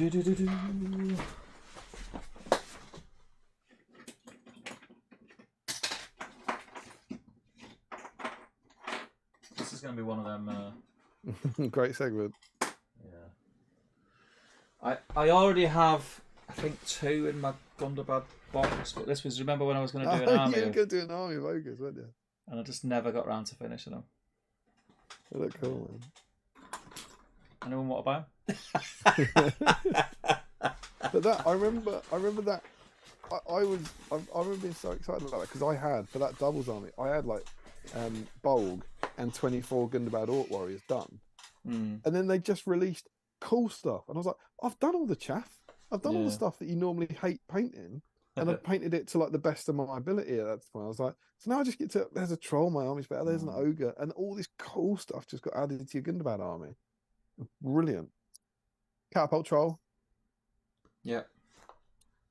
No model. Yeah. Think we'll get one. It'll come. It'll come. And then Goblin Mercenaries, which we kind of talked about, the old warriors, and the Mirkwood Spiders, which got such a, what's it called? What the kids do to their cars? Something up, isn't it? Fix up. It's not a fix up. It's a something up. Zhuzh up or something. I don't think the kids say, I'm going to zhuzh my car up. Yeah. All right, mate. Man, giving my car a little bit of a zhuzh. Pretty sure that's what I say. But they got, let me try to remember because I haven't got the old rules. I feel like they got they got the movement before they were just woodland creatures, and now they were worse than giant spiders. Yeah, right. They were worse movers than the other spiders. And they fixed that. They dropped in points. They used to be 25, and they were now 20. And the shooting web became a throwing weapon, whereas before it was just a shooting attack. And it was just yes. It was like, make them cheaper, make them supremely better, and suddenly they were great. It was just such great fixes. And then that's the end of the profiles. Yeah. And then we got the army lists, which introduced the concept of army special rule. Yeah. Which of course we're totally used to now. But like it was this idea. So what was Erebor Reclaimed? All the dwarfs get Dubakar, Iron Hills. They get the reinforcements rule. And it's just before he got Master of Battle. It's just the +1 or -1 on reinforcements. They were getting a buff. And I remember clear as day. And I'm gonna be mean to a country here, and I don't mean to it because you know how my feelings are this. I believe I remember seeing something in the Canadian group that refused to use those rules because it wasn't fair on the Lord of the Rings armies. And I might be getting that wrong. But I feel like there was a bit of an outcry where we just were like, well, that's cool, they get that. But I know some people are like, well, it's not fair for some armies to get an army bonus. And some armies not. And I think it was the Canadians who didn't want to take it up. I think. Might have been the Americans. Might have been me. Can't remember. But do you remember as well? Then there was a tournament at Warhammer World where they had you could try out the Lord of the Rings ones. They had experimental rules at an event with the army bonuses. So they were like, here are our army bonuses. Use them in your games if you want to, and then feed back at the end of the tournament. How cool was that? That's cool, yeah. But yeah, this is the start of really what set up how the game works now with army bonuses and legendary legions. Worth noticing though that they're severely tamed down. Like Thranduil's Halls is just that Mirkwood Rangers in warbands led by Legolas or Tariel don't count towards your bow limit. It's just that. There's no +1 to wound. Yeah. They all got a kind of zhuzh up in Armies of the Hobbit. Wanderers in the Wild. Thwain the Broker may be taken as part of the Wanderers in the Wild from the Free People's Sourcebook. They may not lead troops. He may not be the general. As it's Hunters, Dol Guldur still gets an extra dice for casting. And then we get a delightful appendix section. Yeah. Which has Smaug attacking Dale, which is mega to get some Dale action. And then we get the a second scenario. I forgot about that one. The Death Session Smoke Part 2, The Fall of Erebor.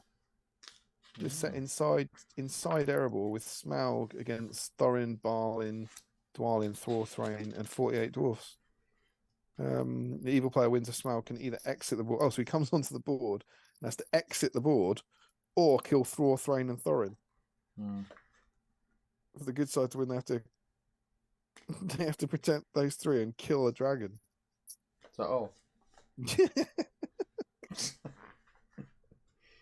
This is cool. Save the king. Thor is gripped by the treasure lust, sometimes known as dragon sickness. He will not willingly leave his treasure hoard, even if it means he faces certain death. Thor may not do anything except fight to protect himself until he can be roused into action. To do this, Thrain, Thorin, Dwalin, or Balin must be in contact with him. At the end of the turn, roll a d6 for each eligible hero. Make a note of the result. When the cumulative result rolled reaches 20, he can act as normal. 20! Jeez. They're all just giving Thor a cuddle. They wake up when a dragon rampages towards them. So that's another scenario. And then we get the first, second, and third part of the Dimwall Dale scenarios, which fix.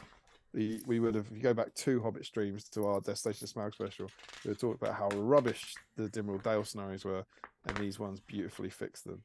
Yeah. So that's 5 more scenarios. There are 30 scenarios in this book, not 25. Mental. And then we got our appendix heroes, which are Thor and Thrain, which are fixed. They drop by 20 points from the Unexpected Journey rulebook. Thor gets the shield, he gets defense 9, he gets a sword instead of an axe or whatever he had. They're much, much better. We get the first ever profiles for the young dwarfs. Yeah. We had the models before, but we didn't have the profiles. And then the Dale guys are in there, Girion and the Dale Warriors. Any of you are ever passing Bag End, tea is at 4. There's plenty of it. You're welcome anytime. Don't bother knocking. Beautiful book. It's great. It's just great, isn't it? Beautiful. And you don't, like you say, you don't look at it anymore, do you? No. So there's 30 scenarios in that, and there are 5 of them currently in publication. So if you've never got this, beyond anything else, beyond seeing the old versions of profiles, you got 25 narrative scenarios in here that are not available anywhere else, which is kind of sad. You know, that was their first project. Like, the guys, obviously, I presume primarily Jay at the time, put tons and tons of time into writing those scenarios, and they're on sale for I don't know, 18 months, 2 years, and before they went. But it turned out all right. Yeah. Do you want to see what the nerds are saying about profiles and such? Mm-hmm. I'll tell you what. Before you do that, what was your favorite new profile introduced in that book?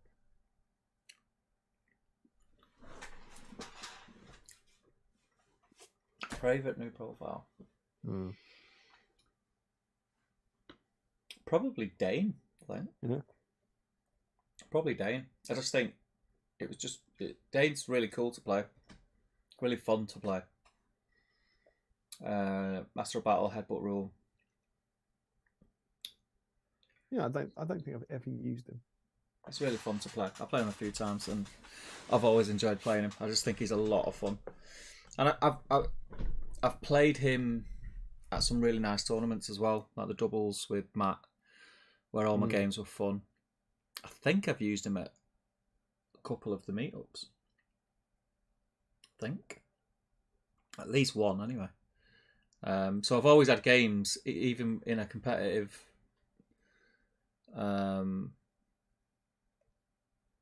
environment, where I've just had fun with him, and my opponents have had fun as well, because I think the profile's designed in such a way that he can be really good, but you can also play him in a really fun manner as well.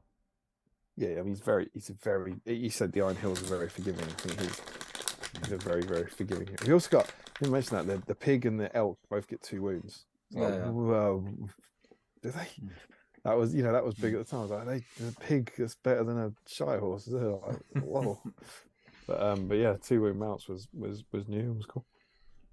I think I would go for maybe the Nazgul or Dol Guldur, because I liked what they brought to the game so much. Yeah. It was something so different, completely different play style. Again, I had some really good games with him. Me and Tom took him to a doubles tournament when the models weren't out. When I remember, yeah. we used mats, and it was really early on, and it was kind of doing it honestly to be like, oh, this will be cool and fun. But then we used it, was like, oh, they're really good. So we're sorry. Yeah. But we didn't win with it. And then I used them in a couple of times. I did quite well at one in East Grinstead. I feel like I got like a third place maybe with them. Had some really good games. I think I played Jay in that. I think I played Mick, played Jay Acharya. And they were really, they're not an auto win by any means, but they remind me a bit of the Black Riders, but maybe slightly less oppressive to play against because they can't get you from a distance. Yeah. But it's that you have to really, really concentrate and think about your placement of every model and everything. I really like them. As soon as they were released, the models, I bought them, painted them up. I've never played with them. Just just because of the upkeep of playing them and having to remember so many. Do you know what's weird? Since those models were released, I've never bought them, never painted them, but played a bunch of games with them. So between us, we could get together because I've just always used mats. Yeah. And of all the things, I love the GW ones. I think they're brilliant, but I cannot understand. I can't get around paying whatever they are now, 100 quid for 9 more models to paint up that I've already got. Yeah. Do you know what I mean? I just can't. I can't do it. Mine are up there on the shelf on my Golgo door terrain. Oh, what, the wetter Golgo? Yeah, with my vanquishers and all that stuff. Very cool. It was gonna be that, or I was gonna say the Gunbad Troll. I was gonna be a bit cheeky and say the Gunbad Monsters because I loved what the monsters did. I love Stumpy. I love the model, and I love the rule, and I love the big massive troll. The idea that trolls were bigger, 80mm bases, 4 wounds, and I love the ogres. I just thought Keith's monsters are just one of my happiest memories of that first year. Just go, oh my god, this is amazing! Look where we were a year ago.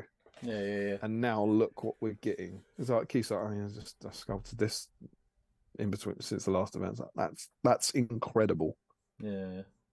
So yeah, I had a real soft spot. It was a really good time. Yeah, I had a really, really soft spot for Stumpy. So it'd be Gundaban Monsters or the Nazgul Dog Order for me. I think. What are the nerds saying? Well, do you want to jump in the chat because I'm busting for the toilet? I will. And then can you help me find where we were? Joe Mountains had just said, "Oh no, yeah." Joe Mountains had just said off to dinner. Okay, sure. Yeah. So if you take over from there, I'll go loot. I love the Iron Hills Dwarf pick made of weapons on page 36. Yeah, it's cool. See that anymore? What's that?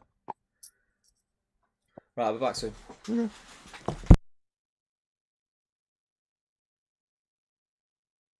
Wow, do you know? I don't think I've ever even acknowledged that. That is cool. Now he's talking about this. Look, it's like Dane's head or an Iron Hills head made out of weapons. I don't think I've even ever looked at that.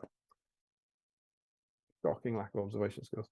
Sam says, of course, that's why she's an ex. How can you communicate with someone who doesn't get trolls?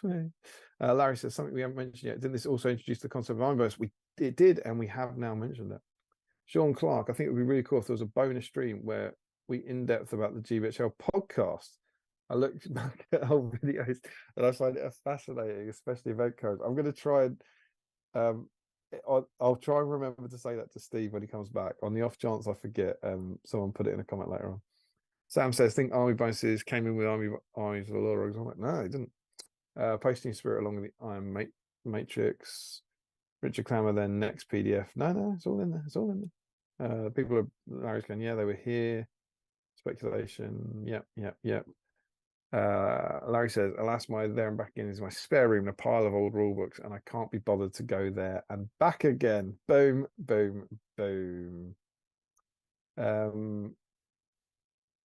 posting Spirit, we need to stop questioning Larry. You never ever stop questioning Larry. That's a dangerous road to go down. Larry, I hate Biffa's actual. Everyone raves about how good it is. Whenever I use it, you can never manage to actually kill the thing. Of course he can. He's got 2 might. Strength 4 to wound. Well, you're going to need 5s. He's got 2 might to burn on it. You burn both of his might, and then you get a free heroic action. Of course he kills on it. Glorious rule. Oh, Richard says, this introduced man-sized rules to multiple product profiles mainly. But yeah, it did. That started with Dane and the headbutt. and then maybe an ogre stamping over things. Yeah, the man size rule. And what's a man size? There's a man size rule on a horse, and it's a spider man size. I remember that was a big one. Larry, I got the blister straight away. It's still in this box. Lol, Steve, I remember your I don't even play collect dwarfs post on the GBit show. He's not here. Bring that up again, Frederick. I don't remember that. He might. He probably won't. He's old. But I'm not sure what that's about. Was that after he bought them all or something? Larry says, I got my Warriors 90% paid for some doubles tournament. They never got around to finishing them. I feel your pain. Frederick, I was actually then the first person to post the new Thranduil on the GBHL. I opened Facebook just when they posted my picture and I reposted it on there. My post in the group blew up. Congratulations. Larry says, I remember it being released early at Salute and buying it and leaving it in its box for however many years. Is that what's that? The elk? Oh, the blister, possibly the blister. Larry, I wasn't. No, sad to see you, Meg. Let's go. And Frederick says, true, Bard's kids bring something new to the game. War crimes. Who brings their children to a battlefield and uses them as human shields. I think in his defense, as we see in the film, he doesn't bring them to the battlefield comes to them. Sam Page says, I remember playing against Lake Town in Fog of War. I was getting decimated. Out of sheer spite, I used all but one of the Witch King's will to black dart the littlest girl. She died and I got my little man victory. Then my opponent unveiled as the game ended. He was protecting the other daughter. Serves me right, I guess. Devastating scenes. Could have gone the other way. Adam G says, evening all, hope you're well. We are indeed. Frederick says, yes, do the fancy budget. Do it now. I'll do my best. Larry says, Damien recorded lots of footage and then never edited and released it. I wonder what else. Oh, I hope I've got him.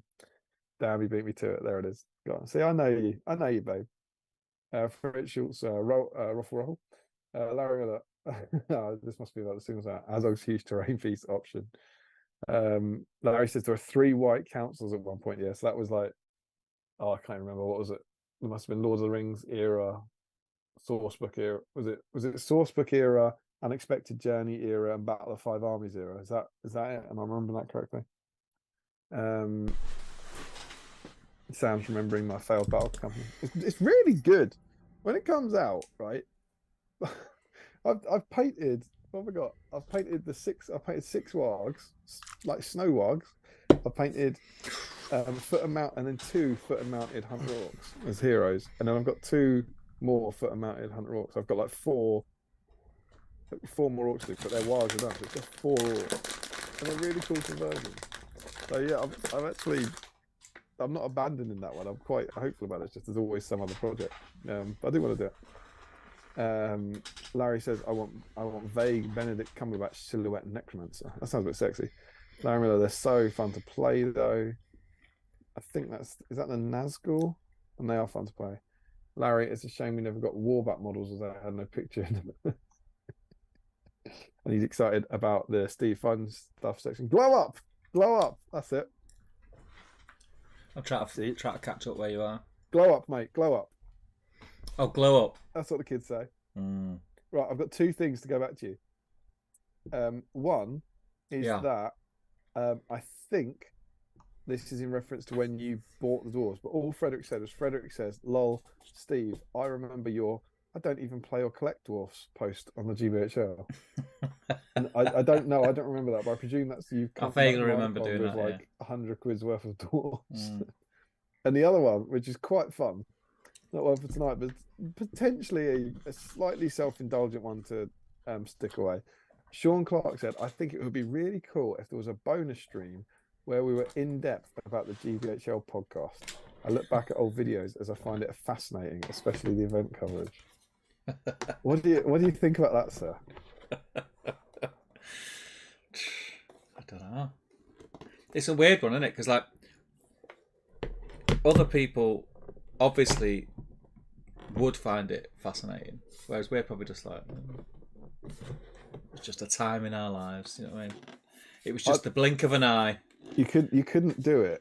I don't think you couldn't say anything about it without everyone there, without the certainly not.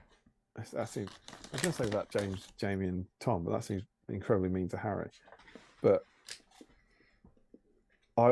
anything.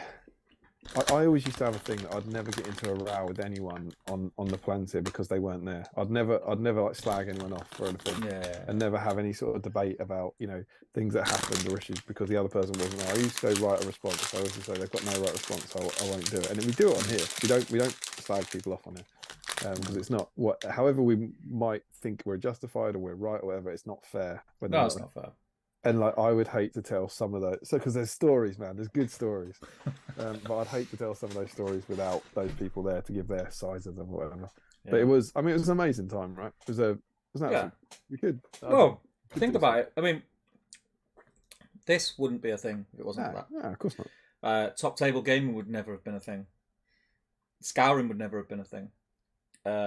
So much, Ardacon wouldn't have been a thing.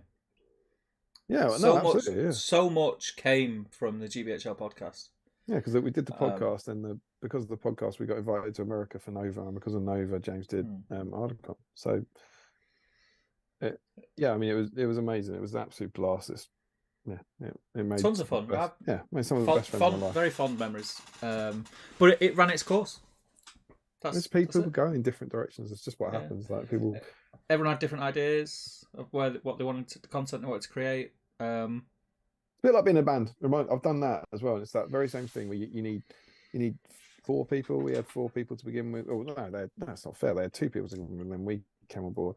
And you all need to agree about exactly the same sort of doing exactly the same sort of music, and exactly the same frequency for a long period of time, and that's bloody hard. And that's hard for a group of friends who all grew up together from the same place. This was a group of people who were dotted around, some in the north, some in the south. You know what them Southerns are like. Different backgrounds, different outlook on the game.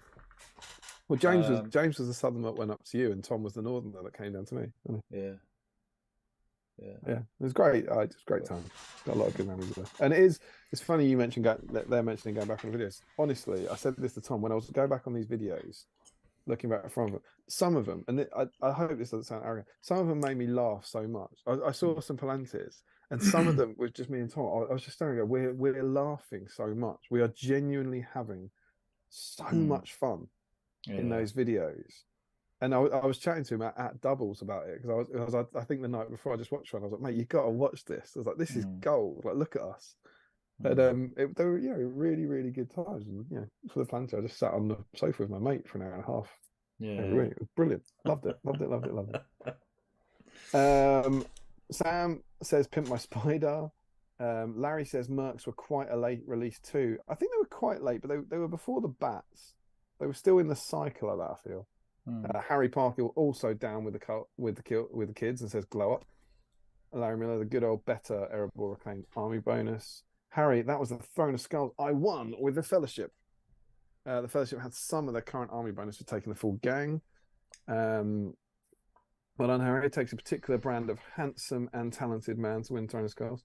Larry Miller, except Erebor Reclaim got a nerf. Richard Clammer, was this the first book with an appendix? Oh no. The bare minimum, the Return of the King rulebook and the Shadow and the Flame book, they both had an appendix. Larry Miller, pretty sure Lord of the Rings had one. It came out ages before this. Good work. Ben from Because of Dragon says this is getting me in the mood to do a young Thorin army. That's what we like to see. You're quite tempted by the dwarfs. I feel like not long ago he was tempted by Erebor. It's jumpity jumped. No. Do you jump as well? It's not just me then. Yeah, got to jump for my love. Adam is confirming an appendix in the Shadow and Flame, but Larry says Nazgul Dog Order favorite profile. I love the tourney. I used those. Felt like a bit of a jerk. Had them and all foot white council for my good at GT, and I lost 2 models all tournaments. Scumbag. That's gross. Rachel Clammer says 2 wound mounts weren't new. The White Warg had 2. That's true. Why does that feel different? But the White Warg is a standalone hero, though. There's something about that feels. Well, you can't take her on her own, can you? No, but you can dismount, and you've got 2 heroes. A Wild Warg Chieftain's got 3 wounds as well, right? I think maybe that was the thing. There's some slight. It might just be me. There's some slight. But they are mounts that, when dismounted, they're gone. Whereas the White Warg, isn't. It feels a little different to me. They don't have heroic stat, but it's cool. I just think it felt like Brago should, or Snowman should, or it's that kind of thing. Frederick says, kind of funny how the Castellans can have Morgul Blaze and the Dol Guldur Witch King can't, even though he's the Witch King and he uses it in the film fighting. I remember still needs to finish the last 3 though, presuming Nazgul. Josh Crosby, all I want to do with the Nazgul Dol Guldur is convert them into Haradrim slavers. And I have no doubt, Josh, that your stuff will look amazing. Yeah. Brett Schultz, the new minis make me like the Hobbit films more. Yeah, they felt more real than the CGI movie stuff. Real physical models. Still don't like the trolls though. Too big one. But yeah, you're right. I've said this before. I think maybe the proportion of people who play SBG who like the Hobbit will be higher than the proportion. So let's say Lord of the Rings fans. The proportion of Lord of the Rings fans who play SBG who like the Hobbit will be higher than the proportion of Lord of the Rings fans who like the Hobbit who don't play SBG, because by collecting the models and painting the models, I think you enjoy them more. Yeah. Larry just rolls a 1 or 2 every time, then they die. That's for the Nazgul. Actually, figures. What have I missed? Going through Battle of 5 Armies, really. The supplement and having a lovely retro loving. Frederick has reposted, but no need because I remembered it. Larry says Thranduil's, maybe that's his favorite profile. Thranduil's wasn't my favorite new profile; it was my favorite model. Yeah, because I think the profile was nothing new, really. Yeah, pretty much on that one. Yeah. Although I think he lost. They combined his profile. He lost the Circlet of Kings in that version. So at the time in this, so when you played this Battle of 5 Armies, you could have Thranduil with Fight 7 and 3 attacks and the Circlet of Kings. I believe so. You could do his magic-y stuff. Pretty sure. No, it's gone. I think what I must be thinking of is that you could either have at the same time in the game, you could either have him with this with 3 attacks, or you could have him Destination of Smaug with the Circlet of Kings but 2 attacks. Yeah. And then what does this do?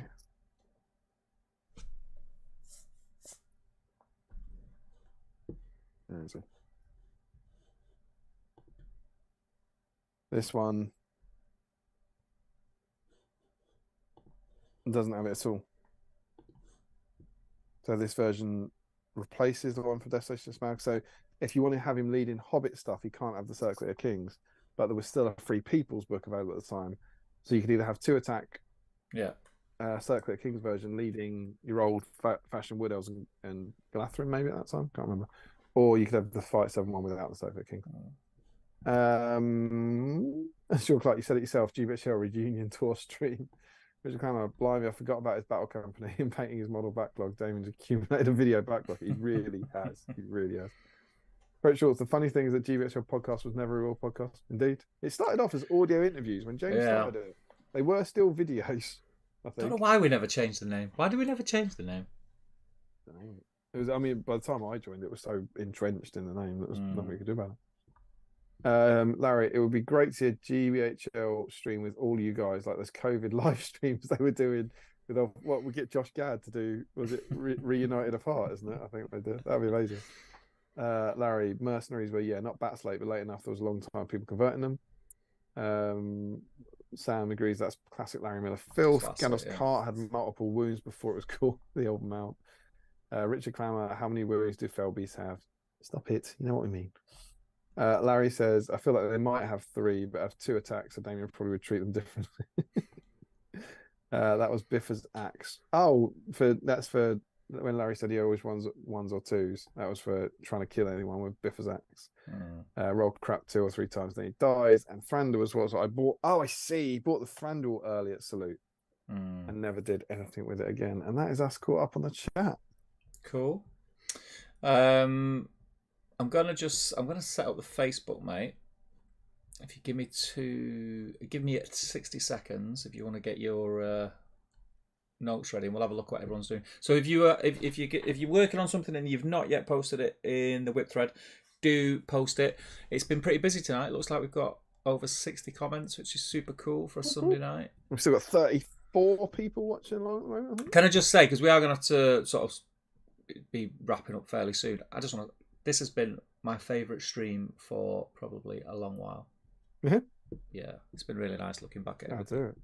It was so super, super positive. It's super cool.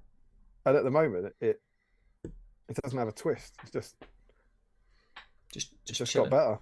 Just got better. Mm. It just kept getting better. Let me try this now because it was playing up before. So let me try this.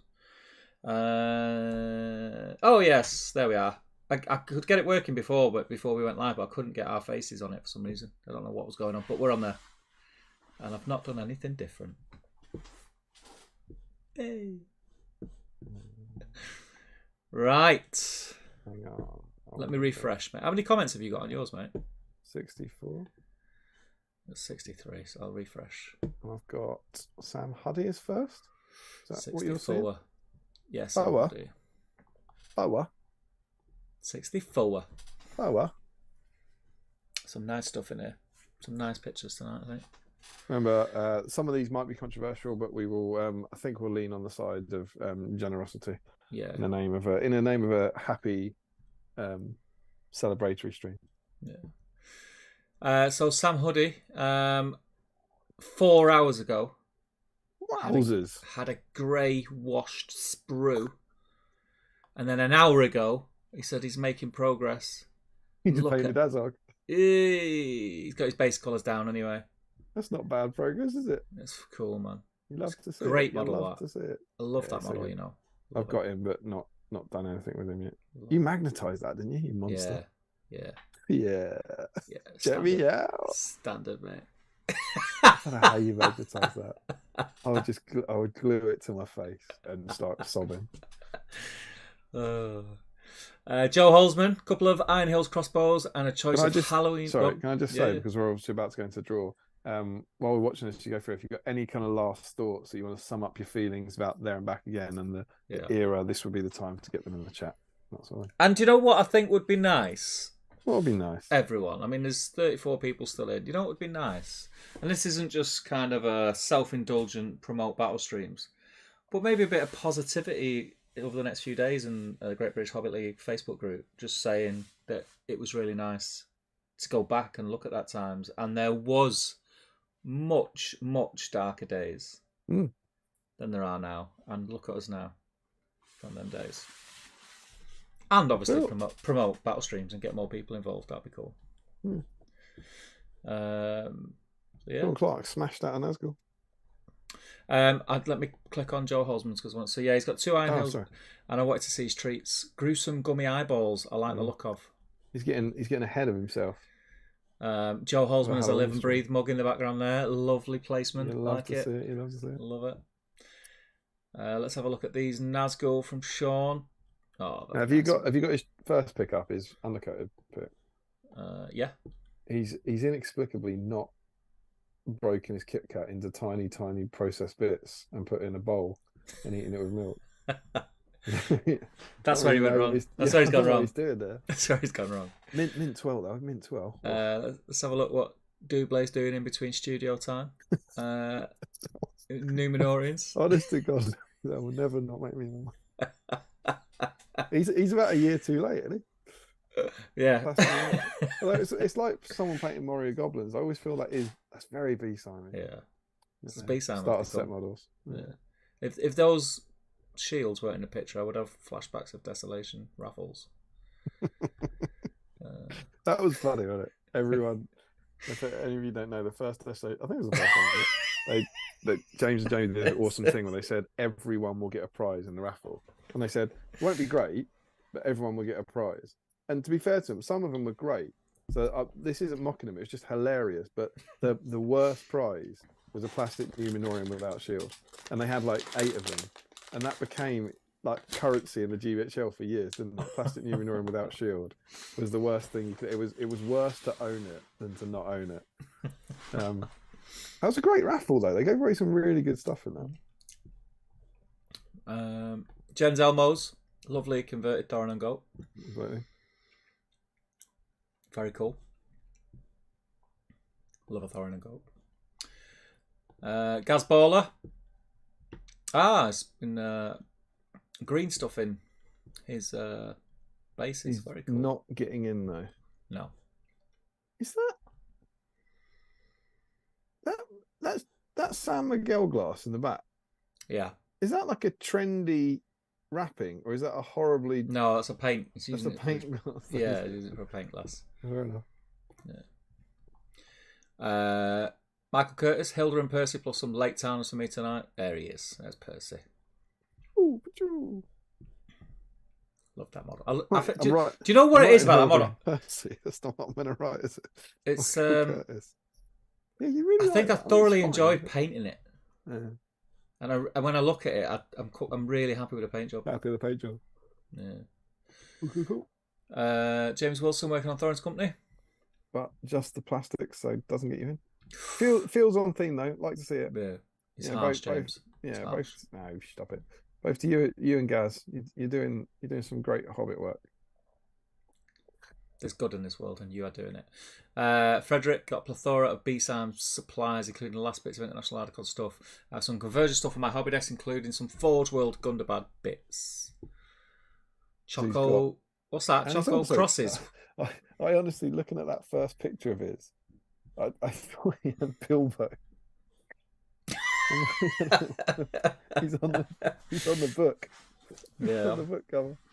But yeah, he is using the Gundabad upgrade kit for some conversion. Look at his wraps. Oh, look at that. Could eat that now. Is that southern fried chicken, coleslaw, cheese? And there he is. To be fair to him, he's using the Gundabad upgrade sprue, which absolutely counts. Yeah. To convert some wild guys. So Frederick is snuck in. Yeah, he'll snuck in. Good looking conversions though, man. Yeah, look cool. Where are we? Rich Clemmer. Yep. Warbats. Oh, lovely. Oh, Simone Hart. He's got some Age of Sigma ones in there as well. Yeah. What's that? Is that the box you get? Is that the buy 12 get Must be. buy 11 get one free? Is that right? It must be, yeah. I think that's what they come in now. It's cool. Cool holder for your pots. It's quite a nice, it's not going to save you much, but I quite like that they're just giving away free paint. Look at his nachos. Could eat them now. I'm starving, you know. Oh, that's good. I always I get like hungry when no one eats sweet things. It makes me hungry. It's like my we've body's got gone the right. oven gloves Okay, you've had sugar. there. Safety No. first for the oven gloves. Get some sustenance. Yeah, safety first. Yeah. There's paints there to find. Are they meatballs? They're meatballs, They aren't they? look like meatball-esque. I've never seen meatballs in nachos, but I'm on board.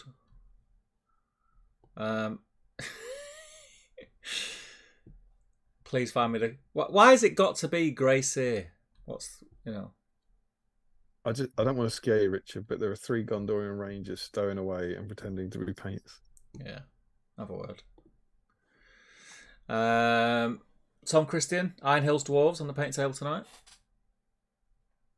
Oh, hang on. Did you get Richard Clammer's progress one right at the end? There's an empty nachos and he's got some paint. I feel like we haven't seen that. No, let me refresh. He's made some progress on the it was only 6 minutes ago, so it's probably not there. He's devoured the nachos. The nachos are gone. Oh. And he's been making some good progress on the bats. No, I've not got it. Can't see it. It's in the comment on a comment, I think it is. So you might have to drill down a bit. No. Oh yes, there it is. What am I talking about? Yeah. It's a lot of nachos to pack away. Yeah. With that teaspoon. Only a lunatic would eat nachos with a teaspoon. Larry? Looking at you, Larry. Tom Christian's in. Great whites. Lovely Iron Hills. All these cheeky speary guys. They're Painting his wood grain on the back of the shields. Love to see it. Paint the rest of the door first, really. And then we've got Green Tree. That's a great board he's making.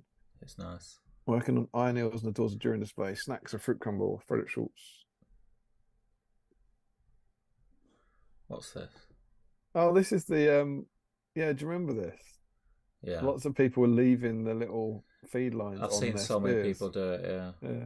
Yeah. I guess that Mark's left that on that one spear that God knows how many I saw that. Yeah, he has. So Frederick's just giving him some handy advice. So he's in, right? Mark's in. Yeah, he's in.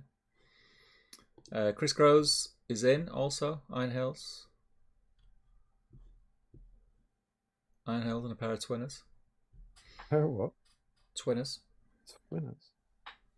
The twins. The twins? Yeah, the elf twins on the right. Can you not see them? I can see them now. Before I loaded it, he said, and the pair of twinners. As if I should go, oh, I presume you mean the off twins. Now you've said a pair of twinners. Which is a sentence that no one has said in the history of the world before. Look at that. Down in Lily's school, in her class, she's got a pair of twinners. What? Said the world. Speaking of Lily's, have you seen Lily and Mark's progress on these? Some really nice work here. Lovely models, but no dice for you. Couple of Bilbos, couple of cheeky golems. I think lovely work as ever. Thanks for doing the admin work, Adele, but I don't think you're getting in the draw for that, unfortunately. Look how organised that desk is. It's probably Adele sorting that out, isn't it? In the background. Matt Baker. Oh, lovely work, mate. That's really nice. I like the fact that this is Mark and Lily's paint station, right? You know, they're sickeningly organised one. Mm. And as I understand it, I think Lily's the daughter, right? Yeah. So one of them's drinking Moretti and one of them's drinking red wine.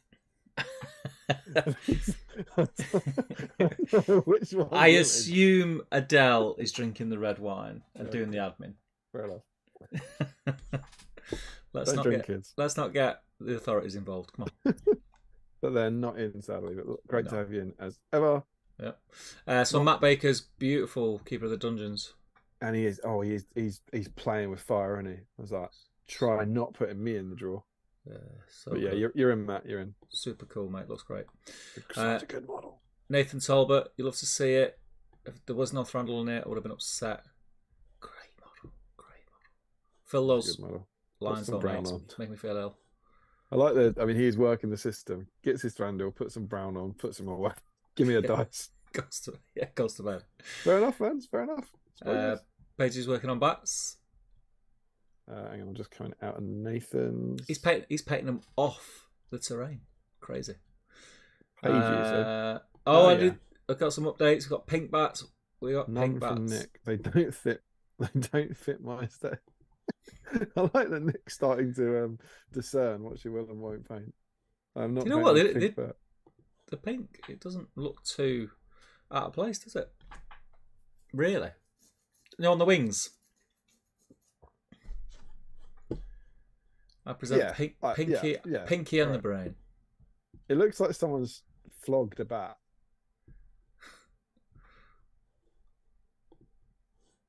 Listen, they're both in. I like these. No, they're not both in. They're both Sam's. Has he done it? Has he done it pink? No, I decided to try my hand at the pink. All right, both Sam's. Sorry, Sam. I tried to get you 2 entries. He's caught me out. Jake Pollard. Why are you apologising to him? That wouldn't get him 2 entries. That would get Nick an entry. And she would because he would have paid the other one for her own. Yeah, but he paid the other one. Yeah, but it wouldn't get him anything. It'd just be someone to lord it over him. It's not Come on. Jake Pollard working on Huskars and Dunleading Horsemen. I know that looks like a Stormtrooper captain, but it's not. It's a Braga conversion. Is it? Painted 2 horses so far. Been slow painted. Nice try. Oh, it's Jake Pollard, Alkaline Trio. You love to see it. What even is that? That's not. Is that an album cover? Is that a coaster? Oh, my second favourite band. I think it's a coaster. I think it's a coaster, isn't it? Yeah. Love to see it. You love to see it. Josh Crosby. Like the gold, mate. It looks cool. For some reason, the way mine's working tonight, I have to scroll down. The further we're getting, the longer it's taking me to bloody well scroll back down. Is it doing the thing that when you click on a picture and then you come out, it goes to the top? Yeah. I was doing that to me the other week. It's a pain in the arse. Crosby, lovely gold. Snack is Babka. I baked today. Solid baking work from Joshua. Love to see it. It's good to see it the weekend, dude. They had a lovely display board again, as per. I feel like they got Josh definitely won Oh, forgive me if I get this wrong, Josh. I think Josh won the Warband of Legend, whatever they call that one. And then they won. Did they get Judge's Choice possibly for Best Army? They either got second or third place for Best Army or the Judge's Choice Award. They walked away with some glass. Very nice. Very well deserved. What's Talbot posting here? Man United goalkeepers that have been better than Onana. It's quite funny because he's having a shocker. Katie Webster, my elves are unimpressed. This gobbo is distracting me this evening. That's right. We had they're all ganging up on that one lonely elf, goblin, should I say? But she's in, right? Quite cool. Is she there? So this is. I don't think she is. Who? You know, Katie. I know. We said their army was great, right? Yeah. Their display board was basically about her and Chris's wedding. Oh. And so there was a Mirkwood Ranger in glasses with purple hair who was Katie, and a Beorning in a beanie with glasses that was Chris. They both looked really quite like them. It was really quite disturbing. And then the board was they had a little arch, little floral arch, and they had tables out for all the wedding, and it was like Mirkwood Rangers, which were like her side, and Beornings, which is his side, on this beautiful little board. It was so cool. That's cool. So cool. I've said this before. I'm always like quite jealous sometimes when people can go off piste with their projects, because I'm like really sort of set in my ways. It's got to be like box art or movie. I can't do like paint my models or convert my models to be something that's not. And I always see stuff and oh, so cool, but I'm a bit like that. I think, to be fair. Every now and again, I did like Arnold Nelson. I did like a Christmas Bombadil, but for the most part, I couldn't do a whole army on a bit of a weird theme. Yeah, it's a weird thing that I've got. Joshua, bit in a Balrog, magnetised, nice, like to see it. And then I was going to move on to some goblins. Very cool, very cool. I always like seeing Balrogs. Never done them. Done a few. I've only got the metal. I've got the massive metal one from the Made to Order. I haven't got a plastic one, but I bought that because Rob Cron convinced me to buy it because it only had one model to my backlog. I've got no intention of. I honestly think if I ever do a Balrog, I'll be buying a new plastic one and painting that. I still need to sculpt flames on them wings. Very cool. Right. Tom Spate, no Hobbit from me, but working on terrain for a while, so painting some minis to play through the Rune of Arnor scenario sometime. I love the Spectres. Yeah, good one. So cool. Larry Miller, what's this? Oh, look at this. This is from the GVHL FAQ. Yeah. This was how we fixed Hurl. Probably, I don't know, 2014ish. So that you couldn't hurl it behind you. Yeah, remember that. That was great. So you could only ever hurl it in that 180-degree direction. Do you remember when hurling dominated the game for about 6 months? It was before that diagram. More than 6 months, a couple of years, man. Everyone just brought things that could hurl, and it was like, yeah, I'm going to throw him this way, that way, I'm going to swing him around my head, and yeah, horrible. Lily's Progress. Bilbo and Gold was great. Anti-red wine glass. Lovely to see. Oh, look at this. The display board, or is this for the? This looks like it could be for the scenario. Well, they say it's the snacks for tonight, so I think they're going to eat it. No, I mean the terrain. It looks cool, that, doesn't it? I like the random crab in the background. Yeah. He's in front, right? So right, get your Mario board out, yeah. Right, get all the snacks we're going to eat and drinks, yeah. Put a crab in front. maybe maybe Lily's worked her way through that Dr. Pepper. Park Hill, tackling these bad boys. I love that you're doing that as a family. Yeah, it's great. That's cool. It's cool. Really, really cool. Hate the army list. Oppressive and awful to play against, but the models are ace, and I've had these for paint for quite some time. Perfect opportunity. I think you're oppressive and awful to play against. I don't. You're a delight. Oh, he's gone blue. Nice. Like it. like Remember it. that? Remember the Battle Games of Middle Earth highlight?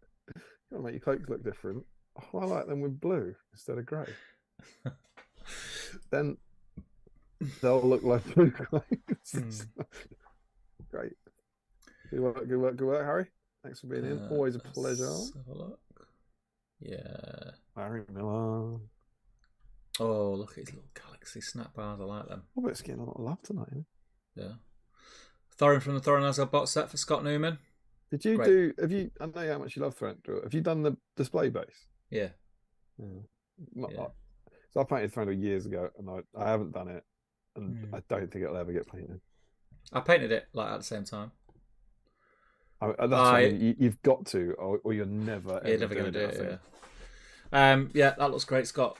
Really nice paint job. Such a good model, isn't it? Yeah, it's cool. Oh, it's a beautiful job you've done that as well. Yeah, it's class. Really good. That's a conversion, right? Isn't it? No. It looks like he's just positioned Look, he's changed the pose of his right arm. Look at the first pick. He's got green stuff on the shoulder. Oh yeah, he must have repositioned it. I'm trying to think where it is normally. I think comes out of his bum. And Scott Newman has got his new hobby room. Yeah, look at me showing off. Isn't it? Looking amazing, sir. Colour me cool. very jealous. Very cool.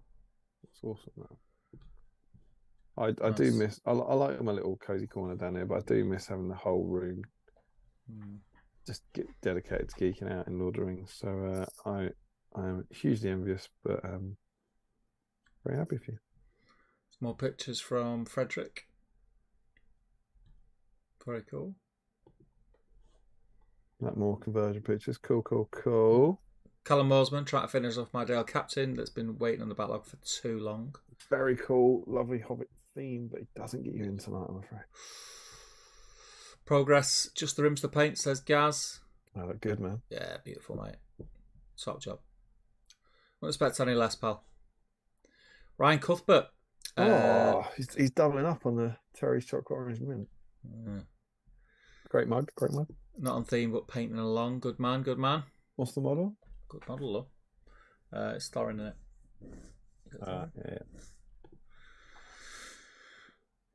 Yeah. More from Frederick. Nice. Nice, Freddie. Camille. On his Witcher. Level 1 monster. Cool. And then we got an update from Larry. Cleaned up time for the super glue. Just nailed them 2 chocolate bars, hasn't he? Stephen Ryan. Kari sweat in the background. You love to see it. He's got another one there. Some assembly done, waiting for it to dry. Doing some more. Just looking at Stephen Ryan's Battle Games Middle Earth Metasold. We just saw a bench fell on its roof. Oh, mate, that sucks. Oh, that is grim. That sucks. Oh, look at us laughing. No, what? A bench? A bench above your model. There's a guy on I don't know what. Yeah, I've obviously liked the Lego post or something. I don't know what page it was. Some sort of like Lego fans page, right? Where a guy's displayed his Lego collection. Yeah. Imagine a wall with a door in it, and he's got Billy bookcases with glass things on, presumably screwed into the wall. You know the Titanic, the Lego Titanic. Yeah. It's one of the biggest sets they do. It's got one of the sets with most pieces. It is sitting on like 4 beams above the door. So not like a shelf, like 4 beams. Yeah. With the Lego completed Titanic just sitting there, and all the comments are like, "This makes me feel sick." Like, you slam that door, that thing's down. You know, like it's just this really weird thing. Like, look at my awesome Lego wall, and everyone's deeply upset about how he's storing the Titanic, and rightly so. Yeah. Tom Marshall, small part of my whip at home. Can't take credit for. Did Stephen Ryan? He's just doing Lord of the Rings trolls. Yeah, so he's not in. Yeah, and they're the ones from the box we gave him. How cool is that? That's cool. Part of my whip at home, can't take credit for the paint. I like the pink and green goblin, but nothing in there. I love that dragon. Is that a Forge World dragon? God knows, you know better than me. And Chris Webster sneaks in. Oh, nice work, mate. Pretty cool models, the They mercenaries. are cool. They are cool for sure. I've been far more tempted. I mean, I haven't done it, but I've been far more tempted to do my 1 warband of them than I've been doing my 4 warbands of normal one. They're nice because they're really good kits in the sense that you can pose the arms and stuff different. Yeah, Do you know what I mean? And like they got waist swaps. Really good. Yeah, Larry's well on his way here now.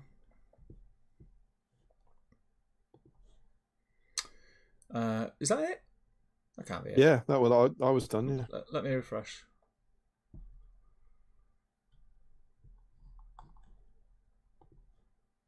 Boom, boom, boom.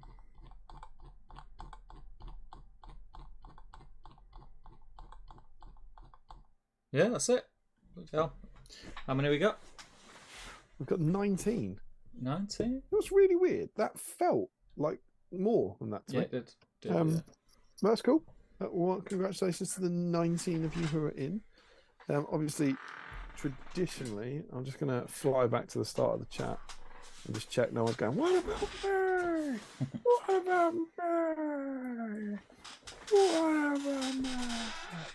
And they don't seem to be doing that. Oh, feeling it now, So mate. I would suggest using the prize-winning D6 3 times, but we're going to need a 7.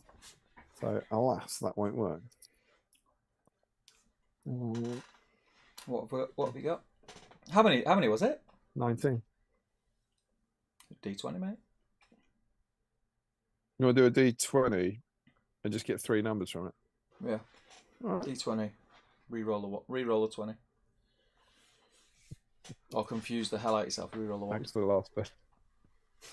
The 20 had come up, I would have been lost without either. Well, in your case, if the 20 comes out, roll it twice more. Don't make me bring up the D10. So yeah, we have. Shall I? That still cracks me up. That. What's the 0 for? Treat the 0 like a 10. What were you saying? Were you saying everything's -1 or something? So the 0 was a 1. And the 1 was a 2. Let's be absolutely honest. Neither of us remember which way around it was. Let's be totally honest on that one. I couldn't tell you. I couldn't tell you if it was. That was great. Like, you must have been tired. You must have been tired that night. Because I remember you saying it and me thinking, "What?"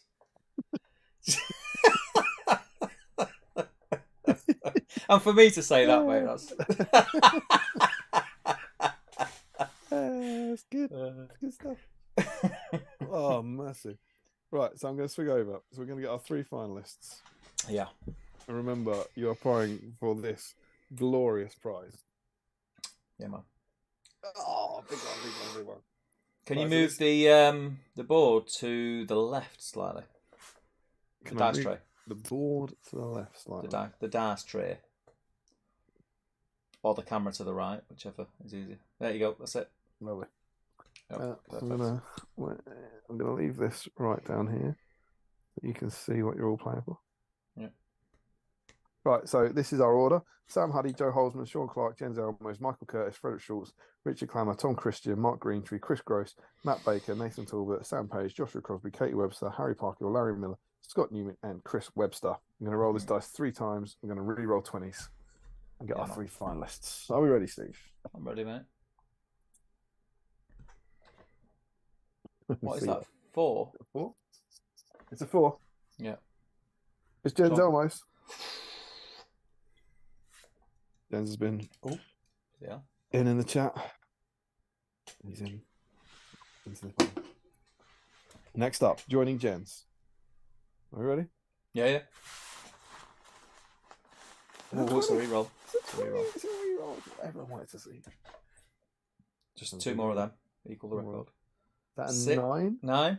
9 dot at the bottom. That's a 9. That's Mark Greentree.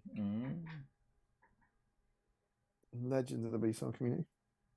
Our final finalist joining Jens and Mark. 7. It's Richard Clammer. Congratulations. So well done to Rich, everyone. Jens, and In order, Jens, Richard, and Mark. Jens, Richard, and Mark. Okay. I'm not looking at you. I can just hear you. That sounds so much like you're writing them down. So we've got a record, and I know it's just an old man repeating them in the hope that that you're not writing this down in the slightest. You're just hoping it might Hoping help. I'll remember. Who is it again? Jens, Richard. What now? What's the Jens? Is it? Wonderful. Yes, well done to everyone, but particularly to our finalists, Jens, Richard, and as ever. Let me give you the dice. Let me tell you what's on the line. Dice winners. Let's sort by wins.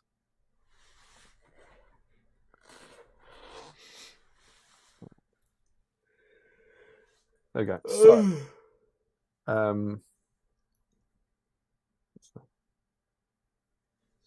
right. So who do I say? Jens Elmos. Jens Elmos has won one dice. Yep. Richard Clammer has never won a dice. Ooh. And Mark Greentree has never won a dice. So Jens can break the heart of two people here. He could. What do you reckon? Any predictions? I can see Clammer taking it tonight. I'm going to go for Mark Greentree. I think he's just put so much into BSIME over the years. I think it's his time. Right, here we go. Let's do it.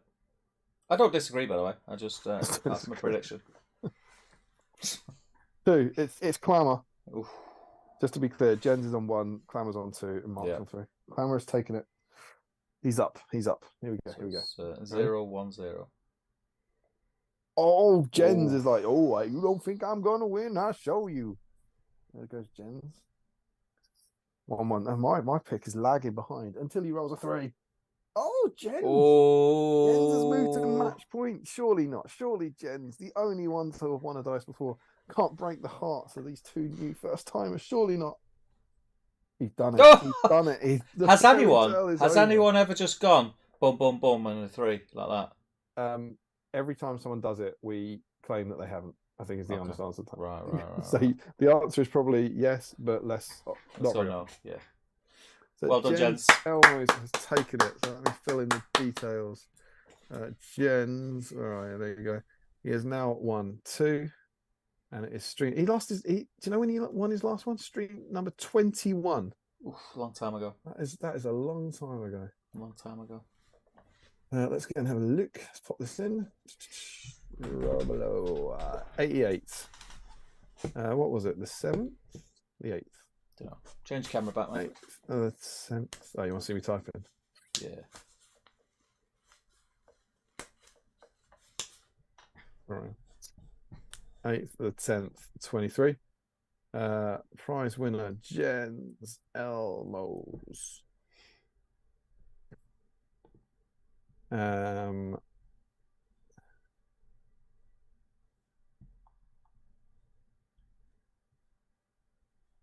Entries, do we say 19? Yeah.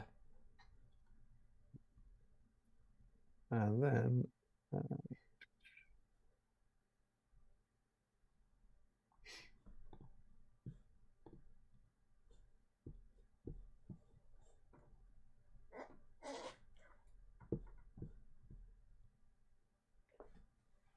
boom, and we are in. Congratulations to Jens. He becomes the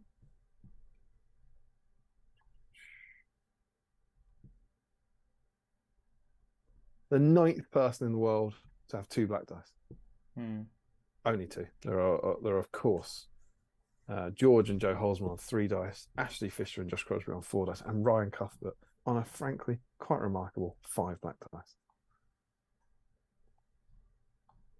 Well done, mate. There we go.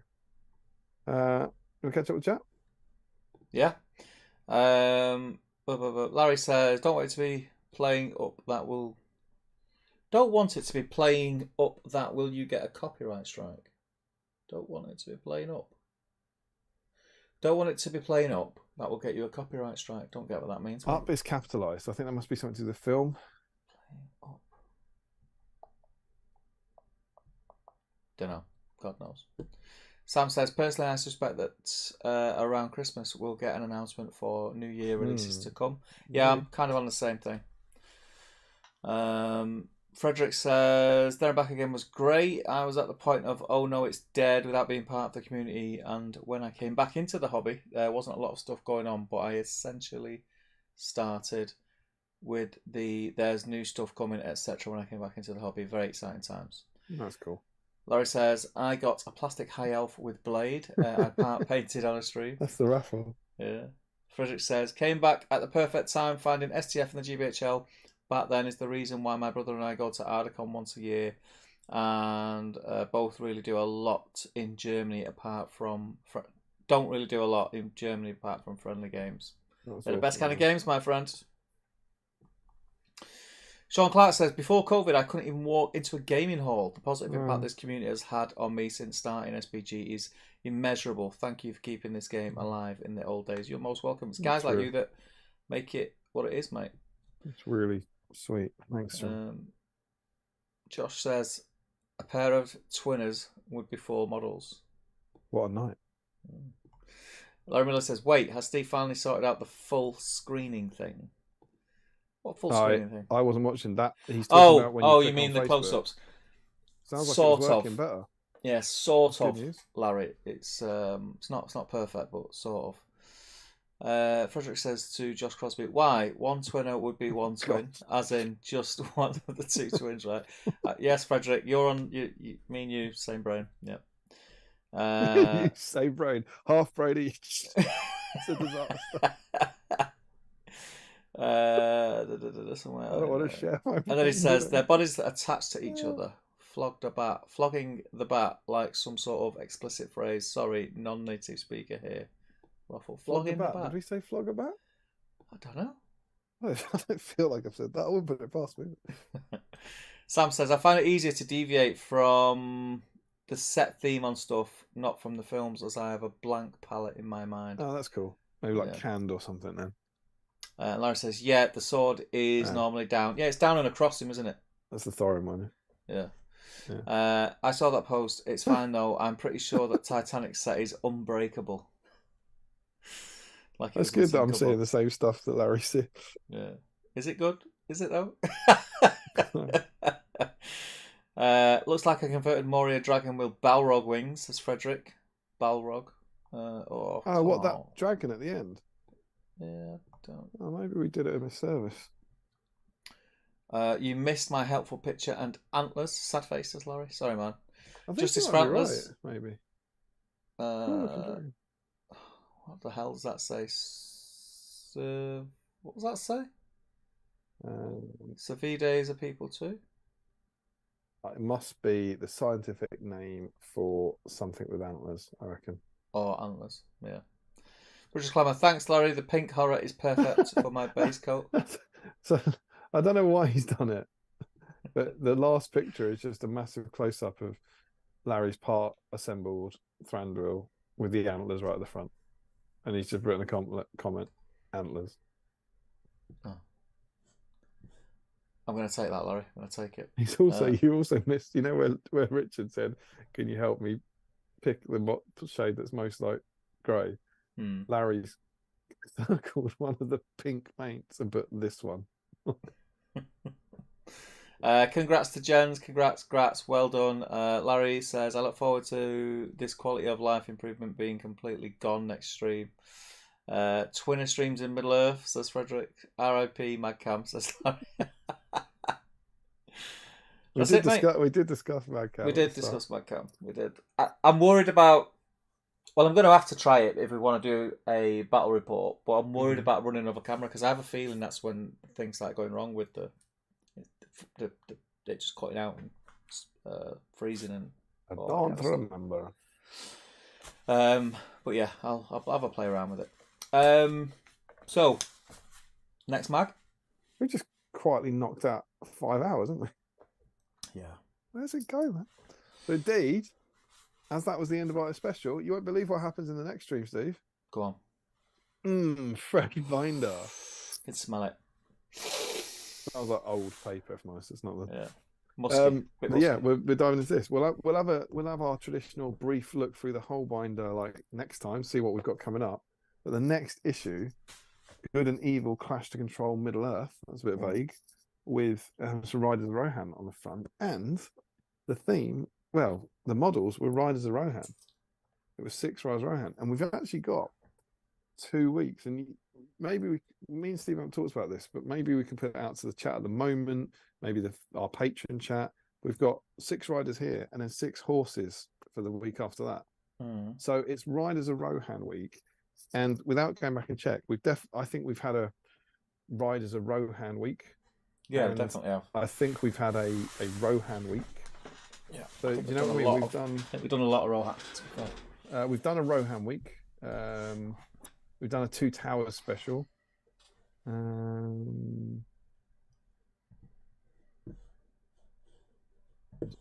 hang on. Do you know Royal Guard? This is insane. Surely not. I think there's actually an outside chance we haven't done a Riders of Rohan week. We definitely have. No, but I think what's happened is when we got to them, it's probably the Rohan one. I think we made maybe issue 14 feels like it would have had a Riders of Rohan in it around that time, and we just made the theme Rohan. Right. So I don't think we've had that's the answer, isn't it? If we haven't had it, we'll have to go and check properly. If we haven't had a Riders of Rohan thing, then I think we do Riders of Rohan, right? I find it hard to believe, but if that's the case, the spreadsheet doesn't lie. We would have had a reason for doing it at the time. There is another option of we've had a lot of new Rohan heroes since Battle Games in Middle-earth was released that will never get looked at. Oh, I see. Otherwise, bear in mind we've got 2 weeks to deal with it, so we could have both of those. Yeah. But I mean, let's assume because Horse Week's going to be a bit crap, isn't it? Oh, Larry will get upset about that. He loves a Horse Week. If there actually hasn't been a Rise of Rohan week, as my spreadsheet tells me there hasn't, might have missed it, but I will go and check. Then we do Rise of Rohan, and then for the week after that, which is the horses, we'll do something else Rohan, which might well be what you suggested. Yeah. Yeah. So something in that ilk. And do you know what's crazy? Go. I need to paint some Rise of Rohan, man. So I'm going to be painting fully on stream. I'm going to be painting the proper models. Nice. I painted about 20 Rise of Rohan about 10 years ago. Never crossed my mind to go back to them, and now I'm going to be painting some more. What do you think we can tempt you into painting, sir? I'll be finishing these guys, aren't I? Still working on goblins? Yeah. I'm not going to do. Half of my problem is I've got loads of stuff I've not finished. I ain't going to do that. I'm going to finish what I start from now on. Good idea. So that's all right. Clear the backlog.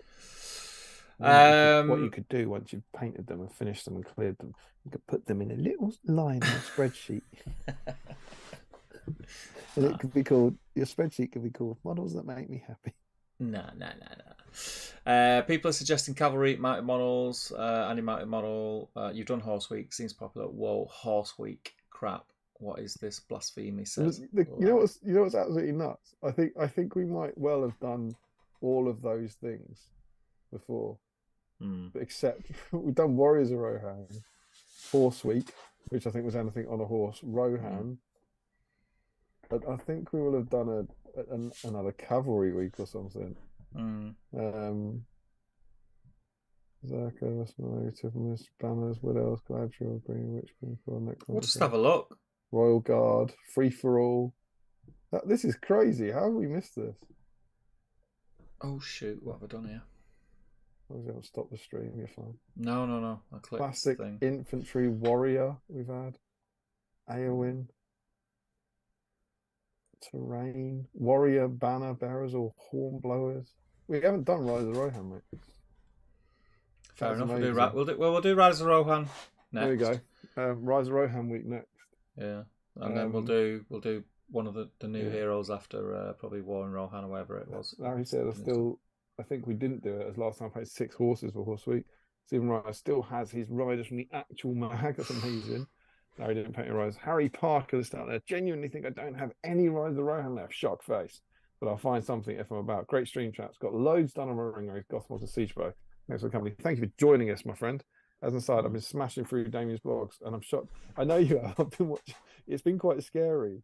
Harry's been watching my old vlogs that he was behind on and catching up quicker than I can upload them. So yeah, you are catching me up, but I'm hoping to have another one out, I'd say in about a week's time. So I should be able to keep another one going. I've still got at least I've got 1, 2. I've got 3 more kind of almost backed up and ready to go, essentially. Nice. So there's 3 more vlogs coming in the not too distant future. Steve, yeah, down back again. What last thoughts? Summing up. Class. I would go as far as to recommend people who came into the hobby late after that was released and it wasn't the book that needed to be bought to get one off eBay just for the hell of it. It's a great book. It cannot be understated how much that did for the hobby.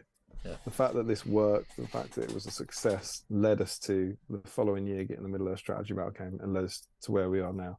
Yeah. This is like a love letter, like the stuff that Adam and I'm going to be really simplify this. Adam and Jay did in terms of writing it, and then the stuff that the sculptors did, which was largely, I believe, Gav, Keith, and Rog McFarlane, in terms of bringing new stuff to the game, is just huge. And the thing that's got me through the last 3 Hobbit streams, or the last 2 in particular, has been like, it all ends well. It all ends delightfully. And it won't forever, of course. This era will come to an end, of course. And maybe that will be the last era, but we must treasure the times we're living in when we have an active team still that are producing stuff, even if they seem to be on a pause or having a nap or on hiatus, whatever it is going on, they're still there, still working away. And we're still living in the glorious glory days. We've seen these days renewed and we must make the most of it and remember where we were. So yeah, and here's the crazy thing. If I grab that and that, my cherubs, is the history of the Hobbit.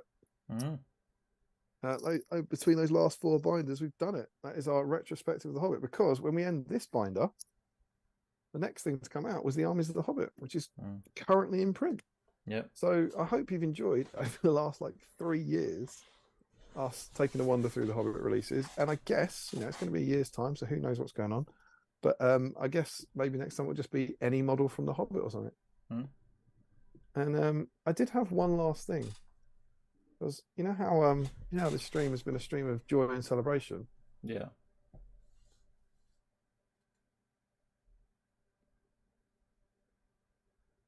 Go on. Do I? Oh. Go on. You know. Go on. You know what's coming. It takes a man with massive kahunas to do this at 25 to 1 on a Monday morning. Jesus, it's a big one. It's a big one. It's not a party popper. It's a confetti popper. It's a stick of dynamite, looks like, mate. I don't know what the noise will be like. It will be a nightmare to clean up. But you know what, Steve? Go on. It's worth it, man. Go on, do it. It is worth it. The chat's going mad, mate. Chat's going mad. So this is to the Middle Earth team. Yep. It started with Adam, Jay, Rob and Keith, and has taken in everyone on Dan Entwistle, Rob Alderman, and all the other people who have worked on it over the years, Lewis, and everyone else, for bringing us back from the brink, but not falling into darkness of all that remained of the rest of its kin, and for coming back to us at the turn of the tide to lead us to the glory of the fourth age. Thank you. Namaste. I don't know what's going to happen. Oh, mate, I know you're going to get it right. Luckily, we didn't hear it. We didn't hear it. We just seen you pull a string and a few bits of confetti flew in the air. We didn't hear it. We didn't hear nothing. It's pretty fucking loud, mate. Quite cool, though. There's an outside chance that might have come from Nathan Talbot. I think it did, because I think I've got a pack of them. If it did, thank you very much, sir. Yeah. Can you imagine any better celebratory way? I'm just waiting for that door to open behind you now and an angry wife peering around. What have we got? Stephen, every model from my streams from the actual mag, you love it. Larry, I'm rewatching fancy shit videos faster than you're uploading. You are. He said, I'm currently on 0. Harry says, sounds good. See you very soon. Absolutely. Cheerio in the chat, by the way. Sorry, I've not been chatting much here. Very much pain tonight. That's all good, mate. All good. Richard Clam, I think I have a box fan acceptable. Rohan Riders was going to sell them, but why not just add them to my other 400 foot? That's it. That's where this started from with my Warrior Goblins. I was going to sell them. Why not just paint them? And here it comes. Party popper. Oh my. You lunatic. These guys, they know we don't play by society's rules. Harry says, to think I almost left a few seconds ago. Party cannon.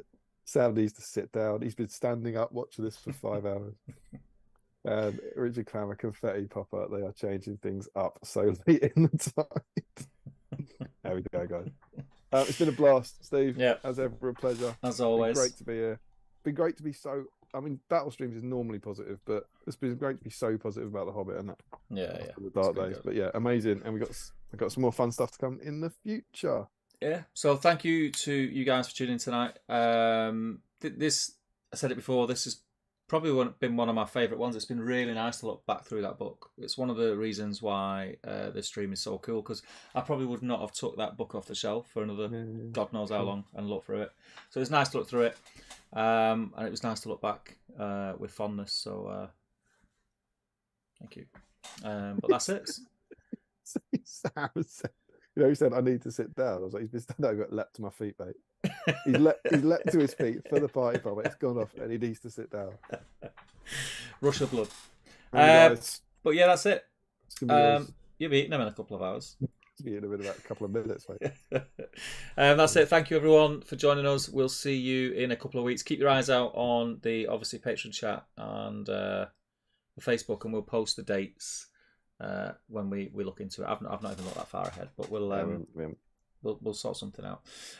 Right, that's it. Good night from me, Damon. Anything you want to add? Thanks so much. Absolutely not. No. Been a cracking night. Thank you all for joining us. We love you. Take care, people.